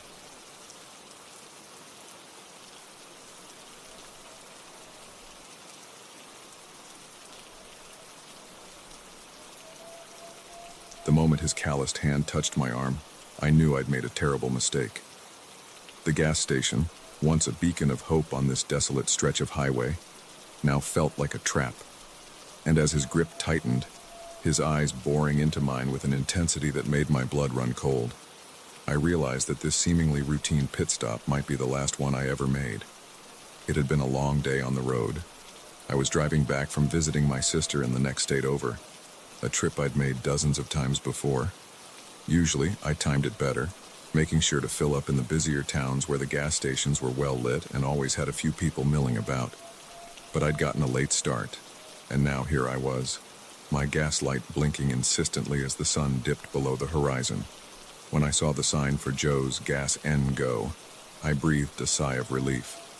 It wasn't much, just a small convenience store with 2 ancient pumps out front, but it was the first sign of civilization I'd seen in miles. I pulled in, the gravel crunching under my tires as I parked next to one of the pumps. The place looked deserted. There was a beat-up pickup truck parked on the side of the building, but other than that, no signs of life. Still, the open sign was lit, so I figured someone had to be around. I got out of my car and started to pump the gas. That's when I first noticed him. He was leaning against the side of the building, partially hidden in the shadows, just standing there, hands in his pockets, watching me. I tried to ignore the prickle of unease that ran down my spine. Probably just the owner or an employee on a smoke break, I told myself. But as I finished filling up and replaced the nozzle, I could feel his eyes on me. I risked a glance in his direction and saw that he had moved closer, now standing near the edge of the building. He was older, maybe in his 50s, with a weathered face and a scraggly beard. His clothes were dirty, like he'd been working outside all day. I took a deep breath and headed into the store to pay. The bell above the door jangled as I entered, but there was no one behind the counter. "Hello?" I called out. No response. I stood there for a moment, unsure what to do. That's when I heard the door open behind me. I turned to see the man from outside entering the store. Up close, oh, he looked even more intimidating. He was tall, easily over 6 feet, with broad shoulders and hands that looked like they could crush walnuts. "You need help with something?" he asked, his voice gravelly. I swallowed hard. Yeah, I need to pay for my gas. Is there someone working here?" He moved behind the counter, never taking his eyes off me. That'd be me. $32.50. I fumbled in my purse for my wallet, acutely aware of his gaze. As I handed over the cash, his fingers brushed against mine, lingering a moment too long. I suppressed a shudder. "You're a long way from anywhere," he said as he made change. "What brings you out this way?" "Just passing through," I replied, trying to keep my voice steady. "Heading home after visiting family." He nodded slowly, a strange glint in his eye. "Long drive ahead of you still. You ought to be careful. Lots of bad folks out on these roads at night." I forced a smile. "Thanks for the advice. I'll be fine." I turned to leave, but his next words stopped me cold. "You sure about that?" I looked back at him, my heart racing. He was smiling now, but there was nothing friendly about it. It was predatory, like a wolf eyeing its next meal. "What do you mean?" I asked, my voice barely above a whisper. He came out from behind the counter, moving with a deliberate slowness that was somehow more terrifying than if he'd rushed at me. "I mean, pretty young thing like you, all alone out here. Anything could happen. Maybe you should stick around for a bit. I could keep you company." I backed away, my hand fumbling for the door handle behind me. "No, thanks. I really need to get going." His smile widened, showing yellowed teeth. Come on now. Don't be like that. I'm just trying to be friendly." I yanked the door open and stumbled outside, my breath coming in short gasps. I half ran to my car, fumbling with my keys. I could hear his heavy footsteps behind me, getting closer. Just as I reached my car, his hand clamped down on my arm, spinning me around. "Hey," he growled, all pretense of friendliness gone. "I'm talking to you." I tried to pull away, but his grip was like iron. "Let go of me," I said, my voice shaking. "I'll scream." He laughed, a harsh, barking sound. "Go ahead. Ain't nobody around for miles to hear you." Panic surged through me. I looked around desperately, searching for anything or anyone that might help. But he was right. There was nothing but darkness and empty fields as far as the eye could see. That's when I saw it. Headlights in the distance, growing brighter as they approached. Someone was coming. Relief flooded through me, quickly followed by a new wave of fear. What if it was someone who knew this man? What if it was an accomplice? The man saw the headlights too. His grip on my arm loosened slightly as he turned to look. I seized the opportunity. With all the strength I could muster, I brought my knee up hard between his legs. He let out a strangled yelp and doubled over. I wrenched my arm free and scrambled into my car, locking the doors behind me. My hands were shaking so badly I could barely get the key in the ignition. But finally, the engine roared to life. I threw the car into reverse, tires squealing as I backed away. The man was still on the ground, cursing and trying to get up. As I shifted into drive, I saw the other vehicle pull into the gas station. A semi-truck, its headlights illuminating the scene like a spotlight. I didn't wait to see what would happen next. I floored it, speeding out of the gas station and back onto the highway. My heart was pounding so hard I could feel it in my throat, and I kept glancing in the rearview mirror, half expecting to see headlights following me. But there was nothing. Just the empty road stretching out behind me, swallowed up by the darkness. I drove for hours, not daring to stop again until I was well into the next state. Even then, I chose a busy truck stop right off the interstate, brightly lit and full of people. As I sat in my car, hands still shaking on the steering wheel, I tried to process what had happened. Part of me wanted to call the police, to report what had happened. But what could I tell them? That a creepy guy at a gas station had grabbed my arm and said some threatening things. I had no proof, no witnesses, and something told me that even if I did report it, nothing would come of it. How many other women had he done this to? How many had been less lucky than me? In the days that followed, I couldn't shake the memory of that night. The way he looked at me, the feel of his hand on my arm, the certainty in his voice when he said no one would hear me scream. I had nightmares about what might have happened if that truck hadn't shown up when it did. I've taken that same drive many times since then, to visit my sister, but I never stop at small, isolated gas stations anymore. I plan my route carefully, making sure I only need to stop in busy areas with plenty of people around. And I always keep my doors locked and my phone close at hand. Sometimes, when I'm driving at night and I see a lone gas station glowing in the distance, I think about that man. Is he still there, waiting for the next unsuspecting traveler to stop by? How many others have fallen into his trap? I'll never know for sure what his intentions were that night. But I do know one thing. I got lucky. And I'll never take that kind of risk again. Because out there on those lonely stretches of highway, where the darkness seems to go on forever and help is always just a little too far away, anything can happen. And not everyone gets a lucky break like I did.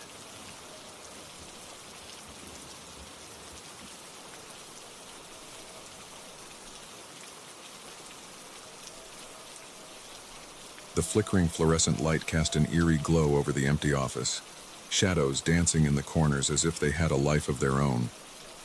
I should have known better than to stay so late, but I had no idea that my dedication to catching up on work would lead me into a nightmare. As the maintenance man's footsteps echoed down the hallway, growing closer with each passing second, I realized with a sinking feeling that I was trapped in a game of cat and mouse, and I was the mouse. It had started as just another long night at the office. As a junior analyst at a big financial firm, I was used to burning the midnight oil. The promise of a promotion dangled tantalizingly close, and I was determined to prove myself worthy. So when everyone else packed up and headed home at 6 p.m., I hunkered down at my desk, armed with coffee and determination. The office always felt different at night. The usual bustle of ringing phones and chattering co-workers gave way to an almost sepulchral silence, broken only by the soft hum of computers and the occasional distant sound of the cleaning crew. I actually preferred it this way. No distractions, just me and my spreadsheets. I lost track of time, immersed in a particularly tricky financial model. It wasn't until I looked up and saw the clock reading 11:30 p.m. that I realized how late it had gotten. The cleaning crew had long since finished their rounds, and as far as I knew, I was the only one left in the building. That's when I heard it, the sound of footsteps in the hallway outside our office. Slow, deliberate footsteps that seemed to pause outside the door before moving on. I froze, my fingers hovering over the keyboard. It was probably just security doing their nightly rounds, I told myself. Nothing to worry about. But something about those footsteps set my nerves on edge. They didn't sound like the brisk, purposeful stride of our usual security guards. These were slower, almost hesitant, as if whoever it was trying not to be heard. I was debating whether to investigate when there was a knock at the door. I jumped, my heart suddenly racing. "Hello?" I called out, my voice sounding unnaturally loud in the quiet office. The door opened slowly, revealing a man in a faded blue jumpsuit. He looked to be in his mid-50s, with graying hair and a face that seemed perpetually set in a frown. "Oh," he said, sounding surprised. "Didn't realize anyone was still here." I relaxed a little. "Just the maintenance guy, probably here to fix something." "Yeah, just catching up on some work," I said with a nervous laugh. "Is everything okay?" He nodded, stepping into the office. "Just need to check the wiring in here. Won't take long." Something about his demeanor felt off. but I couldn't put my finger on what. Maybe it was the way his eyes darted around the room, never quite meeting mine, or the way he kept his hand in his pocket, as if clutching something. Okay, I said, turning back to my computer. I'll just be here if you need anything. He grunted in acknowledgement and moved to the far corner of the office, kneeling down by an electrical outlet. I tried to focus on my work, but I found myself hyper-aware of his presence and of every move he made. After a few minutes, I realized he wasn't actually doing anything. He was just kneeling there, occasionally making a show of fiddling with something, but mostly just waiting, watching. I cleared my throat. "Everything all right over there?" He stood up abruptly, and I caught a glimpse of something metallic in his hand before he shoved it back in his pocket. "Fine," he said gruffly. "Just taking longer than I thought." My heart was pounding now. This wasn't right. None of this was right.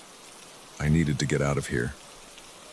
"Well, I should probably be heading home," I said, trying to keep my voice steady as I started packing up my things. "It's getting late." He moved faster than I expected, suddenly blocking the path to the door. "Not yet," he said, his voice low and menacing. "We're not done here." I felt a cold sweat break out on my forehead. "What do you mean?" I asked, my voice barely above a whisper. He pulled his hand out of his pocket, revealing a wicked-looking knife. The fluorescent lights glinted off its blade, and I felt my blood turn to ice. "I mean," he said, a cruel smile twisting his features, "that you picked the wrong night to work late." My mind raced, searching for a way out. The office suddenly felt tiny, claustrophobic. I was acutely aware of how alone we were, how far away help was. Even if I screamed, would anyone hear me? "Look," I said, trying to keep my voice calm, "I don't know what you want, but you don't have to do this. I won't tell anyone I saw you. Just let me go and we can both forget this ever happened." He laughed, a harsh, grating sound that sent chills down my spine. "Oh, I'm afraid it's too late for that. You see, I've been watching this place for weeks, waiting for the right moment. And then you had to go and stay late, messing up all my plans." He took a step closer, the knife gleaming in his hand. I backed away, feeling the edge of my desk press against my legs. "Please," I begged. "I have family, friends. People will look for me." "They won't find you," he said, his voice eerily calm. "No one ever does." In that moment, I realized with horrifying clarity that this wasn't his first time. How many others had he cornered like this? How many had begged for their lives in this very office? I glanced frantically around the room, looking for anything I could use as a weapon. My eyes landed on the heavy desk lamp to my right. It wasn't much, but it was all I had. As he took another step forward, I made my move. I grabbed the lamp, yanking it free from its cord, and swung it with all my might. It connected with his arm, causing him to cry out in pain and surprise. The knife clattered to the floor. I didn't wait to see what happened next.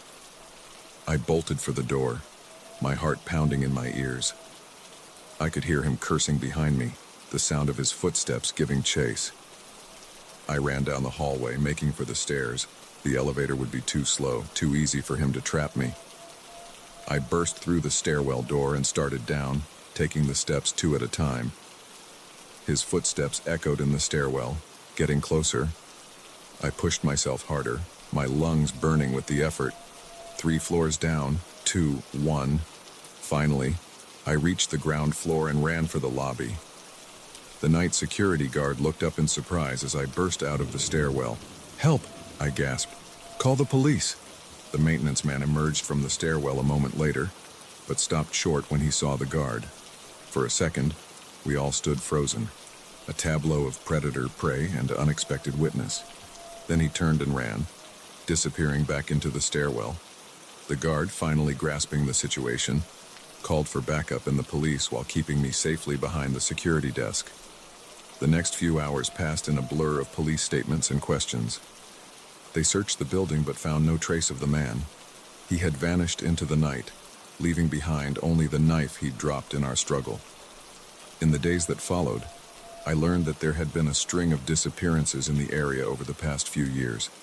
Young professionals working late, vanishing without a trace. The police suspected my attacker might be connected, but they had no solid leads. I quit my job soon after. No promotion was worth the nightmares that plagued me, the constant feeling of being watched. I moved to a new city, started over. But even now, years later, I can't shake the memory of that night. The flickering lights, the glint of the knife, the look in his eyes that told me he'd done this before and would do it again. Sometimes, when I'm working late in my new office, I'll hear footsteps in the hallway and feel that same cold fear wash over me. I know now that the monsters aren't just in the shadows or under the bed. Sometimes they wear uniforms and carry toolboxes, hiding in plain sight until the moment they decide to strike. I was lucky. I got away, but I often wonder about the others, the ones who weren't so fortunate. And I wonder if he's still out there, waiting for the next person to stay just a little too late at the office.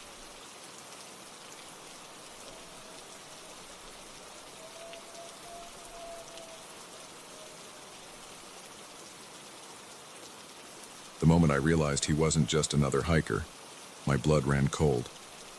His recurring presence on the trail, always just far enough away to seem coincidental, suddenly took on a sinister meaning.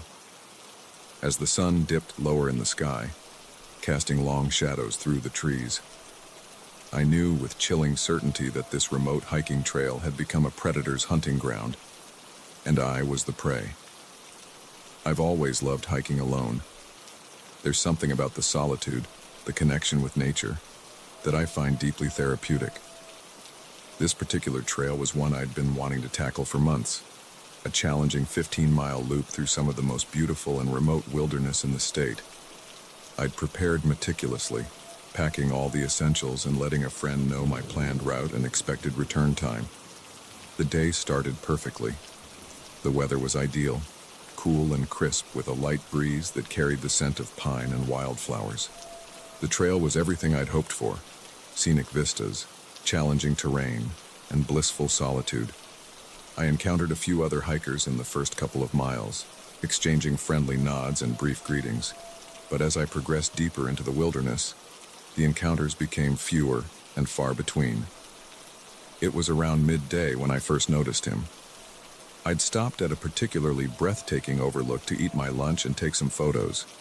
As I was packing up to continue, I spotted a figure on the trail below. Just a glimpse, really. A man in a dark jacket and hat, moving at a steady pace.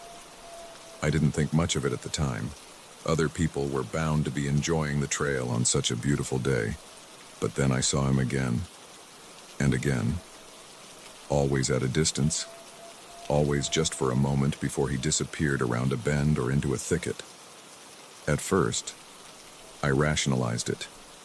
The trail looped back on itself in places. It was entirely possible for hikers to leapfrog each other throughout the day. But as the afternoon wore on, a nagging sense of unease began to grow in the pit of my stomach. I found myself glancing over my shoulder more frequently, scanning the trail behind me. Each time I caught sight of him, he seemed a little closer, though still maintaining that calculated distance. I picked up my pace, my heart rate increasing from more than just the exertion. As I rounded a particularly sharp bend in the trail, I came face to face with an elderly couple resting on a fallen log. I nearly cried with relief at the sight of other people. "Lovely day for a hike, isn't it?" the woman said with a warm smile. I nodded, trying to keep the tremor out of my voice. "It is. Say, have you noticed a man on the trail, wearing a dark jacket and hat?" The couple exchanged glances. "Can't say that we have," the man replied. "We've only seen a handful of people all day, and no one fitting that description." My stomach dropped. How was that possible? I'd seen him so many times. Unless he'd been deliberately staying out of sight of other hikers. The thought sent a chill down my spine. I thanked the couple and continued on, my mind racing. I was still several miles from the trailhead, and daylight was starting to fade. I knew I needed to get off this trail as quickly as possible, but I was deep in unfamiliar territory. Going off trail could be just as dangerous as staying on it. That's when I heard it, the unmistakable sound of footsteps on the path behind me. Not bothering to look back, I broke into a run. The trail here was rough, roots and rocks threatening to trip me with every step. But fear propelled me forward. I could hear the footsteps behind me quicken in response. I rounded a corner and found myself at a fork in the trail. Without hesitation, I took the path that seemed to head downhill, hoping it would lead me back to civilization faster. The footsteps behind me paused momentarily at the fork, then resumed, growing louder. My lungs were burning, my legs aching, but I didn't dare slow down. I chanced a glance over my shoulder and my heart nearly stopped. He was there, much closer than before, moving with a speed and agility that seemed almost inhuman. In that brief look, I caught a glimpse of his face, twisted in a predatory grin that made my blood run cold. I turned back just in time to see the trail ahead of me disappear. I skidded to a stop at the edge of a steep ravine, loose pebbles cascading down the slope. I was trapped. Nowhere left to run, a voice said behind me, low and menacing. I turned slowly, my back to the precipice. He stood there, barely winded from the chase, that terrible grin still plastered on his face. Up close, I could see the coldness in his eyes, the complete lack of empathy or humanity. "Please," I gasped, my voice hoarse from exertion and fear. "Why are you doing this?" He tilted his head, regarding me with a curiosity that was somehow more terrifying than outright aggression. "Why does a wolf hunt a deer?" he asked. "Because it's in our nature. Some of us are predators, some are prey. You've given me quite the exciting chase, I'll give you that." He took a step forward, and I edged back, feeling loose rocks shift under my feet. "You don't have to do this," I pleaded. "Just let me go. I won't tell anyone, I swear." He laughed, a chilling sound devoid of any real mirth. "Oh, I'm afraid that's not an option. You see, this isn't my first hunt, and it certainly won't be my last. I can't have you running off to the authorities, now can I?" My mind raced, searching desperately for a way out. The ravine behind me was steep, but not a sheer drop. If I could somehow get past him, maybe I could scramble down, find a place to hide. He must have seen the calculation in my eyes because his grin widened. "Go ahead," he said, gesturing to the ravine. "Try it. I do so enjoy a challenge." In that moment, I made a decision. I'd rather take my chances with the ravine than face whatever he had planned. I tensed, preparing to make a break for it. But before I could move, a shout rang out from further up the trail.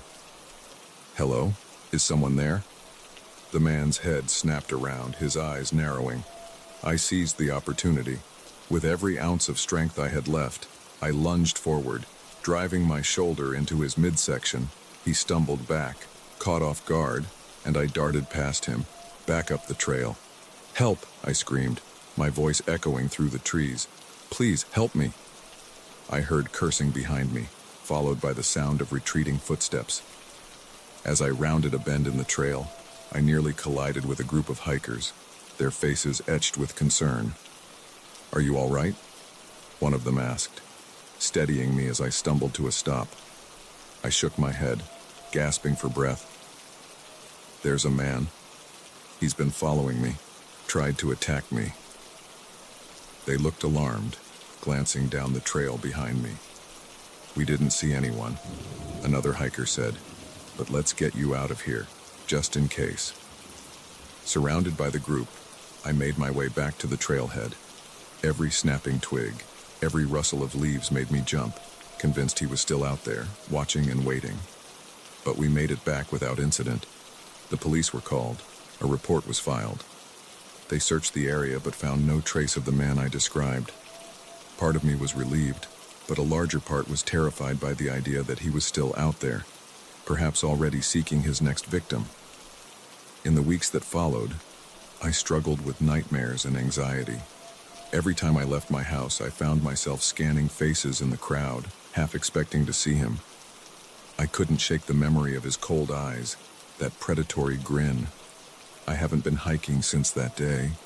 The thought of being alone in the wilderness now fills me with dread rather than peace.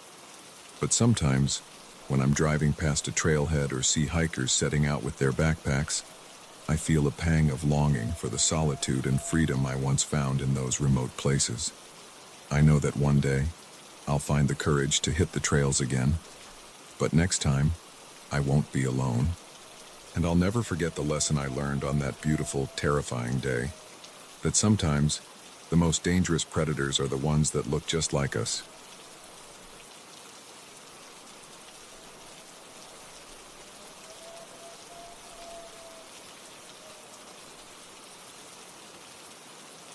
The moment my daughter's imaginary friend moved her toy across the room without touching it, I knew we weren't dealing with a figment of her imagination anymore. As the doll's lifeless eyes seemed to follow me, a chill ran down my spine, and I realized that the innocent laughter of my child might be masking something far more sinister. We'd moved into the old Victorian house just 3 months ago. My wife, Sarah, and I had been thrilled to find such a spacious home within our budget. Sure, it needed some work, but we saw it as an opportunity to make it our own. Our daughter, Lily, who had just turned 5, was excited about having a big room all to herself. The first few weeks were a flurry of unpacking, painting, and settling in. Lily seemed to adjust well, exploring every nook and cranny of the house with the unbridled curiosity of a child. It was about a month after we moved in that she first mentioned her new friend. "Daddy," she said one evening as I was tucking her into bed, "Emily says she likes our new house." I smiled, assuming this was just another imaginary friend. Lily had always had a vivid imagination. "Oh, and who's Emily?"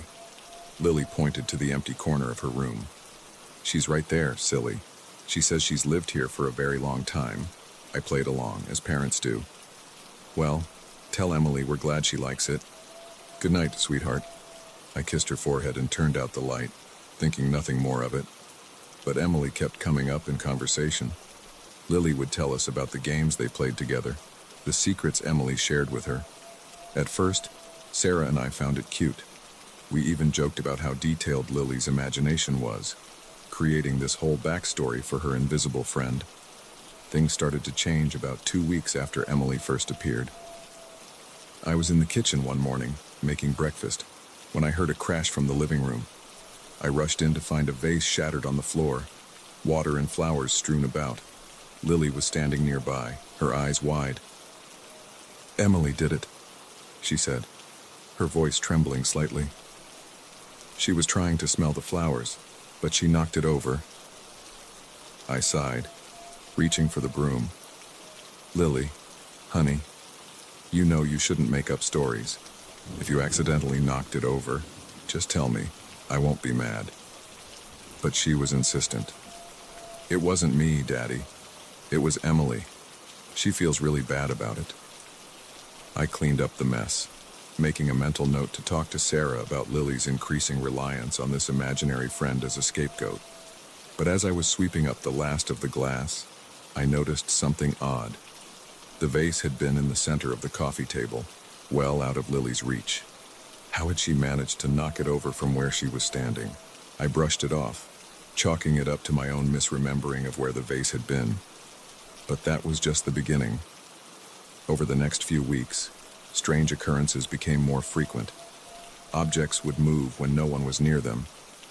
Doors would slam shut on perfectly still days. And always, Lily would attribute it to Emily.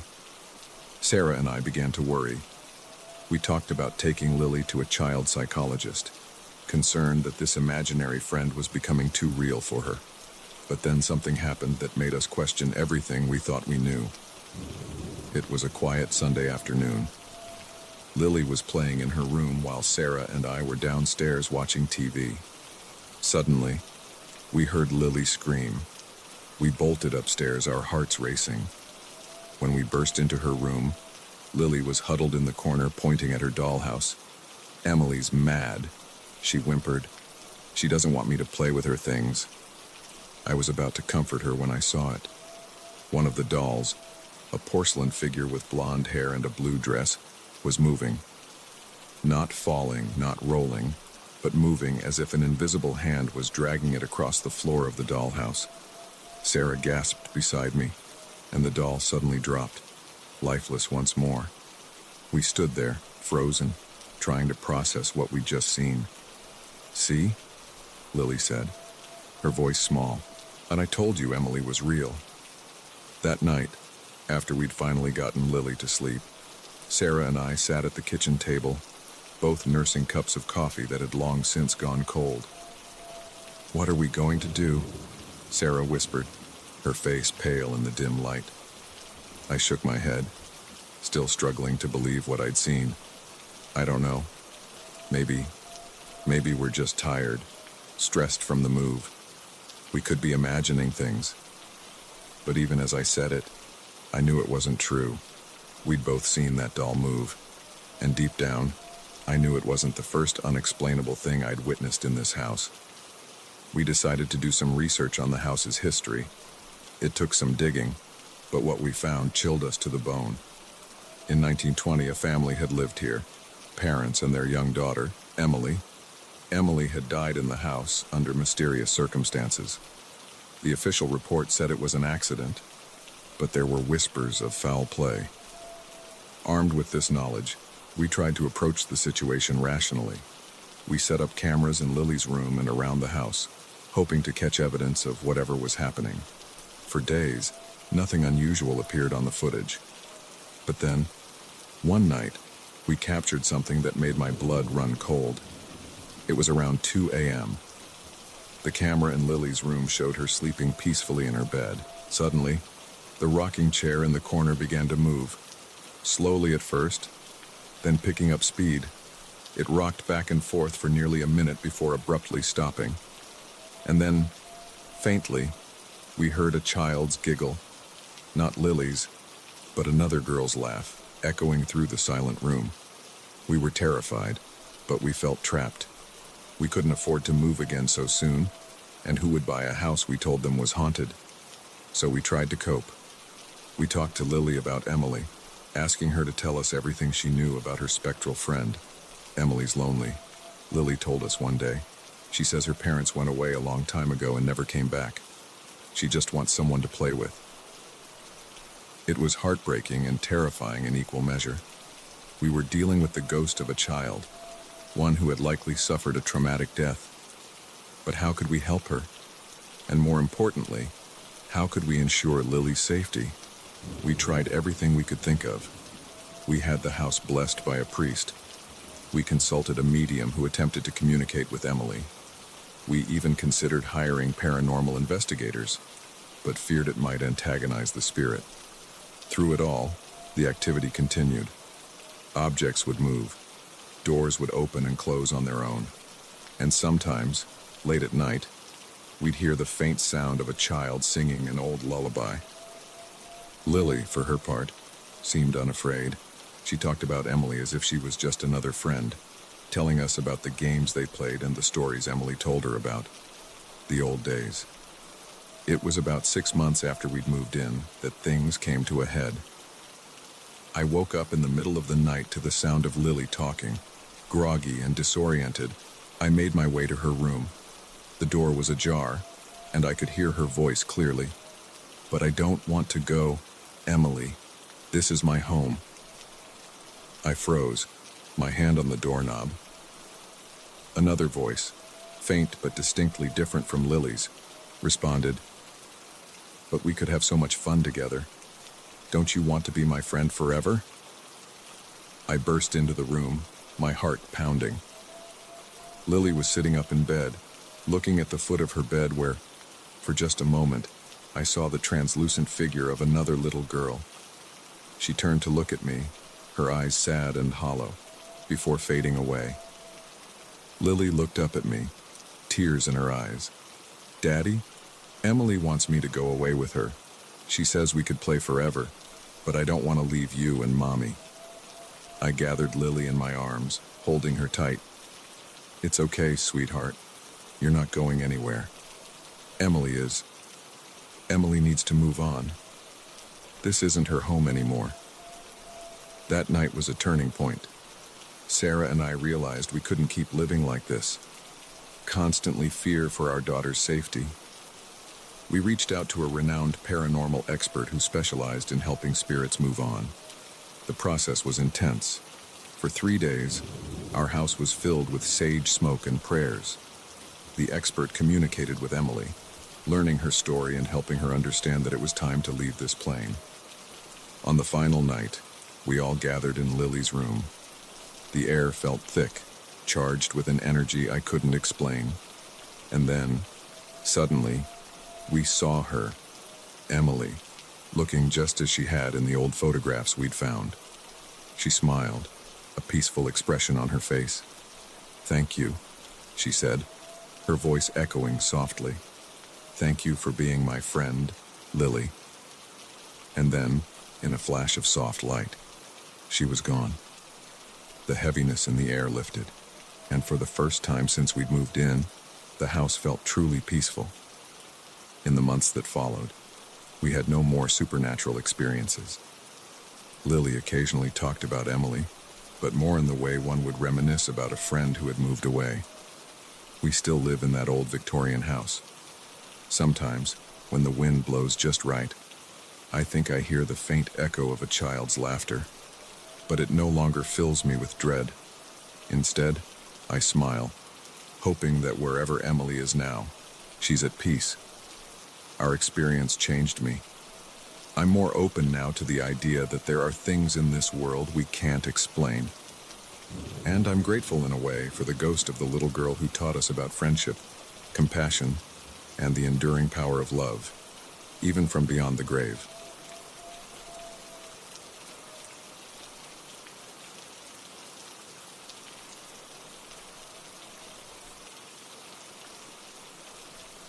The moment I saw him standing in my bedroom doorway, his silhouette etched against the hallway light, I knew I'd made a terrible mistake. The Airbnb host's smile, once welcoming, now seemed predatory in the midnight gloom. As he took a step forward, the floorboard creaking under his weight, I realized with horrifying clarity that this vacation rental had become my prison. It had all started innocently enough. I'd been planning this solo trip for months, a chance to get away from the hustle and bustle of city life and clear my head after a messy breakup. When I found the listing for a quaint cottage in a small coastal town, it seemed perfect. The photos showed a cozy interior, a beautiful garden, and a view of the ocean that took my breath away. The host, Mark, had excellent reviews praising his hospitality and local knowledge. I arrived on a sunny afternoon, the sea breeze carrying the scent of salt and wildflowers. Mark was there to greet me, all smiles and friendly chatter as he helped me with my bags. He was older than I expected, probably in his late 50s, with graying hair and laugh lines around his eyes that crinkled when he smiled. "Welcome to your home away from home," he said, opening the front door with a flourish. The cottage was even more charming in person, with whitewashed walls, a stone fireplace, and large windows that let in plenty of natural light. Mark gave me a quick tour, pointing out the amenities and offering suggestions for local attractions. "If you need anything at all, don't hesitate to ask," he said as he handed me the keys. "I'm just a phone call away." The first couple of days were blissful. I spent my time exploring the town, walking along the beach, and curling up with a good book in the cottage's reading nook. It was exactly the peaceful getaway I had hoped for. But on the third day, things started to change. I returned from a hike to find Mark in the cottage, watering the plants. He seemed surprised to see me, though he quickly covered it with a smile. "Oh, hello there. Hope you don't mind me popping in. Just wanted to make sure the plants were taken care of." I assured him it was fine, but something about the encounter left me uneasy. I couldn't shake the feeling that he had been looking through my things. The next day, it happened again. This time, he said he was checking the heating system. The day after that, he was just in the neighborhood and wanted to make sure I had enough towels. Each time, His visits seemed to last a little longer. He'd ask questions about my life, my job, my relationship status. At first, I wrote it off as friendliness, maybe loneliness.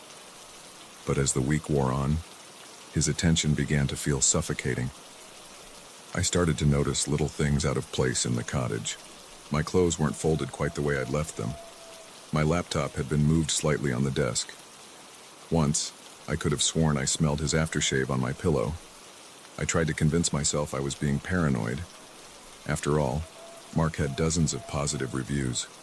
Surely if he was creepy or inappropriate, someone would have mentioned it. But the uneasy feeling in the pit of my stomach grew with each passing day. On the 6th night of my stay, I woke up around 2 a.m., thirsty and disoriented. As I stumbled to the kitchen for a glass of water, I froze. There, silhouetted in the moonlight streaming through the window, was a figure standing in the garden, staring at the cottage. Even in the darkness, I recognized Mark's stocky build and the outline of his baseball cap. My heart pounding, I ducked out of sight. What was he doing out there in the middle of the night? I waited, barely breathing, until I saw him turn and walk away. Sleep eluded me for the rest of the night. By morning, I had convinced myself that I must have been dreaming. Mark had been nothing but kind, if a bit overly attentive. Surely my imagination was running wild. But that afternoon, when he showed up unannounced again, I couldn't shake my unease. This time, he said he needed to check the smoke detectors. As he moved from room to room, I noticed how his eyes lingered on my personal belongings, how he seemed to be memorizing the layout of my suitcase. "You know," he said casually as he finished up, "I've really enjoyed having you here. It's not often I get such charming company." The way he said it, coupled with the look in his eyes, made my skin crawl. I mumbled something non-committal and practically pushed him out the door.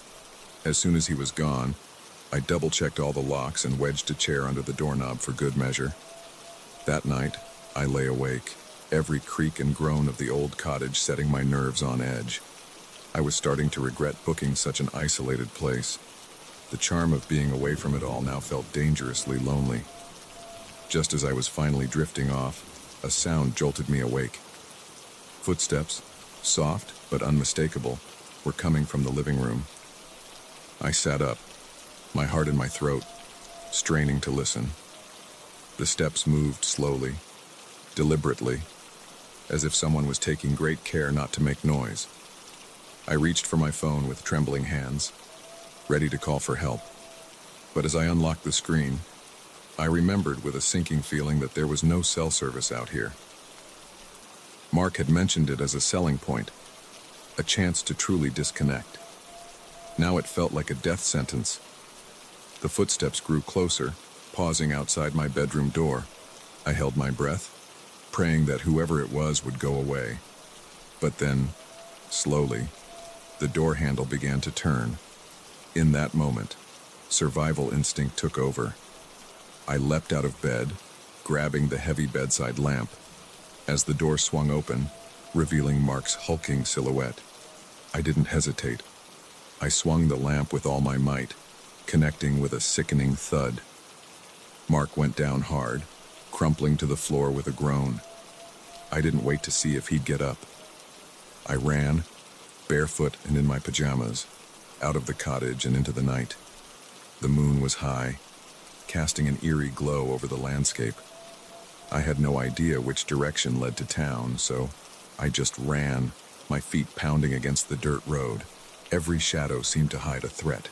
Every rustle in the bushes sent a fresh wave of terror through me. After what felt like hours but was probably only minutes, I saw lights in the distance. A gas station, still open despite the late hour. I burst through the door, startling the sleepy-looking clerk behind the counter. "Please," I gasped. "I need help. Someone broke into my rental cottage. I think he was going to..." I couldn't finish the sentence, the reality of what might have happened finally hitting me. The clerk, to his credit, didn't hesitate. He locked the door and called the police. As we waited for them to arrive, he gave me a bottle of water and a shock blanket from the first aid kit. When the police finally got there, I told them everything about Mark's increasingly frequent visits, the feeling of being watched, and finally, the break-in. They took my statement and sent officers to the cottage, but by the time they got there, Mark was gone. The investigation that followed revealed a horrifying truth. Mark wasn't the property owner at all. The real owner, an elderly woman who lived in another state, had no idea her property was being rented out. The man I knew as Mark had somehow gained access to the cottage and had been using it to lure in vulnerable travelers for months. They found hidden cameras throughout the cottage and evidence that other renters had stayed there, unaware they were being watched. In Mark's nearby home, they discovered a trove of stolen personal items, souvenirs from his victims. It took months of therapy before I could sleep through the night again. I still have nightmares about that shadowy figure in my doorway, about what might have happened if I hadn't woken up when I did. The experience changed me. I'm more cautious now, more aware of the potential dangers lurking behind friendly smiles and 5-star reviews. But I refuse to let fear control my life. I still travel, still explore new places. I just do it with open eyes and a healthy dose of skepticism. As for Marky, he was eventually caught trying to set up a similar scheme in another town. He's serving time now. But sometimes I wonder about the other victims, the ones who might not have been as lucky as me. I hope they've found peace. And I hope my story serves as a warning to others. Because the truth is, sometimes the most dangerous predators are the ones who seem the most harmless. They hide behind welcoming smiles and offers of hospitality, waiting for the perfect moment to strike. But if we stay alert, if we trust our instincts, we can spot them before it's too late. And maybe, just maybe, we can turn the tables on them, transforming from potential victims into survivors who live to tell the tale.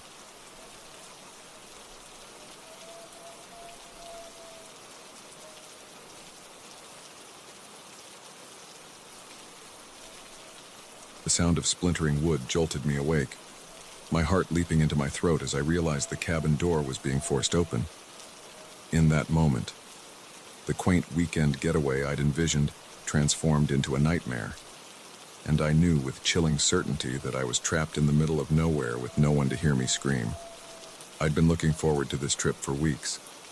The stress of my job in the city had been slowly eating away at me, and when I stumbled across an ad for a secluded cabin rental, it seemed like the perfect escape. Unplug and unwind, the listing had promised. Just you and nature. Now, as I huddled in the darkness, those words took on a sinister new meaning. The drive out had been long but beautiful. I watched as towering skyscrapers gave way to rolling hills and dense forests. The cabin itself was about an hour's drive from the nearest town, tucked away at the end of a winding dirt road. As I pulled up, I felt the tension in my shoulders start to ease. The cabin was everything I'd hoped for, rustic but charming, with a wide porch and windows that looked out over a stunning vista of trees and mountains. The owner, a gruff older man named Bill, met me there to hand over the keys and give me a quick tour. "Cell service is spotty out here," he warned as he was leaving. "Landline works if you need it, though. Enjoy your stay." With a wave, he was gone, leaving me alone with the whisper of wind through the trees and the promise of peace and quiet. The first day was blissful. I hiked, read books on the porch, and watched a stunning sunset paint the sky in shades of orange and pink. As night fell, I built a fire in the old stone fireplace and settled in with a glass of wine, feeling more relaxed than I had in months. It wasn't until the second night that things started to feel off. I was washing dishes after dinner when I caught a glimpse of movement outside the kitchen window. Just for a second, I could have sworn I saw a figure dart between the trees at the edge of the clearing. I peered out into the darkness, but there was nothing there, just shadows and stillness. I tried to shake it off, telling myself it was probably just a deer or some other woodland creature. But I couldn't quite quell the unease that had taken root in the pit of my stomach. I double-checked the locks on the doors and windows before going to bed that night. Sleep didn't come easily. Every creak of the old cabin, every rustle of leaves outside, had me on edge. I dozed fitfully, drifting in and out of uneasy dreams. And then, sometime in the early hours of the morning, I heard it, the unmistakable sound of footsteps on the porch. My eyes flew open, heart pounding. I lay perfectly still, straining my ears. The steps were slow, deliberate, moving from one end of the porch to the other. Then silence.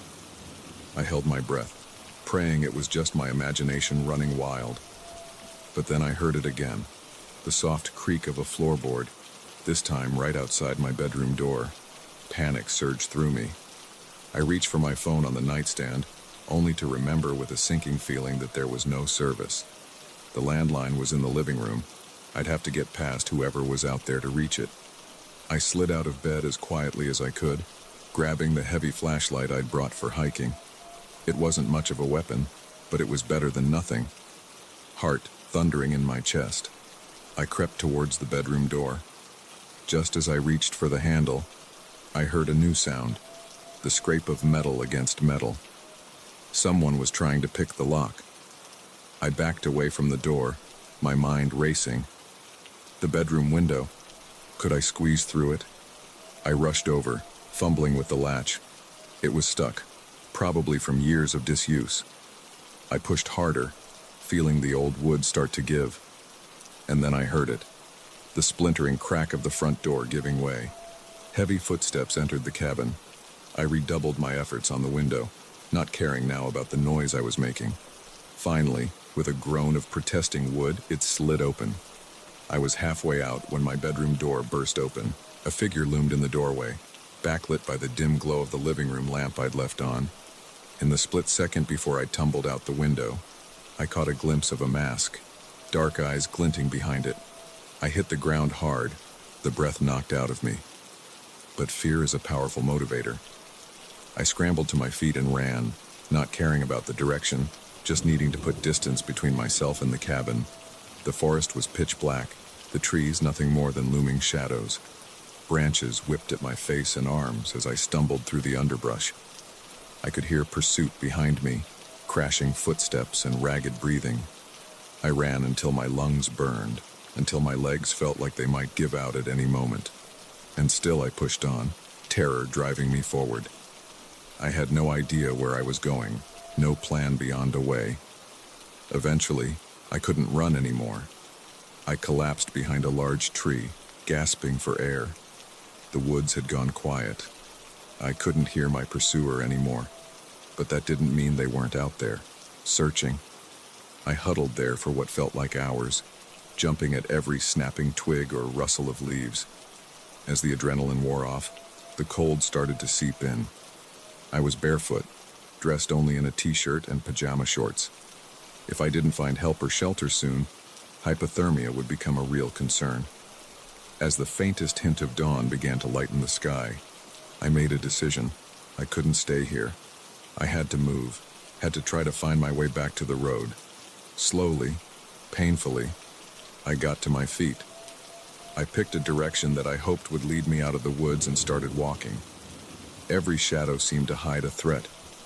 More than once, I froze at what I thought was the sound of footsteps, only to realize it was just my own paranoia playing tricks on me. The sun was fully up by the time I finally stumbled onto a dirt road. I could have cried with relief. I started down it, praying it would lead to help. After about a mile, I heard the most beautiful sound in the world. A car engine. An old pickup truck came around the bend, driven by an elderly man who looked startled to see me. He stopped, rolling down his window. "You all right, miss?" I must have looked a fright, dirty, scraped up, wild-eyed with fear and exhaustion. Through chattering teeth, I managed to explain what had happened. The man, bless him, didn't hesitate. He ushered me into his truck and drove straight to the local sheriff's office. What followed was a blur of police statements, cups of coffee, and shock blankets. They sent deputies out to the cabin, but by the time they arrived, there was no sign of the intruder. The front door had been forced open, just as I'd described, and they found muddy footprints throughout the house. But whoever had been there was long gone. They never caught who it was. The prevailing theory was that it was someone local who knew the cabin was usually empty and used it as a base for, well, I try not to think too hard about what they might have been planning. It took a long time before I felt safe again, before I could sleep through the night without jolting awake at every sound. I still love nature, still go hiking and camping, but I'm more cautious now. I always make sure someone knows where I am, and I never go anywhere truly isolated without a reliable way to call for help. Sometimes, on dark nights when the wind is whispering through the trees, I remember those terrifying hours in the woods. I remember the feeling of being hunted, of being utterly alone with no one to hear me if I screamed. And I'm grateful that I trusted my instincts, grateful that I found the strength to run, grateful that I survived to tell the tale. Because that's the thing about experiences like this, they change you. They show you what you're capable of when pushed to the brink. I'm not the same person I was before that night in the cabin. I'm stronger now, more aware, more alive. And if there's one thing I've learned, it's this. Sometimes the most beautiful, peaceful places can hide the darkest dangers. But if we stay alert, if we trust our gut and fight with everything we have, we can overcome even the most terrifying ordeals. So I'll keep exploring, keep seeking out those quiet, secluded spots. But now I do it with open eyes and a readiness to fight if I need to. Because the world is full of beauty and wonder, but it's also full of shadows. And sometimes, the only thing standing between us and those shadows is our own will to survive.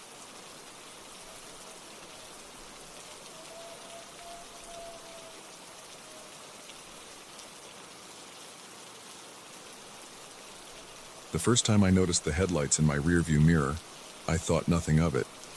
By the third time I changed direction and they were still there. A chill ran down my spine. As the empty highway stretched before me, a terrifying realization set in. This was no ordinary tailgater. Someone was hunting me, and I was running out of road. It had been a long day. I'd driven nearly 6 hours to attend my cousin's wedding in a small town I'd never heard of before the invitation arrived. The ceremony was beautiful, the reception lively, but as the night wore on, I couldn't shake the feeling that I needed to get back home. Maybe it was the way my ex kept trying to corner me for just a quick chatting-yow, or maybe it was the looming deadline for a project at work. Whatever the reason, I decided to make the drive back that night instead of staying over as I'd originally planned. I said my goodbyes around 11 p.m., hugging the happy couple and promising to visit again soon. The night air was crisp as I walked to my car, the stars brighter than I was used to seeing in the city. For a moment, I second-guessed my decision to leave. But then I remembered the mountain of work waiting for me, and I slid behind the wheel with a sigh. The first hour of the drive was uneventful. The roads were empty, which wasn't surprising given the late hour and rural location. I had my music playing softly, my mind wandering between thoughts of the wedding and the week ahead. It was around 12:30 a.m. when I first noticed the car behind me, just a pair of headlights in the distance, gradually getting closer. I didn't think much of it at first. This was the main highway. It made sense that there'd be other drivers, even at this hour. But as the minutes ticked by, I realized the car wasn't passing me. It maintained a steady distance, always there in my rearview mirror. Close enough that I could make out the shape of the vehicle, a dark sedan of some kind, but not close enough to read the license plate. I told myself I was being paranoid. It was just another driver heading in the same direction.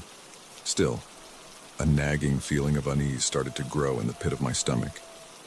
I decided to test my theory.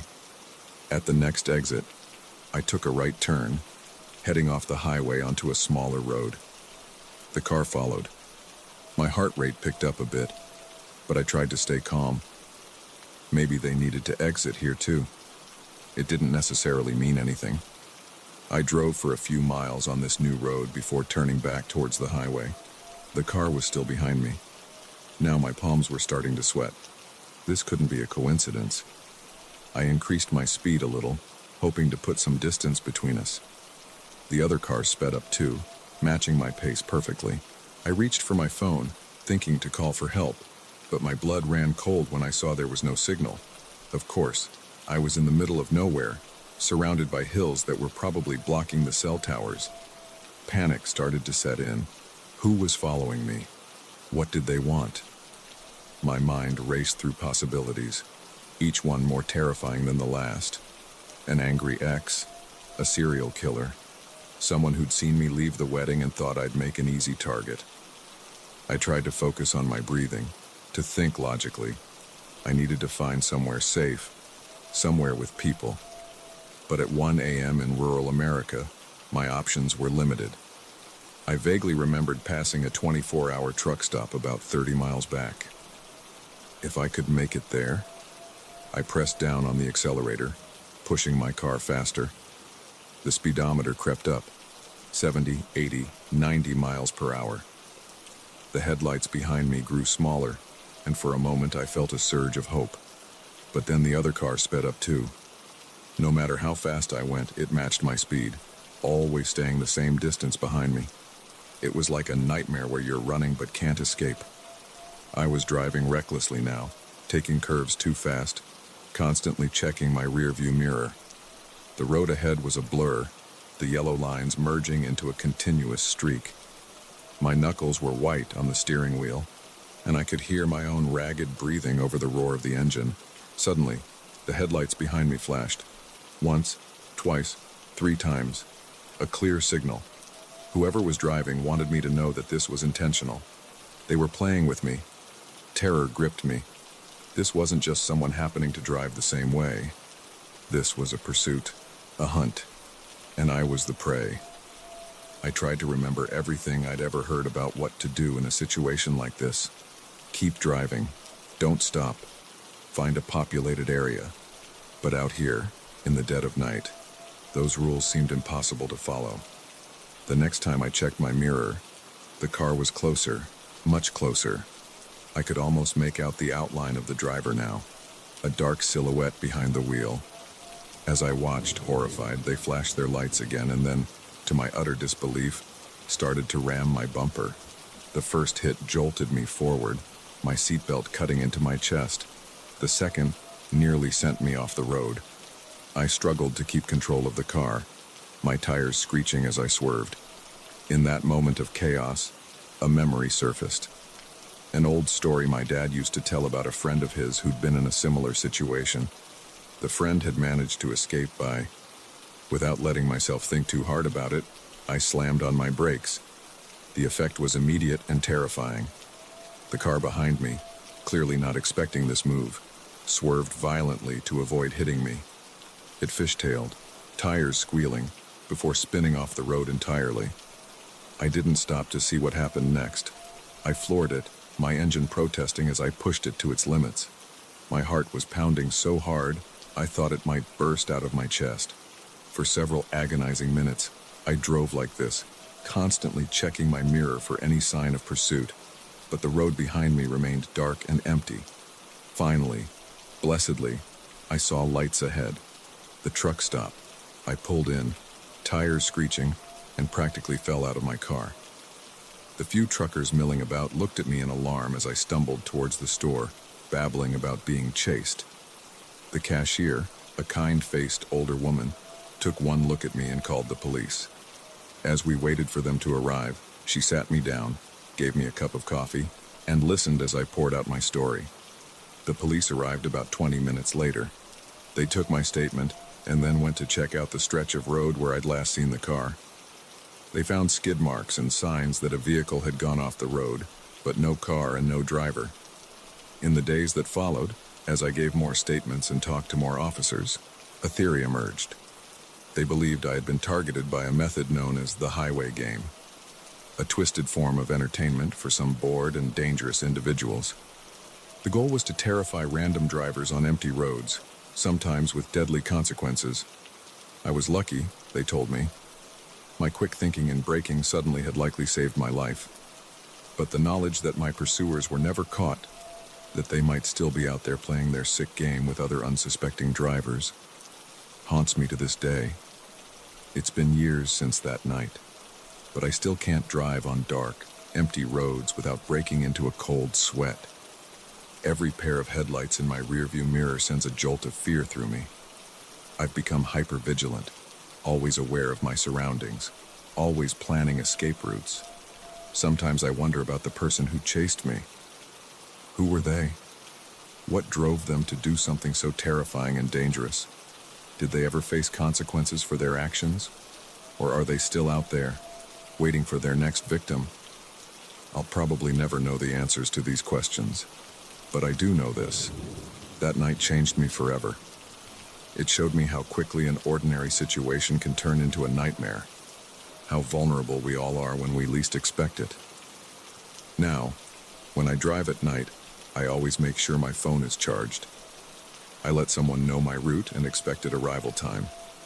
And I never, ever assume that a car following me is just going the same way. Because sometimes, the real monsters aren't hiding under the bed or in dark alleys. Sometimes, they're right behind you on an empty highway, their headlights burning in your rearview mirror, waiting for the perfect moment to strike.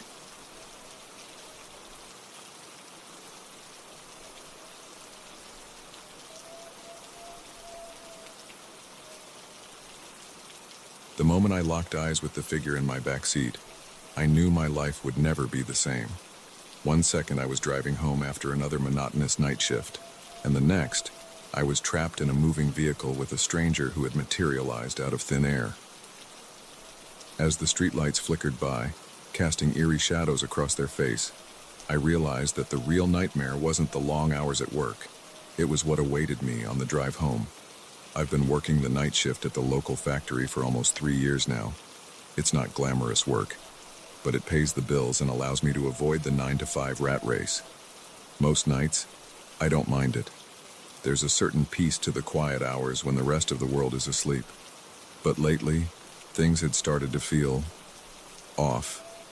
It started about a month ago. I was leaving work, trudging across the nearly empty parking lot to my car. The factory is on the outskirts of town, surrounded by empty fields and patches of scraggly woods. As I fumbled for my keys, I felt the hairs on the back of my neck stand up. You know that feeling when you're sure someone's watching you? It was like that, but amplified. I spun around, half expecting to see one of my co-workers trying to spook me. But there was no one there. Just the distant glow of the factory lights and the vast, empty darkness beyond. I shook it off, chalking it up to too much caffeine and too little sleep. But the feeling persisted. Night after night, as I left work, I couldn't shake the sensation of being observed. I started scanning the parking lot more carefully, my eyes straining to pierce the shadows. Sometimes, I thought I caught a glimpse of movement out of the corner of my eye, a flicker of something darting between cars or disappearing into the tree line. But whenever I looked directly, there was nothing. I mentioned it to a few coworkers, but they just laughed it off. "You're letting the graveyard shift get to you, man," they'd say. "Start getting some sun. You're turning into a vampire." Maybe they were right. Maybe I was just sleep-deprived and paranoid. But I couldn't shake the feeling that something was out there, waiting. About 2 weeks into this, I started noticing things in my car. Nothing major at first, just little things out of place. The rearview mirror adjusted slightly. The radio tuned to a station I never listened to. Once, I could have sworn I smelled cigarette smoke, even though I don't smoke and neither does anyone who rides in my car. I started double-checking my locks, even going so far as to change them, but it didn't help. The subtle signs of intrusion continued, becoming more bold. One night, I found muddy footprints on the floor mat of the passenger side. Another time, there was a half-eaten candy bar in the cup holder, a brand I never buy. I was starting to feel like I was losing my mind. I considered quitting my job, but in this economy, with my bills, it wasn't an option. So I endured, growing more anxious with each passing night. Then came the night that changed everything. It had been a particularly grueling shift. Equipment malfunctions had kept us working overtime, and by the time I clocked out, the sky was already lightening with the first hints of dawn. I was exhausted, my eyes gritty from lack of sleep. As I walked to my car, that familiar sensation of being watched washed over me. But this time, it was stronger than ever. I fumbled with my keys, my hands shaking slightly as I unlocked the door. As I slid into the driver's seat, I couldn't resist one last glance around the parking lot. Empty, as always. I started the car and began the drive home, my mind already on the shower and bed that awaited me. The roads were empty at this hour, the world still and quiet. I drove on autopilot, the familiar route requiring little thought. About halfway home, I stopped at a red light, one of those interminably long ones that seem to last forever when you're the only car around. As I waited, I absently glanced in the rearview mirror, and that's when I saw it, or rather, saw him. There was a man in my back seat. For a moment, I thought I must be hallucinating from exhaustion. I blinked hard, certain that when I opened my eyes, the back seat would be empty. But he was still there, a man I had never seen before, sitting calmly behind me as if he had every right to be there. He was ordinary looking in a way that was somehow more terrifying than if he'd been obviously menacing, middle-aged, with thinning hair and a forgettable face. He was dressed in nondescript clothing, a gray sweater, dark pants. He could have been anyone's neighbor or co-worker, except he was in my car, a car that had been empty when I got in, a car that I hadn't stopped driving. Our eyes met in the mirror, and he smiled. Not a threatening smile, but a pleasant one, as if we were old friends encountering each other unexpectedly. "Hello," he said, his voice surprisingly warm and normal. "I've been waiting a long time to meet you." I couldn't move, couldn't speak. My hands were frozen on the steering wheel, my foot hovering over the brake pedal. A distant part of my mind registered that the light had turned green, but I couldn't bring myself to care. "You're wondering how I got here," he continued, still smiling. "It's quite simple, really. I've always been here, watching, waiting. You just weren't ready to see me until now." A car horn blared behind me, shocking me out of my paralysis. Without thinking, I hit the gas, my car lurching forward. My mind was racing. What did he mean? He'd always been there. Was this the presence I'd been feeling all these weeks? "What do you want?" I managed to croak out, my eyes darting between the road and the rearview mirror. He chuckled, a sound that sent chills down my spine. "Want? Oh, I don't want anything. I'm just here to observe, to experience. You humans are so fascinating, you know. The way you live your lives, day in and day out, never realizing what's really out there." I swallowed hard, my throat dry. What are you?" His smile widened, and for a moment, I could have sworn his eyes glowed in the dim light of the car. "I'm many things. A traveler, an observer. Some might call me a ghost, or a demon, or an alien, but labels are so limiting, don't you think?" My hands were shaking on the steering wheel. I was driving aimlessly now, having long since passed my turn for home. Part of me wanted to stop the car, to run, but another part, a deeper, more primal part, knew that running wouldn't help. Whatever this being was, it could find me anywhere. "Why me?" I asked, hating how small and scared my voice sounded. He leaned forward, and I could feel his breath on the back of my neck. It was cold, far colder than it should have been. "Why not you? You were open to it, all those nights feeling watched, knowing something was there. You were reaching out, whether you realized it or not. And well, I answered. I shuddered, fighting the urge to close my eyes. I had to keep driving, had to stay in control of something, even if it was just the car. "What happens now?" I whispered. He sat back, and I felt like I could breathe again. Now we talk. Now you learn. There's so much more to this world than you know, my friend. So many layers of reality that you humans never see, but you will. Oh, you will."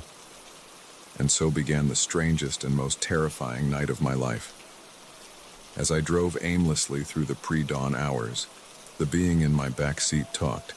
He spoke of dimensions beyond our own, of creatures that exist in the spaces between seconds.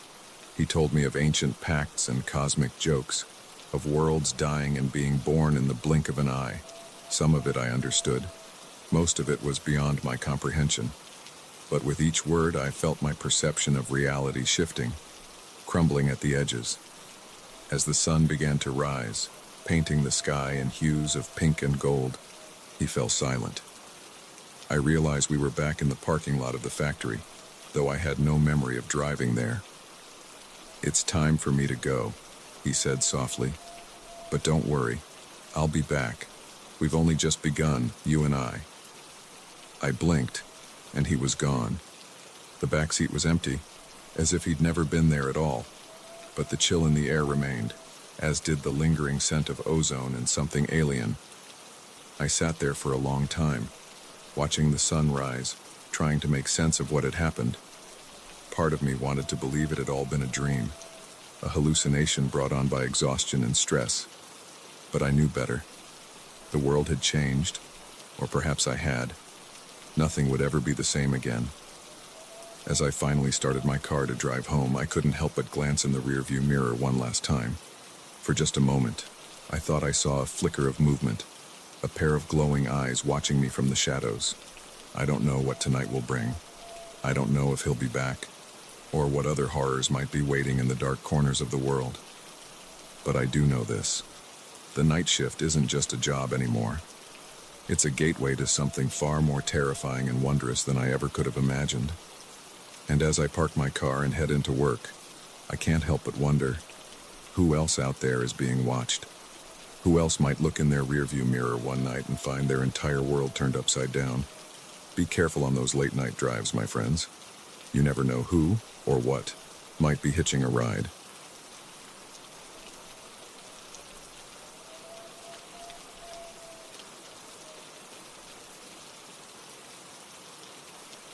The moment I saw those desperate eyes peering out from the van window, I knew my quick pit stop was about to turn into the longest night of my life. What I didn't realize was that it would also be the most dangerous, as I found myself caught between a victim crying for help and the sinister figures determined to keep their secret hidden. It had been a long day on the road. I'm a long-haul trucker, and I'd been driving for nearly 11 hours straight, pushing to make a deadline. The sun had set hours ago, and the highway stretched out before me, a ribbon of black punctuated by the occasional flicker of headlights from oncoming traffic. I was tired, the kind of bone-deep exhaustion that makes your eyes burn and your thoughts fuzzy. I knew I needed to stop soon, both to comply with regulations and to avoid becoming a danger to myself and others on the road. When I saw the sign for a rest area coming up, I decided to pull in for a quick break. The rest stop was like 100 others I'd seen across the country. A small parking lot, a couple of vending machines, and bathrooms that were probably best avoided if you had any other options. At this hour, it was nearly deserted. There were a couple of other trucks parked in the far corner, their drivers likely catching some sleep, and a single van parked closer to the main building. I pulled my rig into one of the oversized spots and cut the engine. The sudden silence was almost deafening after hours of road noise. I sat there for a moment, enjoying the stillness and stretching out the kinks in my back. As I was about to climb down from the cab, movement caught my eye. The van I'd noticed earlier, an older model, dark in color, seemed to rock slightly. At first, I thought maybe someone inside was just shifting around, trying to get comfortable. But then I saw a hand press against the back window. Something about that hand made me pause. It wasn't the casual movement of someone adjusting their position. This was deliberate, almost frantic. And then I saw the face. It was just for a second.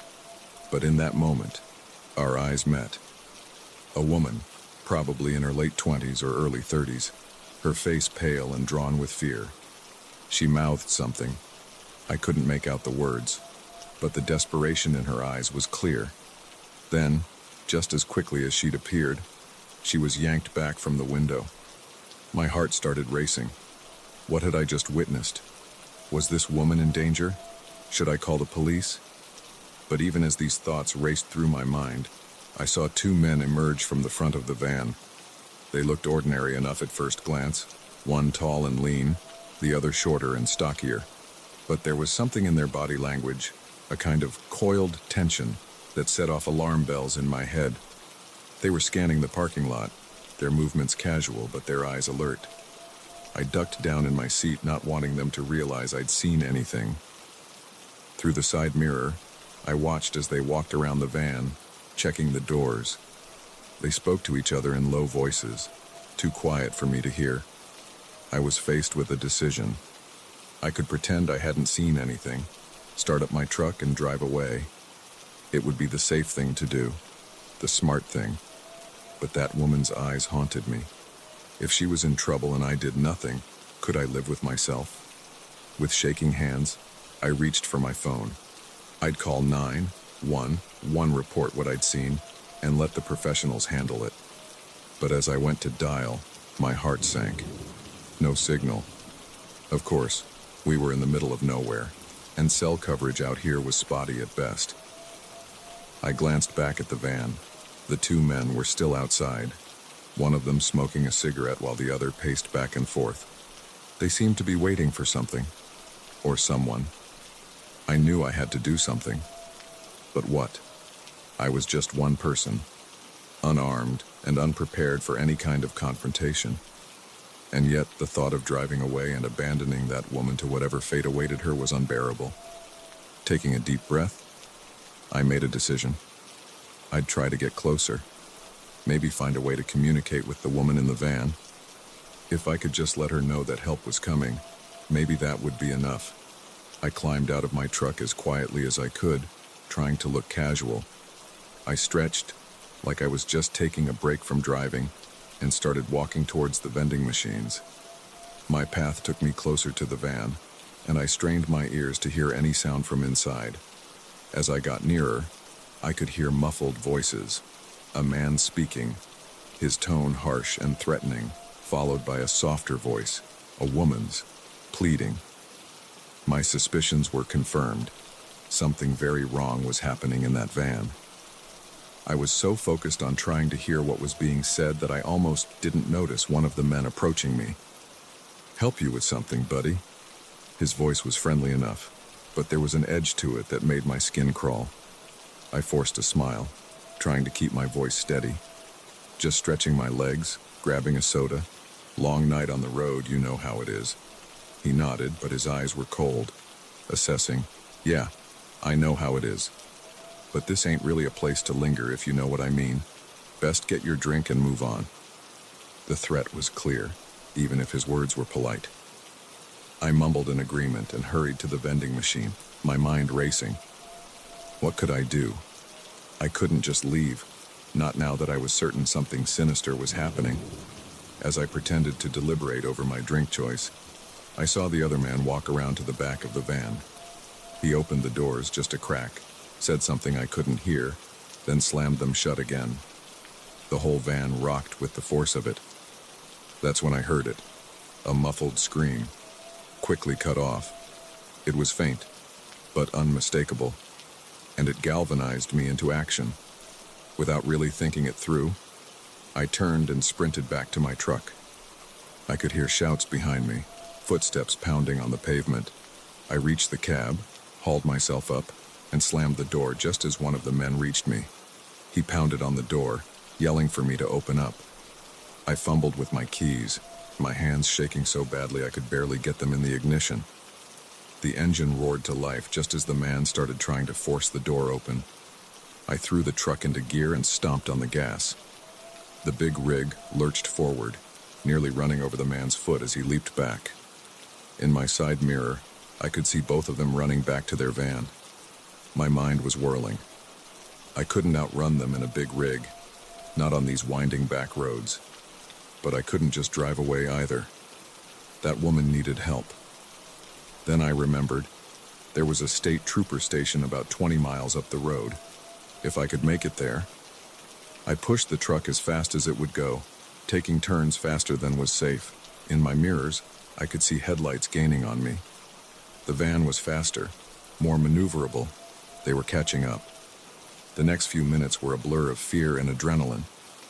The van tried to pull alongside me several times, but I swerved, using the size of my rig to force them back. At one point, I heard a loud bang. Were they shooting at me?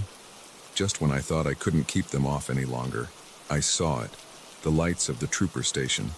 I laid on my horn, flashing my lights as I pulled into the parking lot. The van screeched to a halt at the entrance, then peeled away, disappearing into the night. What followed was a whirlwind of questions, statements, and action.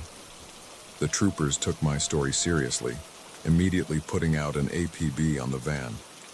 Within an hour, they'd found it abandoned on a side road about 10 miles away, and the woman, they found her, bound and gagged in the back. She'd been kidnapped 3 days earlier, snatched off the street in broad daylight. If I hadn't stopped at that rest area, if I hadn't noticed her, I don't like to think about what might have happened. In the days and weeks that followed, as the case unfolded in the media, I struggled with what I'd experienced, the fear, the doubt, the what-ifs, but mostly, I thought about how close I'd come to driving away, to minding my own business. It would have been easier, safer, but it wouldn't have been right. I still drive the long hauls, still stop at rest areas in the middle of the night. But now, I pay more attention. I look a little closer, listen a little harder, because you never know when you might be someone's only chance at salvation. And sometimes, the difference between being a bystander and a hero is just the courage to act.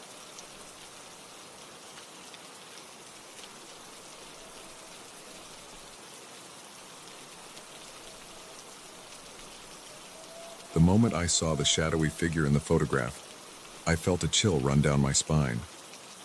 It wasn't there when I took the picture, I was sure of it. But as I stared at the Polaroid in my trembling hands, I couldn't deny the truth. Something impossible had found its way into my camera, and with each new photo, it was getting closer. I've always been a bit of a photography enthusiast. Nothing serious, just a hobby to pass the time.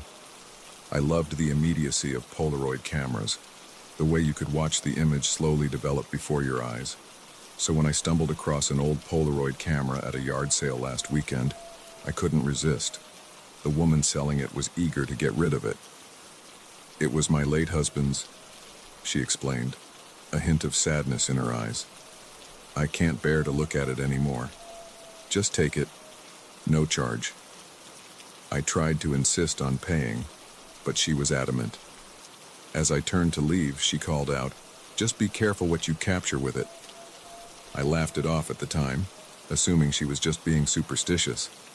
If only I had taken her warning seriously. The camera sat on my desk for a few days before I decided to test it out. It was a sunny afternoon, and I thought the bright light would be perfect for some test shots. I headed to the park near my apartment, the camera hanging around my neck. My first subject was an old oak tree, its gnarled branches reaching towards the sky. I framed the shot carefully, making sure to capture the play of sunlight through the leaves. The familiar whir of the camera was satisfying as it spit out the photo. I waved the Polaroid back and forth, watching as the image slowly appeared. The tree came into focus, looking exactly as I remembered it. But then, as the picture fully developed, I noticed something odd. There, just at the edge of the frame, was a dark shape.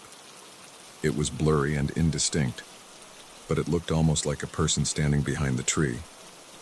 I frowned, looking up at the tree in front of me. There was no one there. I scanned the area around me, but the park was nearly empty. Just a couple joggers in the distance and a woman walking her dog. Must be a smudge on the lens, I muttered to myself, trying to shake off the uneasy feeling that had settled in my stomach. I decided to take another picture, this time of a nearby flower bed. As I waited for the image to develop, I found myself holding my breath. The flowers came into view, vibrant and colorful, and there, in the background, was the same dark figure. Only this time, it was closer, more defined. I could make out the vague shape of a head and shoulders. My heart started to race. This couldn't be a coincidence. I looked around wildly, half expecting to see someone standing nearby, but there was no one. With shaking hands, I raised the camera one more time, I pointed it at a park bench, my finger hesitating over the shutter button. Did I really want to see what would appear in this photo? But curiosity won out over fear, and I took the picture. As the image slowly appeared, I felt my blood run cold. The figure was there again, and this time it was unmistakable. A person, standing directly behind the bench. Their features were blurred, but I could make out dark, hollow eyes staring directly at the camera, directly at me. I dropped the camera, the Polaroid fluttering to the ground. This was impossible. I was alone in the park. There was no one behind that bench, and yet the evidence was right there in front of me. I gathered up the photos and the camera, shoving them into my bag. My hands were shaking so badly I could barely zip it closed. I practically ran home, constantly looking over my shoulder, half expecting to see the figure from the photos following me. Once safely in my apartment, I spread the photos out on my kitchen table. The progression was clear and terrifying. In each photo, the figure was closer, more defined. What would happen if I took another picture? Would it be right there, in the foreground? I couldn't sleep that night. Every time I closed my eyes, I saw those dark, hollow eyes staring back at me. The next morning, bleary-eyed and exhausted, I decided I needed answers.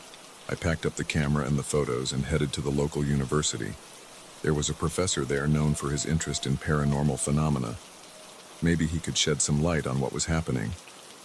Professor Harris listened patiently as I recounted my story, his eyes widening as he examined the photos. "Fascinating," he murmured, peering at the images through a magnifying glass. "I've heard of similar occurrences, but I've never seen such clear evidence." "What is it?" I asked, my voice barely above a whisper. "What's happening?"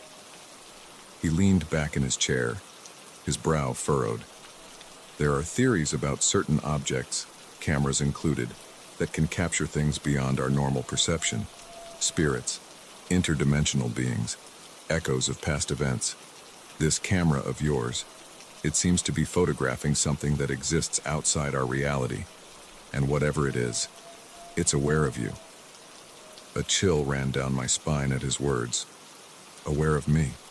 What does that mean?" "It's approaching you in each photo," he explained, pointing to the progression. "It's reacting to being photographed. I'd be very careful about using this camera again." I left his office with more questions than answers, the camera feeling like a lead weight in my bag. Part of me wanted to destroy it, to smash it to pieces and never think about it again. But another part, a part I wasn't proud of, was intensely curious. What would happen if I took just one more photo? That night, alone in my apartment, I found myself taking out the camera again. My hands were shaking as I raised it to my eye. "Just one more," I told myself. "One more photo and then I'll get rid of it." I pointed the camera at my living room, my finger hovering over the shutter button. For a long moment, I hesitated. Did I really want to see what would appear? Before I could change my mind, I pressed the button. The flash lit up the room, momentarily blinding me. As the Polaroid slid out, I felt a sense of dread wash over me. With trembling hands, I held the photo, watching as the image slowly appeared. At first, all I could see was my living room, exactly as it had been when I took the picture. But then, as the image fully developed, I saw it. The figure was there, standing in the center of my living room. It was no longer a vague, shadowy shape. I could see every detail with terrifying clarity. It was tall, inhumanly so, with limbs that were too long and bent at odd angles. Its skin was pale, almost translucent, stretched tight over a gaunt frame. But it was the face that made my blood run cold. Where there should have been eyes, there were only dark, empty sockets. Its mouth was a gash across its face, filled with pointed teeth, and it was smiling, a terrible, knowing smile that seemed to say, "I've found you." I dropped the photo, stumbling backward until I hit the wall. My heart was pounding so hard, I thought it might burst out of my chest. I couldn't tear my eyes away from the image on the floor. And then, in the corner of my eye, I saw movement. Slowly, hardly daring to breathe, I turned my head. There, standing in my living room, exactly where it had appeared in the photo, was the figure. It was motionless, those empty eye sockets fixed on me. As I watched, paralyzed with terror, its mouth began to open, wider and wider, until it seemed to split its head in half. I ran. I didn't stop to grab anything, didn't pause to put on shoes. I just ran, out of my apartment, down the stairs, and into the street. I ran until my lungs burned and my legs felt like they might give out. When I finally stopped, gasping for breath in a well-lit convenience store parking lot, I realized the truth of my situation. I couldn't go back. Whatever that thing was, it had found a way into our world through that camera, and now it had found me. I've been on the move ever since that night. I stay in cheap motels, never in one place for too long. I've thrown away my phone, cut up my credit cards, anything that might allow that thing to track me. But sometimes, late at night when the world is quiet, I swear I can hear the whir of a camera. And in the shadows, just at the edge of my vision, I catch glimpses of something tall and pale, with empty eyes and a mouth full of pointed teeth. I don't know how long I can keep running. I don't know if there's anywhere I can hide. All I know is that I should have listened to that old woman at the yard sale. I should have been careful about what I captured, because sometimes, when you take a picture, the picture takes you back.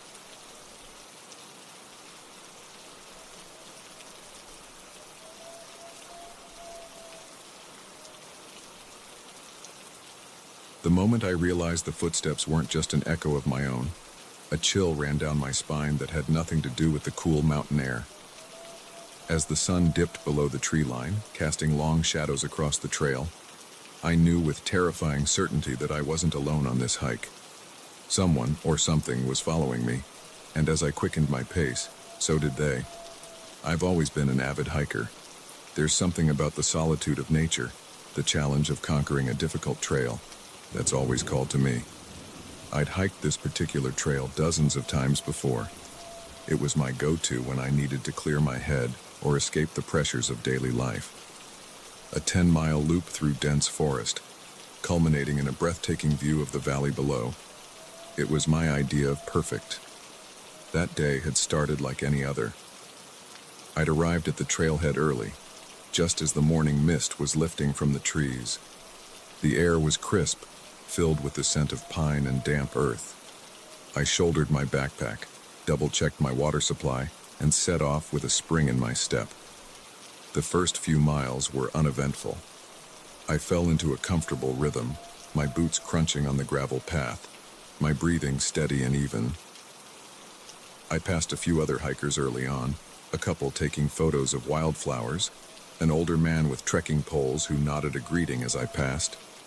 But as I ventured deeper into the forest, the trail grew quieter, more isolated. It was around the halfway point that I first noticed something off. I'd stopped to take a drink and admire a particularly stunning view when I heard it, the distinct sound of footsteps on the trail behind me. I turned, expecting to see another hiker, but the path was empty. The footsteps had stopped the moment I moved. I shrugged it off, assuming it was just an echo or my imagination playing tricks on me. But as I continued on, the feeling of being watched grew stronger. Every time I rounded a bend or crested a hill, I could have sworn I caught a glimpse of movement out of the corner of my eye. But whenever I turned to look directly, there was nothing there. The footsteps continued, always just far enough behind that I couldn't quite see their source. Sometimes they'd fade away entirely, only to start up again when I least expected it. I tried to rationalize it. Maybe it was an animal following at a distance, or perhaps the sound was carrying strangely in the dense forest. But deep down, I knew better. As the afternoon wore on, my unease grew. The friendly forest that I knew so well suddenly seemed menacing. Shadows seemed to move of their own accord, and every rustle of leaves set my nerves on edge. I picked up my pace, eager to complete the loop and get back to my car. But the faster I went, the closer the footsteps seemed to get. They were no longer trying to be stealthy. Whoever or whatever was behind me was gaining ground, and they wanted me to know it. By the time the sun began to set, I was nearly running. The trail had never seemed so long, so winding. My lungs burned and my legs ached, but fear drove me onward. The footsteps behind me had broken into a run as well, matching my pace step for step. Just when I thought I couldn't go on any longer, I saw it. The final bend in the trail that I knew led to the parking lot. Relief flooded through me. I was almost there, almost safe. I burst out of the tree line, my eyes frantically searching for my car. And there it was, right where I'd left it that morning. But something was wrong. Even from a distance, I could see that all 4 tires were flat, the rubber shredded as if by a knife or claws. I skidded to a halt, my mind reeling. This couldn't be happening. It had to be a coincidence. Maybe I'd run over something on the drive up, and all 4 tires had slowly leaked air throughout the day. But even as I tried to rationalize it, I knew the truth. Someone had done this deliberately. Someone had wanted to make sure I couldn't leave. The sound of footsteps behind me had stopped. Slowly, dread pooling in my stomach, I turned around. The trail was empty. No sign of my pursuer. But there, carved into the trunk of a tree at the edge of the clearing, was a crude symbol, a circle with an X through it. It looked fresh, the pale wood exposed beneath the bark still oozing sap. My hands shaking, I pulled out my phone. No signal, of course.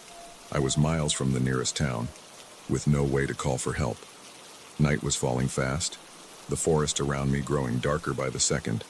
I knew I couldn't stay here, out in the open. But the thought of going back into those woods, with whatever had been following me still out there, was terrifying. In the end, survival instinct won out. I couldn't stay by my disabled car, exposed and vulnerable. I needed to find help, or at least a safe place to hole up until morning.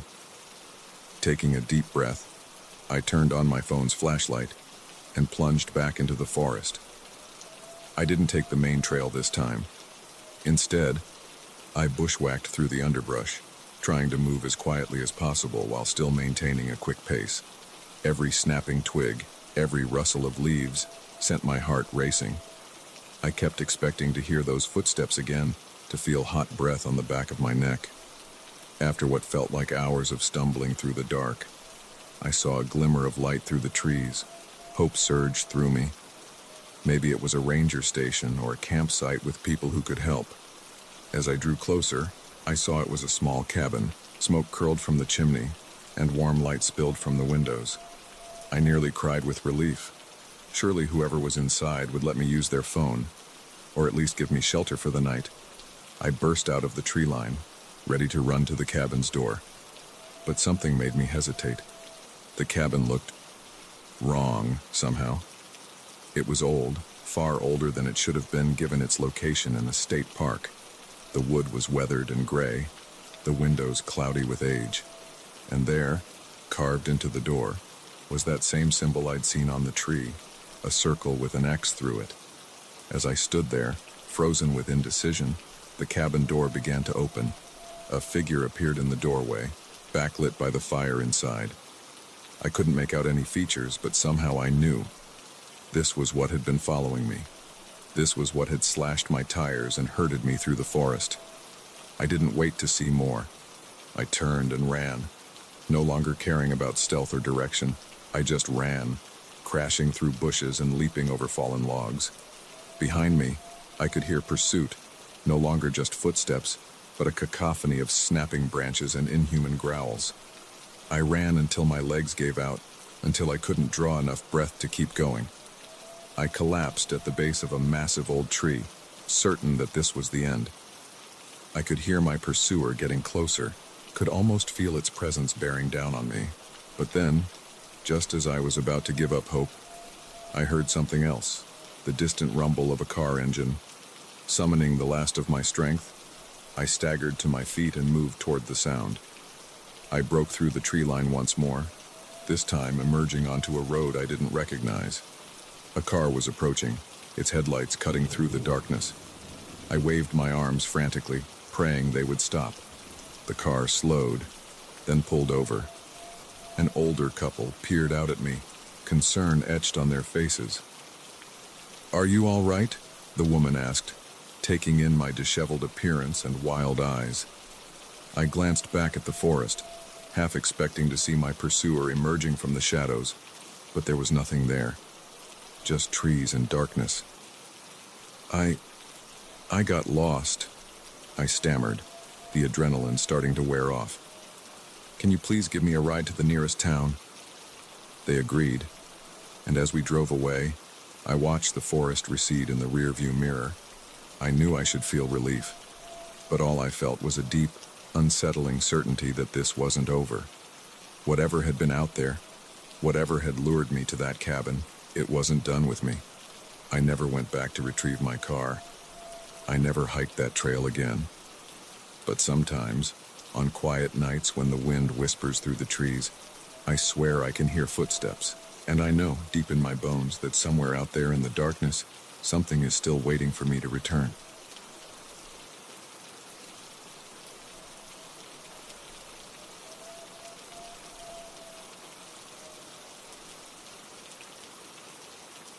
The moment I found him standing in my bedroom, his silhouette etched against the faint glow of streetlights filtering through my curtains, I knew I'd made a terrible mistake.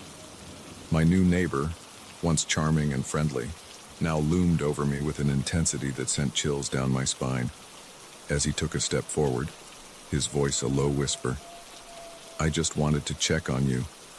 I realized with horrifying clarity that the locks on my doors meant nothing to someone who had wormed their way into my life so completely. It all started innocently enough. I'd just moved into my first apartment after graduating college, eager to start my new job and embrace the independence of adulthood. The building was nothing fancy, a modest complex on the outskirts of the city, but it was mine, and I was proud of it. I met Jake on my second day there. I was struggling with a box of books, trying to maneuver it up the stairs to my third-floor apartment, when he appeared beside me. "Need a hand with that?" he asked, flashing a warm smile. I gratefully accepted his help, and we chatted as we made our way up. Jake lived in the apartment next to mine, he told me.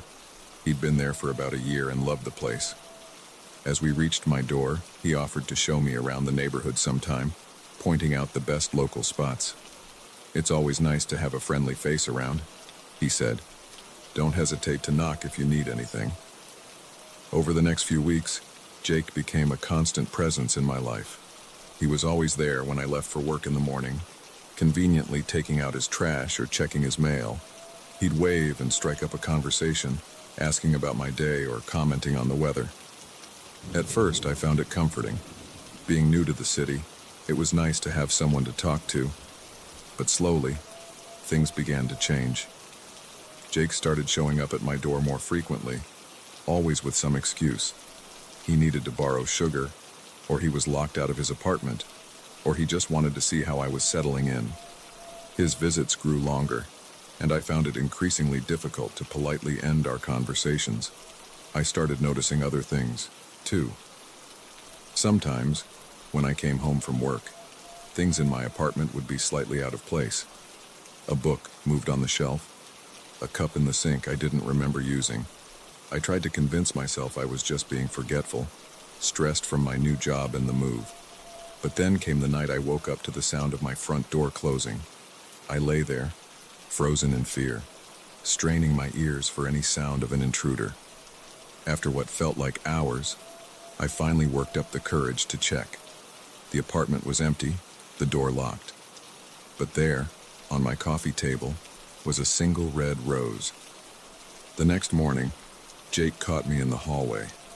"Sleep well?" he asked, his eyes searching my face intently. "I thought I heard some noise from your place last night. Wanted to check on you, but I figured you might be asleep." My blood ran cold. I mumbled something about having trouble sleeping and practically ran to my car. That day at work, I couldn't focus. My mind kept replaying Jake's words, the rose on my coffee table, the feeling of wrongness that had been growing for weeks. I decided to talk to the building manager. Surely, if Jake had a key to my apartment or was entering illegally, they'd want to know. But when I described my concerns, the manager looked confused. "I'm sorry," he said, "but there's no tenant named Jake in the building. The apartment next to yours has been empty for months." I felt like the floor had dropped out from under me. How was this possible? I'd seen Jake almost every day. We'd talked, shared meals. He'd been in my apartment in a daze. I drove home, my mind racing. Had I imagined it all? Was I having some kind of breakdown?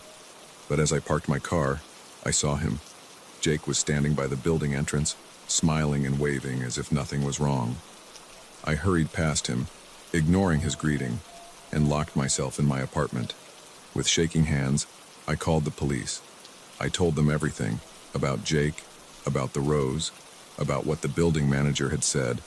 They promised to send someone to check it out. As I waited, I paced my apartment, jumping at every sound. The knock, when it came, made me nearly leap out of my skin. But it was the police, 2 officers looking stern and professional. They listened to my story again, then asked to speak with Jake. I led them to his apartment, my heart pounding. But when we knocked, an elderly woman answered the door. She'd lived there for years, she told the confused officers. She'd never heard of anyone named Jake. The police were sympathetic but skeptical. They suggested I might be under too much stress, that perhaps I should see a doctor.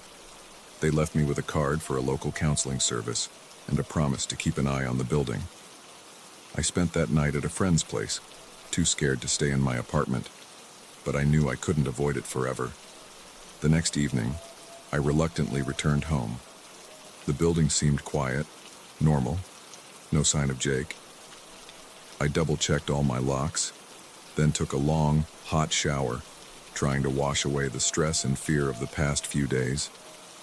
As I stepped out of the bathroom, wrapped in a towel, I froze. There, sitting on my bed, was Jake. "I was worried about you," he said, his voice soft. "You seemed upset yesterday. I just wanted to make sure you were okay." I couldn't move, couldn't breathe. How had he gotten in? How was he here when everyone said he didn't exist? "You're not real," I whispered, my voice shaking. "You can't be real." Jake's smile faltered, then returned, wider, and somehow wrong. "Oh, I'm very real," he said, standing up. "More real than you know, and we have so much to talk about." I ran. I didn't stop to grab clothes or my phone. I just ran, out of my apartment, down the stairs, and into the street. I ran until my lungs burned and my bare feet ached from the pavement. I ended up at the police station, hysterical and half naked. They took my statement again, sent officers to my apartment. But of course, they found nothing. No sign of forced entry, no evidence that anyone had been there.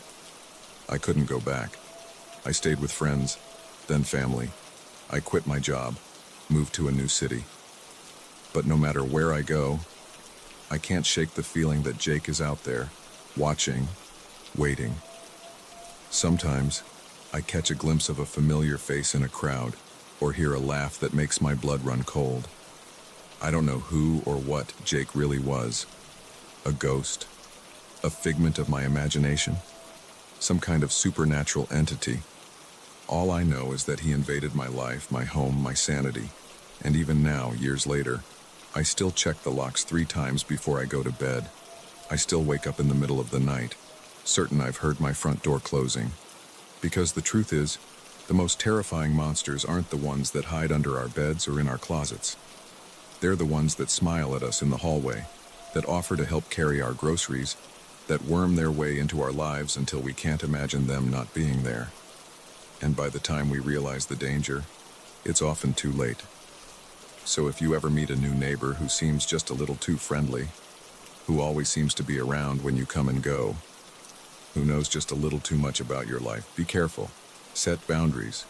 Trust your instincts, because you never know when the person next door might turn out to be something much more sinister than just a nosy neighbor. And whatever you do, don't invite them in, because once they're inside, it might be impossible to get them out again.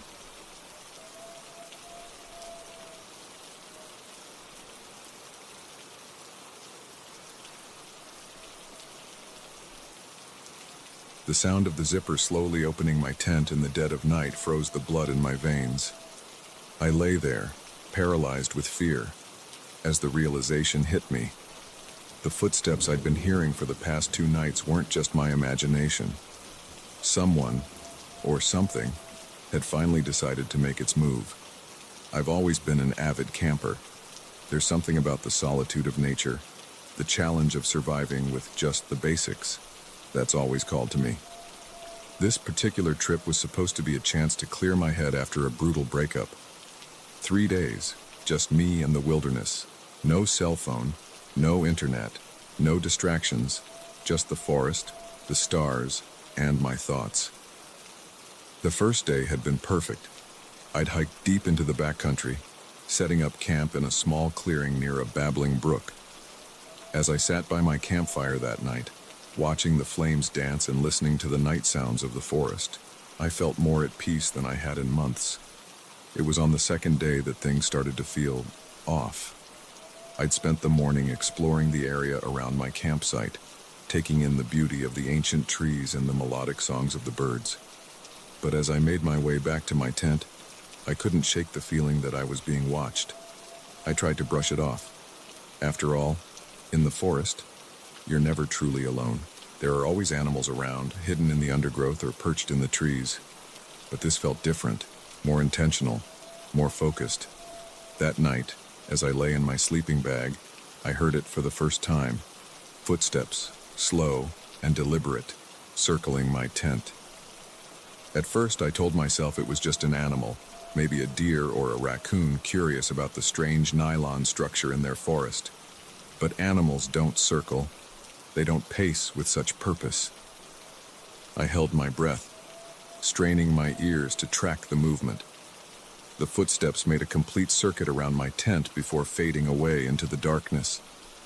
I barely slept that night, jerking awake at every snapping twig or rustling leaf. The third day dawned bright and clear, but I couldn't shake the unease that had settled over me. I thought about packing up and heading back to civilization, but something held me back. Pride, maybe, or the stubborn belief that I was just letting my imagination run wild. I spent the day close to camp, unable to muster the enthusiasm for another hike. As the sun began to set, casting long shadows through the trees, the forest seemed to grow unnaturally quiet. No birds sang, no squirrels chattered. It was as if the entire wood was holding its breath, waiting for something to happen.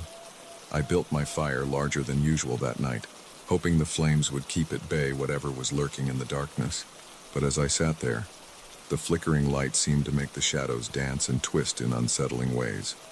More than once, I could have sworn I saw a figure standing just at the edge of the firelight, watching me. But whenever I looked directly, there was nothing there. Sleep, when it finally came, was fitful and filled with unsettling dreams. I woke several times, each time certain I'd heard those footsteps again, circling, always circling. But the sounds always faded as soon as I became fully conscious. It was in the deepest part of the night that it happened. I was jolted from a restless sleep by a sound I'd been dreading, the slow, deliberate tread of footsteps approaching my tent. This time, they didn't circle. They came directly to the entrance and stopped. For a long moment, there was nothing but silence. I lay there, my heart pounding so hard I was sure it must be audible, hardly daring to breathe. Then, ever so slowly, I heard the zipper of my tent begin to move. Panic surged through me. I wanted to scream, to run, but my body wouldn't respond. I was frozen, watching in horror as the entrance to my tent inched open. A shape appeared in the opening, darker than the night beyond. I couldn't make out any features, just a vague humanoid form blocking out the stars. As it began to enter the tent, I finally found my voice, and let out a terrified yell. The figure paused, then withdrew. I heard those footsteps again, quickly retreating into the forest. Without thinking, I lunged for my flashlight and burst out of the tent, desperate to see what had been stalking me. The beam of my light cut through the darkness, illuminating trees and underbrush. For a moment, I saw nothing. Then, a movement caught my eye. Something large was moving through the forest, just at the edge of my light's reach. I caught a glimpse of pale, elongated limbs, a body too tall and thin to be human. Then it was gone, melting into the shadows between the trees. I didn't sleep again that night. I sat with my back against a tree, flashlight in one hand and my camping knife in the other, jumping at every sound. As soon as the first light of dawn broke through the trees, I packed up my camp with shaking hands and practically ran back to the trailhead. It wasn't until I was in my car, driving back toward civilization, that I allowed myself to really think about what had happened. What had been out there in the woods? What did it want? The rational part of my mind tried to explain it away. A bear, maybe, or just my imagination running wild in the solitude of the forest. But deep down, I knew better. Whatever had visited my camp that night wasn't anything natural. In the days and weeks that followed, I tried to put the experience behind me. I threw myself into work, into socializing, into anything that would keep my mind occupied. But at night, when everything was quiet, I'd find myself straining my ears, half expecting to hear those slow, deliberate footsteps circling my bedroom. I didn't go camping again for a long time after that. When I finally did work up the courage, I made sure to go with a group, to stay in designated campgrounds with other people around. But even then, I'd lie awake at night, listening, always listening.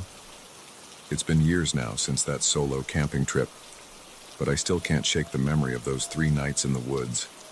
Sometimes, when I'm hiking or even just walking in a park, I'll get a prickle on the back of my neck, a certainty that I'm being watched.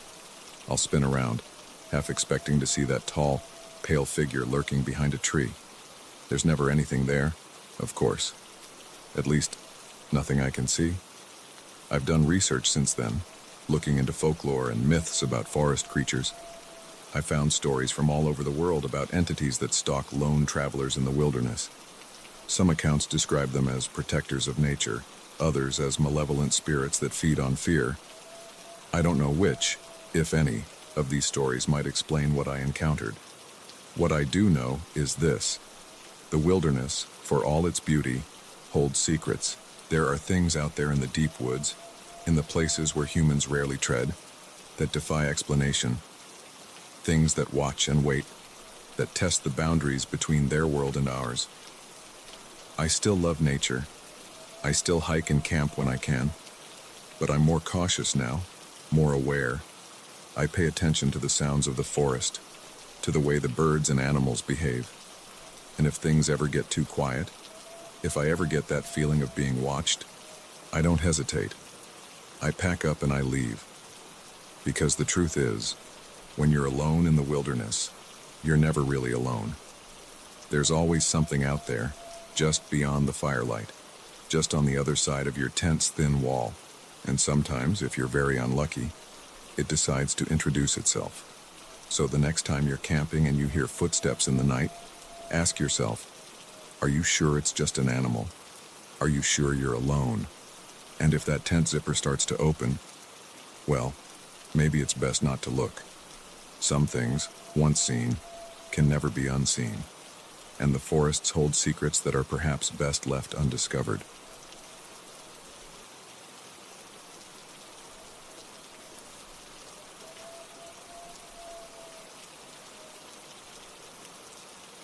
The moment I saw the muddy footprints leading from the previously locked door to the foot of my bed, I knew I wasn't alone in the house. As my eyes followed the trail, my blood ran cold. Someone had been standing over me while I slept, and I had no idea how long they'd been there or if they were still inside. I'd agreed to house sit for my friend Sarah while she was on a 2-week vacation in Europe. It seemed like the perfect opportunity. A beautiful home in a quiet neighborhood, far from the noise and chaos of my cramped city apartment. I'd been looking forward to the peace and quiet, a chance to work on my novel without distractions. But now, as I stared at those muddy footprints, I realized I'd invited something far more sinister than writer's block into my temporary sanctuary. The first few days had been blissful. I'd settled into a comfortable routine, waking early to write, taking breaks to tend to Sarah's lush garden, and ending each day with a glass of wine on the back porch, watching the sunset. The house was older, full of character with its creaky hardwood floors and antique fixtures. At night, it made the usual settling noises that old houses do, but nothing that alarmed me. It was on the fourth night that I first noticed something odd. I'd gone to bed early, tired from a particularly productive writing session. In the middle of the night, I woke up suddenly, unsure why. Unsure. The house was silent, but I had the strangest feeling that something had changed. I got up to check, but everything seemed in order. The doors were locked, the windows secure. Still, as I crawled back into bed, I couldn't shake the feeling that something was off. The next morning, I noticed that a book I'd left on the coffee table was now on the shelf. I frowned, trying to remember if I'd moved it before bed. I must have, I decided. I'd been so tired, it was entirely possible I'd done it without really registering the action. But then other things started happening. Small things, easy to dismiss individually, but unsettling when viewed as a pattern. A mug would be in the sink that I was sure I'd put in the dishwasher. The throw pillows on the couch would be arranged differently than I remembered leaving them. Once, I came downstairs in the morning to find the TV on, tuned to a static channel. I tried to rationalize it all. I was working hard on my novel, often writing late into the night. It was understandable that I might be a bit absent-minded, forgetting small actions or misremembering how I'd left things. But deep down, a growing sense of unease was taking root. Then came the night of the footprints. I'd gone to bed late, finally breaking through a stubborn bout of writer's block. The satisfaction of a good night's work had me sleeping deeply, more peacefully than I had in days. But when I woke up, that peace was shattered. The muddy footprints were unmistakable, leading from the back door, which I knew I'd locked, straight to my bedside. They stopped right next to where my head had been resting on the pillow. Whoever had made them had stood there, watching me sleep for who knows how long. Panic set in as I realized the intruder might still be in the house. I grabbed my phone, ready to call 911, but hesitated. What if they were still here? Would they hear me? My eyes darted around the room, searching for a weapon.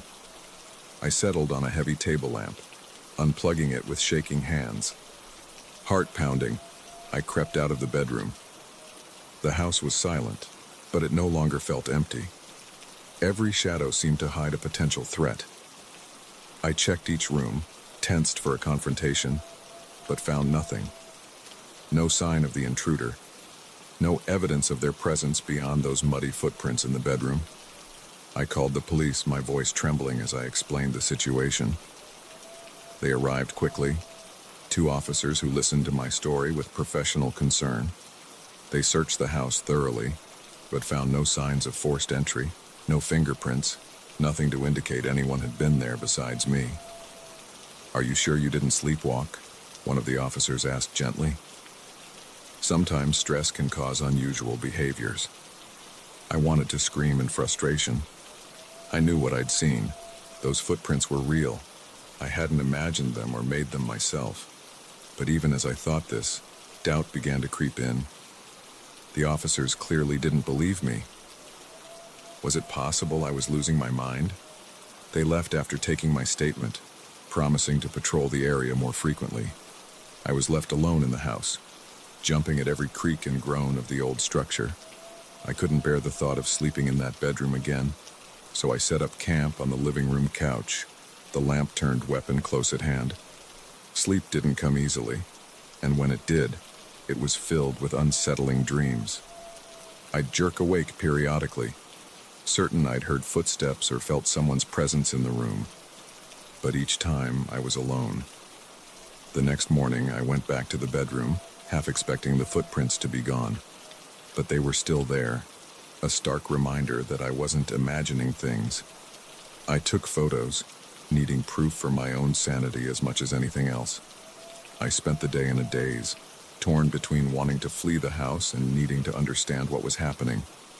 I couldn't leave. I'd promised Sarah I'd take care of her home. But how could I stay, knowing someone could get in at any time? As evening approached, I found myself growing more and more anxious. I double and triple checked all the locks, wedged chairs under doorknobs, and even set up a makeshift alarm system of precariously balanced pots and pans that would crash if any door was opened. Despite my exhaustion, I was determined to stay awake. I stationed myself in the living room, lights on, TV playing quietly for company. But sometime in the early hours of the morning, despite my best efforts, I dozed off. I woke with a start, immediately aware that something was wrong.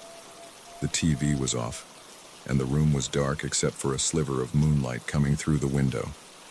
And there, silhouetted against that faint light, was a figure. I froze, unable to breathe, unable to move. The figure stood motionless, facing me. I couldn't make out any features, just a dark shape that seemed too tall, too thin to be human.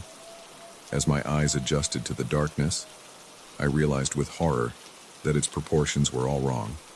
Arms too long, neck too stretched. For what felt like an eternity, we remained like that, me paralyzed on the couch, the figure looming in the shadows. Then, slowly, it began to move. Not toward me, as I'd feared, but toward the hallway. Its movement was unnatural, a gliding motion that seemed to defy physics. As it reached the edge of the moonlight, it turned its head. Too far. Much too far for a human neck to turn.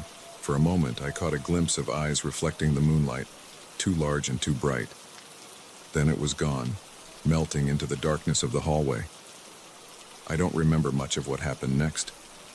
I must have run from the house, because I came to my senses sitting in my car, keys in the ignition, hands shaking too badly to turn them. I spent the rest of the night in that car, jumping at every shadow, waiting for dawn. When morning finally came, I forced myself to go back inside. I half expected the house to be in disarray, but everything was as I'd left it. Everything except a single muddy footprint in the hallway. A print that was too large, too oddly shaped to be human. I called Sarah that day and made up an excuse about a family emergency. I apologized profusely for leaving early, promised to send someone else to finish out the house-sitting job. She was understanding, concerned even, asking if everything was all right. I lied, saying it was nothing serious, just something I needed to handle. I never told her the truth. How could I? I barely believed it myself. All I knew was that I could never set foot in that house again. It's been years since that night, but I still have nightmares about that figure in the moonlight. I've tried to convince myself it was just a vivid dream, a hallucination brought on by stress and lack of sleep. But deep down, I know what I saw. Sometimes, late at night when the world is quiet, I find myself straining to hear footsteps. And sometimes, just sometimes, I catch a glimpse of something tall and thin out of the corner of my eye. Gone the moment I turn to look. I don't house sit anymore. I don't stay anywhere but my own home, where I know every creak and groan, where there are no surprises lurking in the shadows. Because I've learned that some things, once invited in, never truly leave. And sometimes, the most terrifying monsters are the ones that come to us in the night, standing silently, watching us sleep, leaving nothing but muddy footprints as proof of their visit.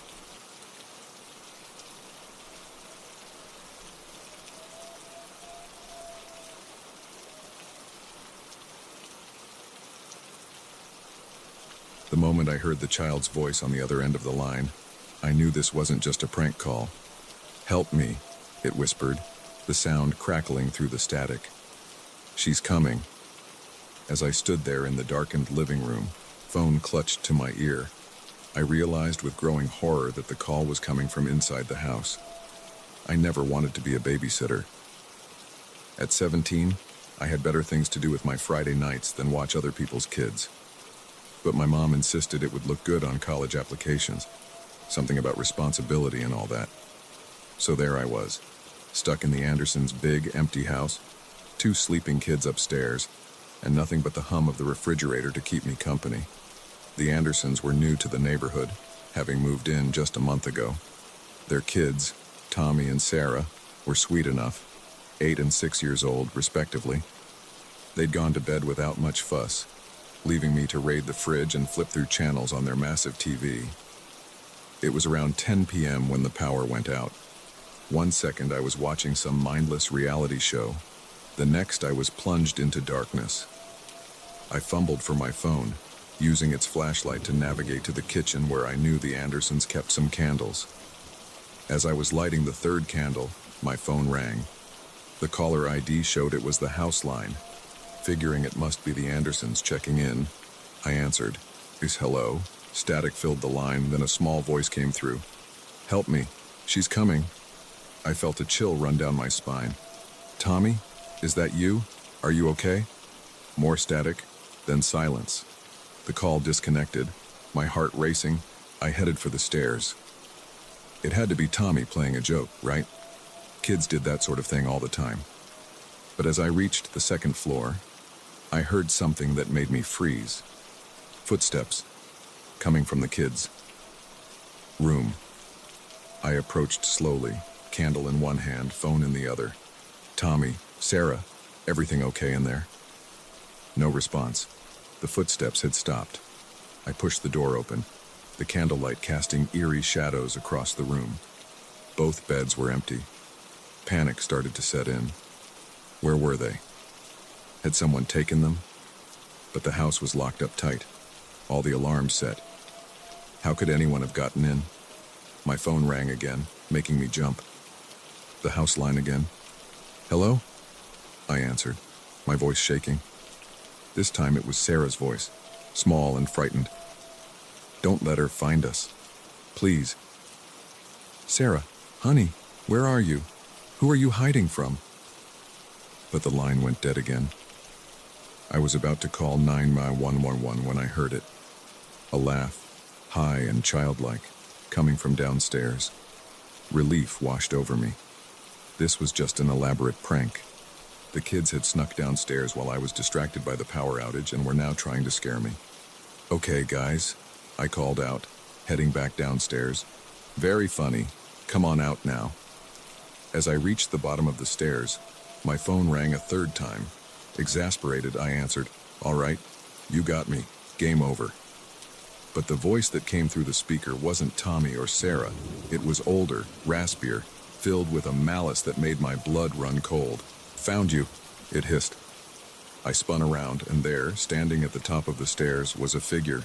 In the dim candlelight, I could make out the shape of a woman, but something was wrong. Her proportions were off, limbs too long and bent at odd angles. And her face, where there should have been eyes, there were only dark, empty sockets. I screamed, dropping both my phone and the candle. The flame guttered out, plunging me into darkness. I could hear the thing on the stairs moving, its joints popping and cracking as it descended. Blind with terror, I ran for the front door, but as I reached for the handle, a small hand grabbed mine. I yelped, jerking back. Shh! Tommy's voice came from the darkness. Don't open it. She'll get in. What? Tommy, we need to get out of here. We can't. Sarah's voice came from my other side. She's already here. She's always been here. My mind was reeling. None of this made sense. I fumbled for my phone, managed to turn on the flashlight. Tommy and Sarah stood on either side of me, their faces pale and drawn in the harsh light. But their eyes were wrong. Too dark, too knowing. What's going on? I demanded, my voice cracking. Who is that thing upstairs? Tommy tilted his head, regarding me with those unsettling eyes. She's the one who comes when the lights go out, the one who's been waiting in the walls. Sarah nodded solemnly. She's been so hungry, but Mom and Dad never let her out to play. Not until you came. A floorboard creaked behind me. I whirled around, the beam of my flashlight illuminating that twisted figure at the bottom of the stairs. Up close, I could see that what I'd thought was a dress was actually loose, gray skin, hanging off a skeletal frame. Its mouth opened in a grotesque parody of a smile, revealing rows of needle-sharp teeth. "Such a good babysitter," it rasped, its voice the same as the one from the phone, bringing fresh meat for us to play with. I looked back at the children, realization dawning.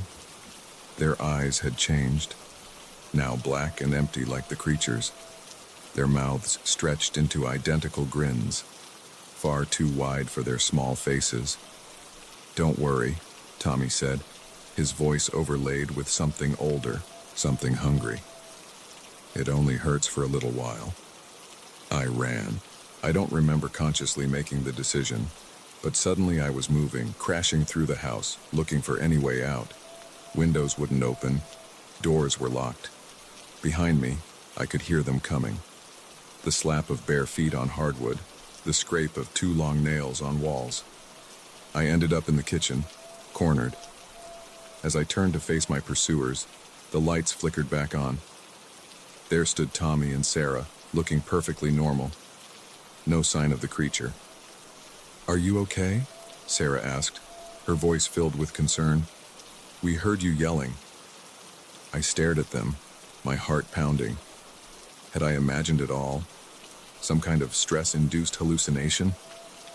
I thought I saw...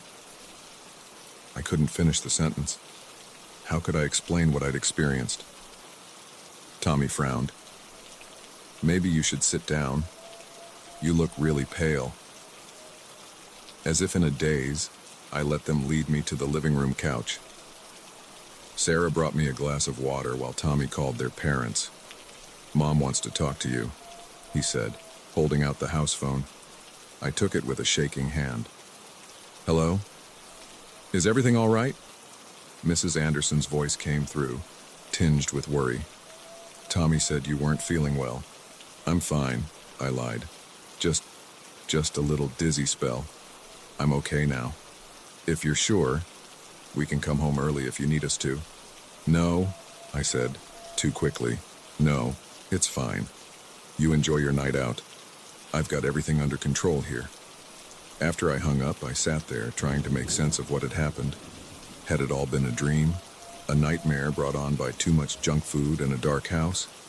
But as Tommy and Sarah sat down on either side of me, I felt a chill run down my spine. Their eyes, just for a moment, seemed to flicker, and in the reflection of the TV screen, I caught a glimpse of something tall and twisted standing behind the couch, its lipless mouth stretched in a terrible grin. "Don't worry," Sarah said, patting my hand. Her touch was ice cold. "We'll take good care of you." Tommy nodded, his smile too wide, too knowing.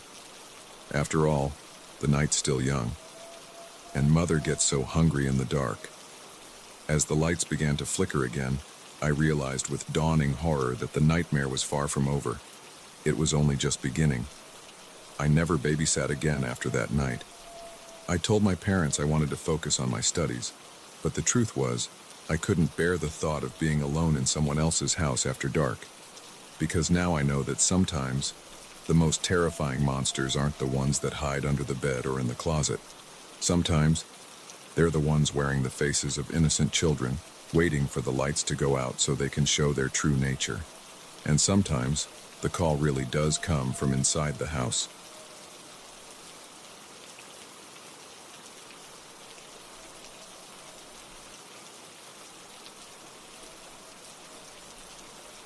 The moment I realized the hitchhiker wasn't going to leave my car, I felt a chill that had nothing to do with the rain pelting the windshield. His eyes, once pleading, now gleamed with a predatory intensity that made my blood run cold. As his hand moved slowly toward the door lock, I knew with sickening clarity that this act of kindness was about to turn into a nightmare. It had been a long day, and all I wanted was to get home. The rain had been relentless since noon, turning the normally scenic coastal highway into a treacherous ribbon of asphalt. I'd been driving for hours, my wipers struggling to keep up with the downpour. When I saw him, he was a solitary figure on the roadside, thumb out, hunched against the driving rain. In the glow of my headlights, he looked pathetic, soaked to the bone, his clothes clinging to a thin frame. I'd passed a sign a few miles back saying the next town was 30 miles away. In this weather, that was a death sentence for someone on foot. I'm not usually the type to pick up hitchhikers. My dad had drilled it into me from the moment I got my license. Never stop for strangers on the road, son. You never know who they might be. But something about this guy's desperation, combined with the brutal weather, made me hesitate. Before I could talk myself out of it, I was pulling over. The man ran to my passenger side and then I leaned over to open the door. Thank you, he said as he climbed in, water cascading off him onto my seats. You're a lifesaver, man. Literally. Up close, he looked to be in his late 20s or early 30s, scruffy beard, shaggy hair plastered to his head by the rain. His clothes were worn but not filthy. He didn't have the look of someone who'd been on the road for long. Where you headed? I asked, pulling back onto the highway. Just up to Millbrook, if that's okay, he said, naming a town about 20 miles ahead.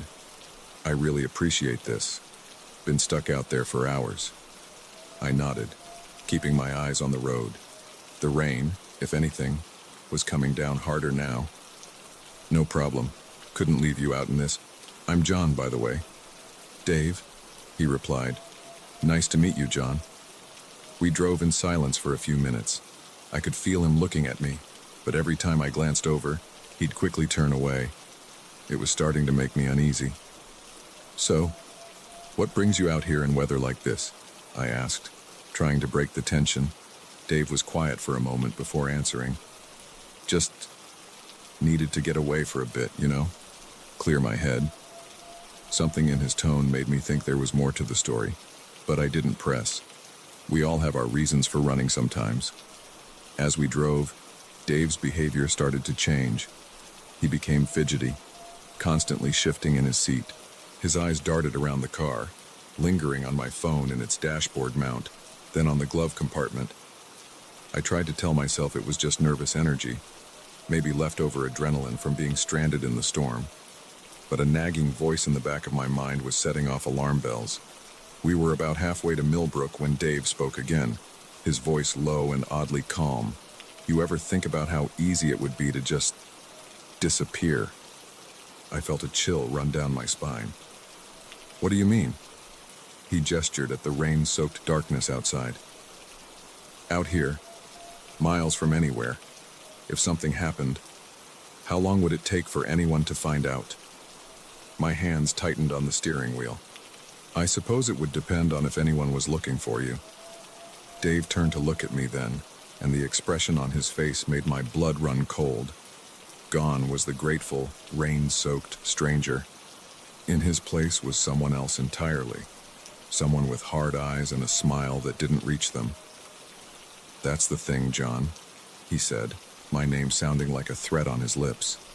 No one's looking for me, and I'm guessing no one knows you picked me up tonight, do they? I swallowed hard, trying to keep my voice steady. My wife's expecting me. She'll call the police if I don't get home soon. Dave's laugh was hollow. Nice try. But I saw you check your phone earlier. No wife texted you. No one's waiting up. He was right. I lived alone. Had for years since the divorce. But I wasn't about to let him know that. Look, I said, fighting to keep the fear out of my voice. We're almost to Millbrook. Why don't I just drop you off there and we can both go our separate ways?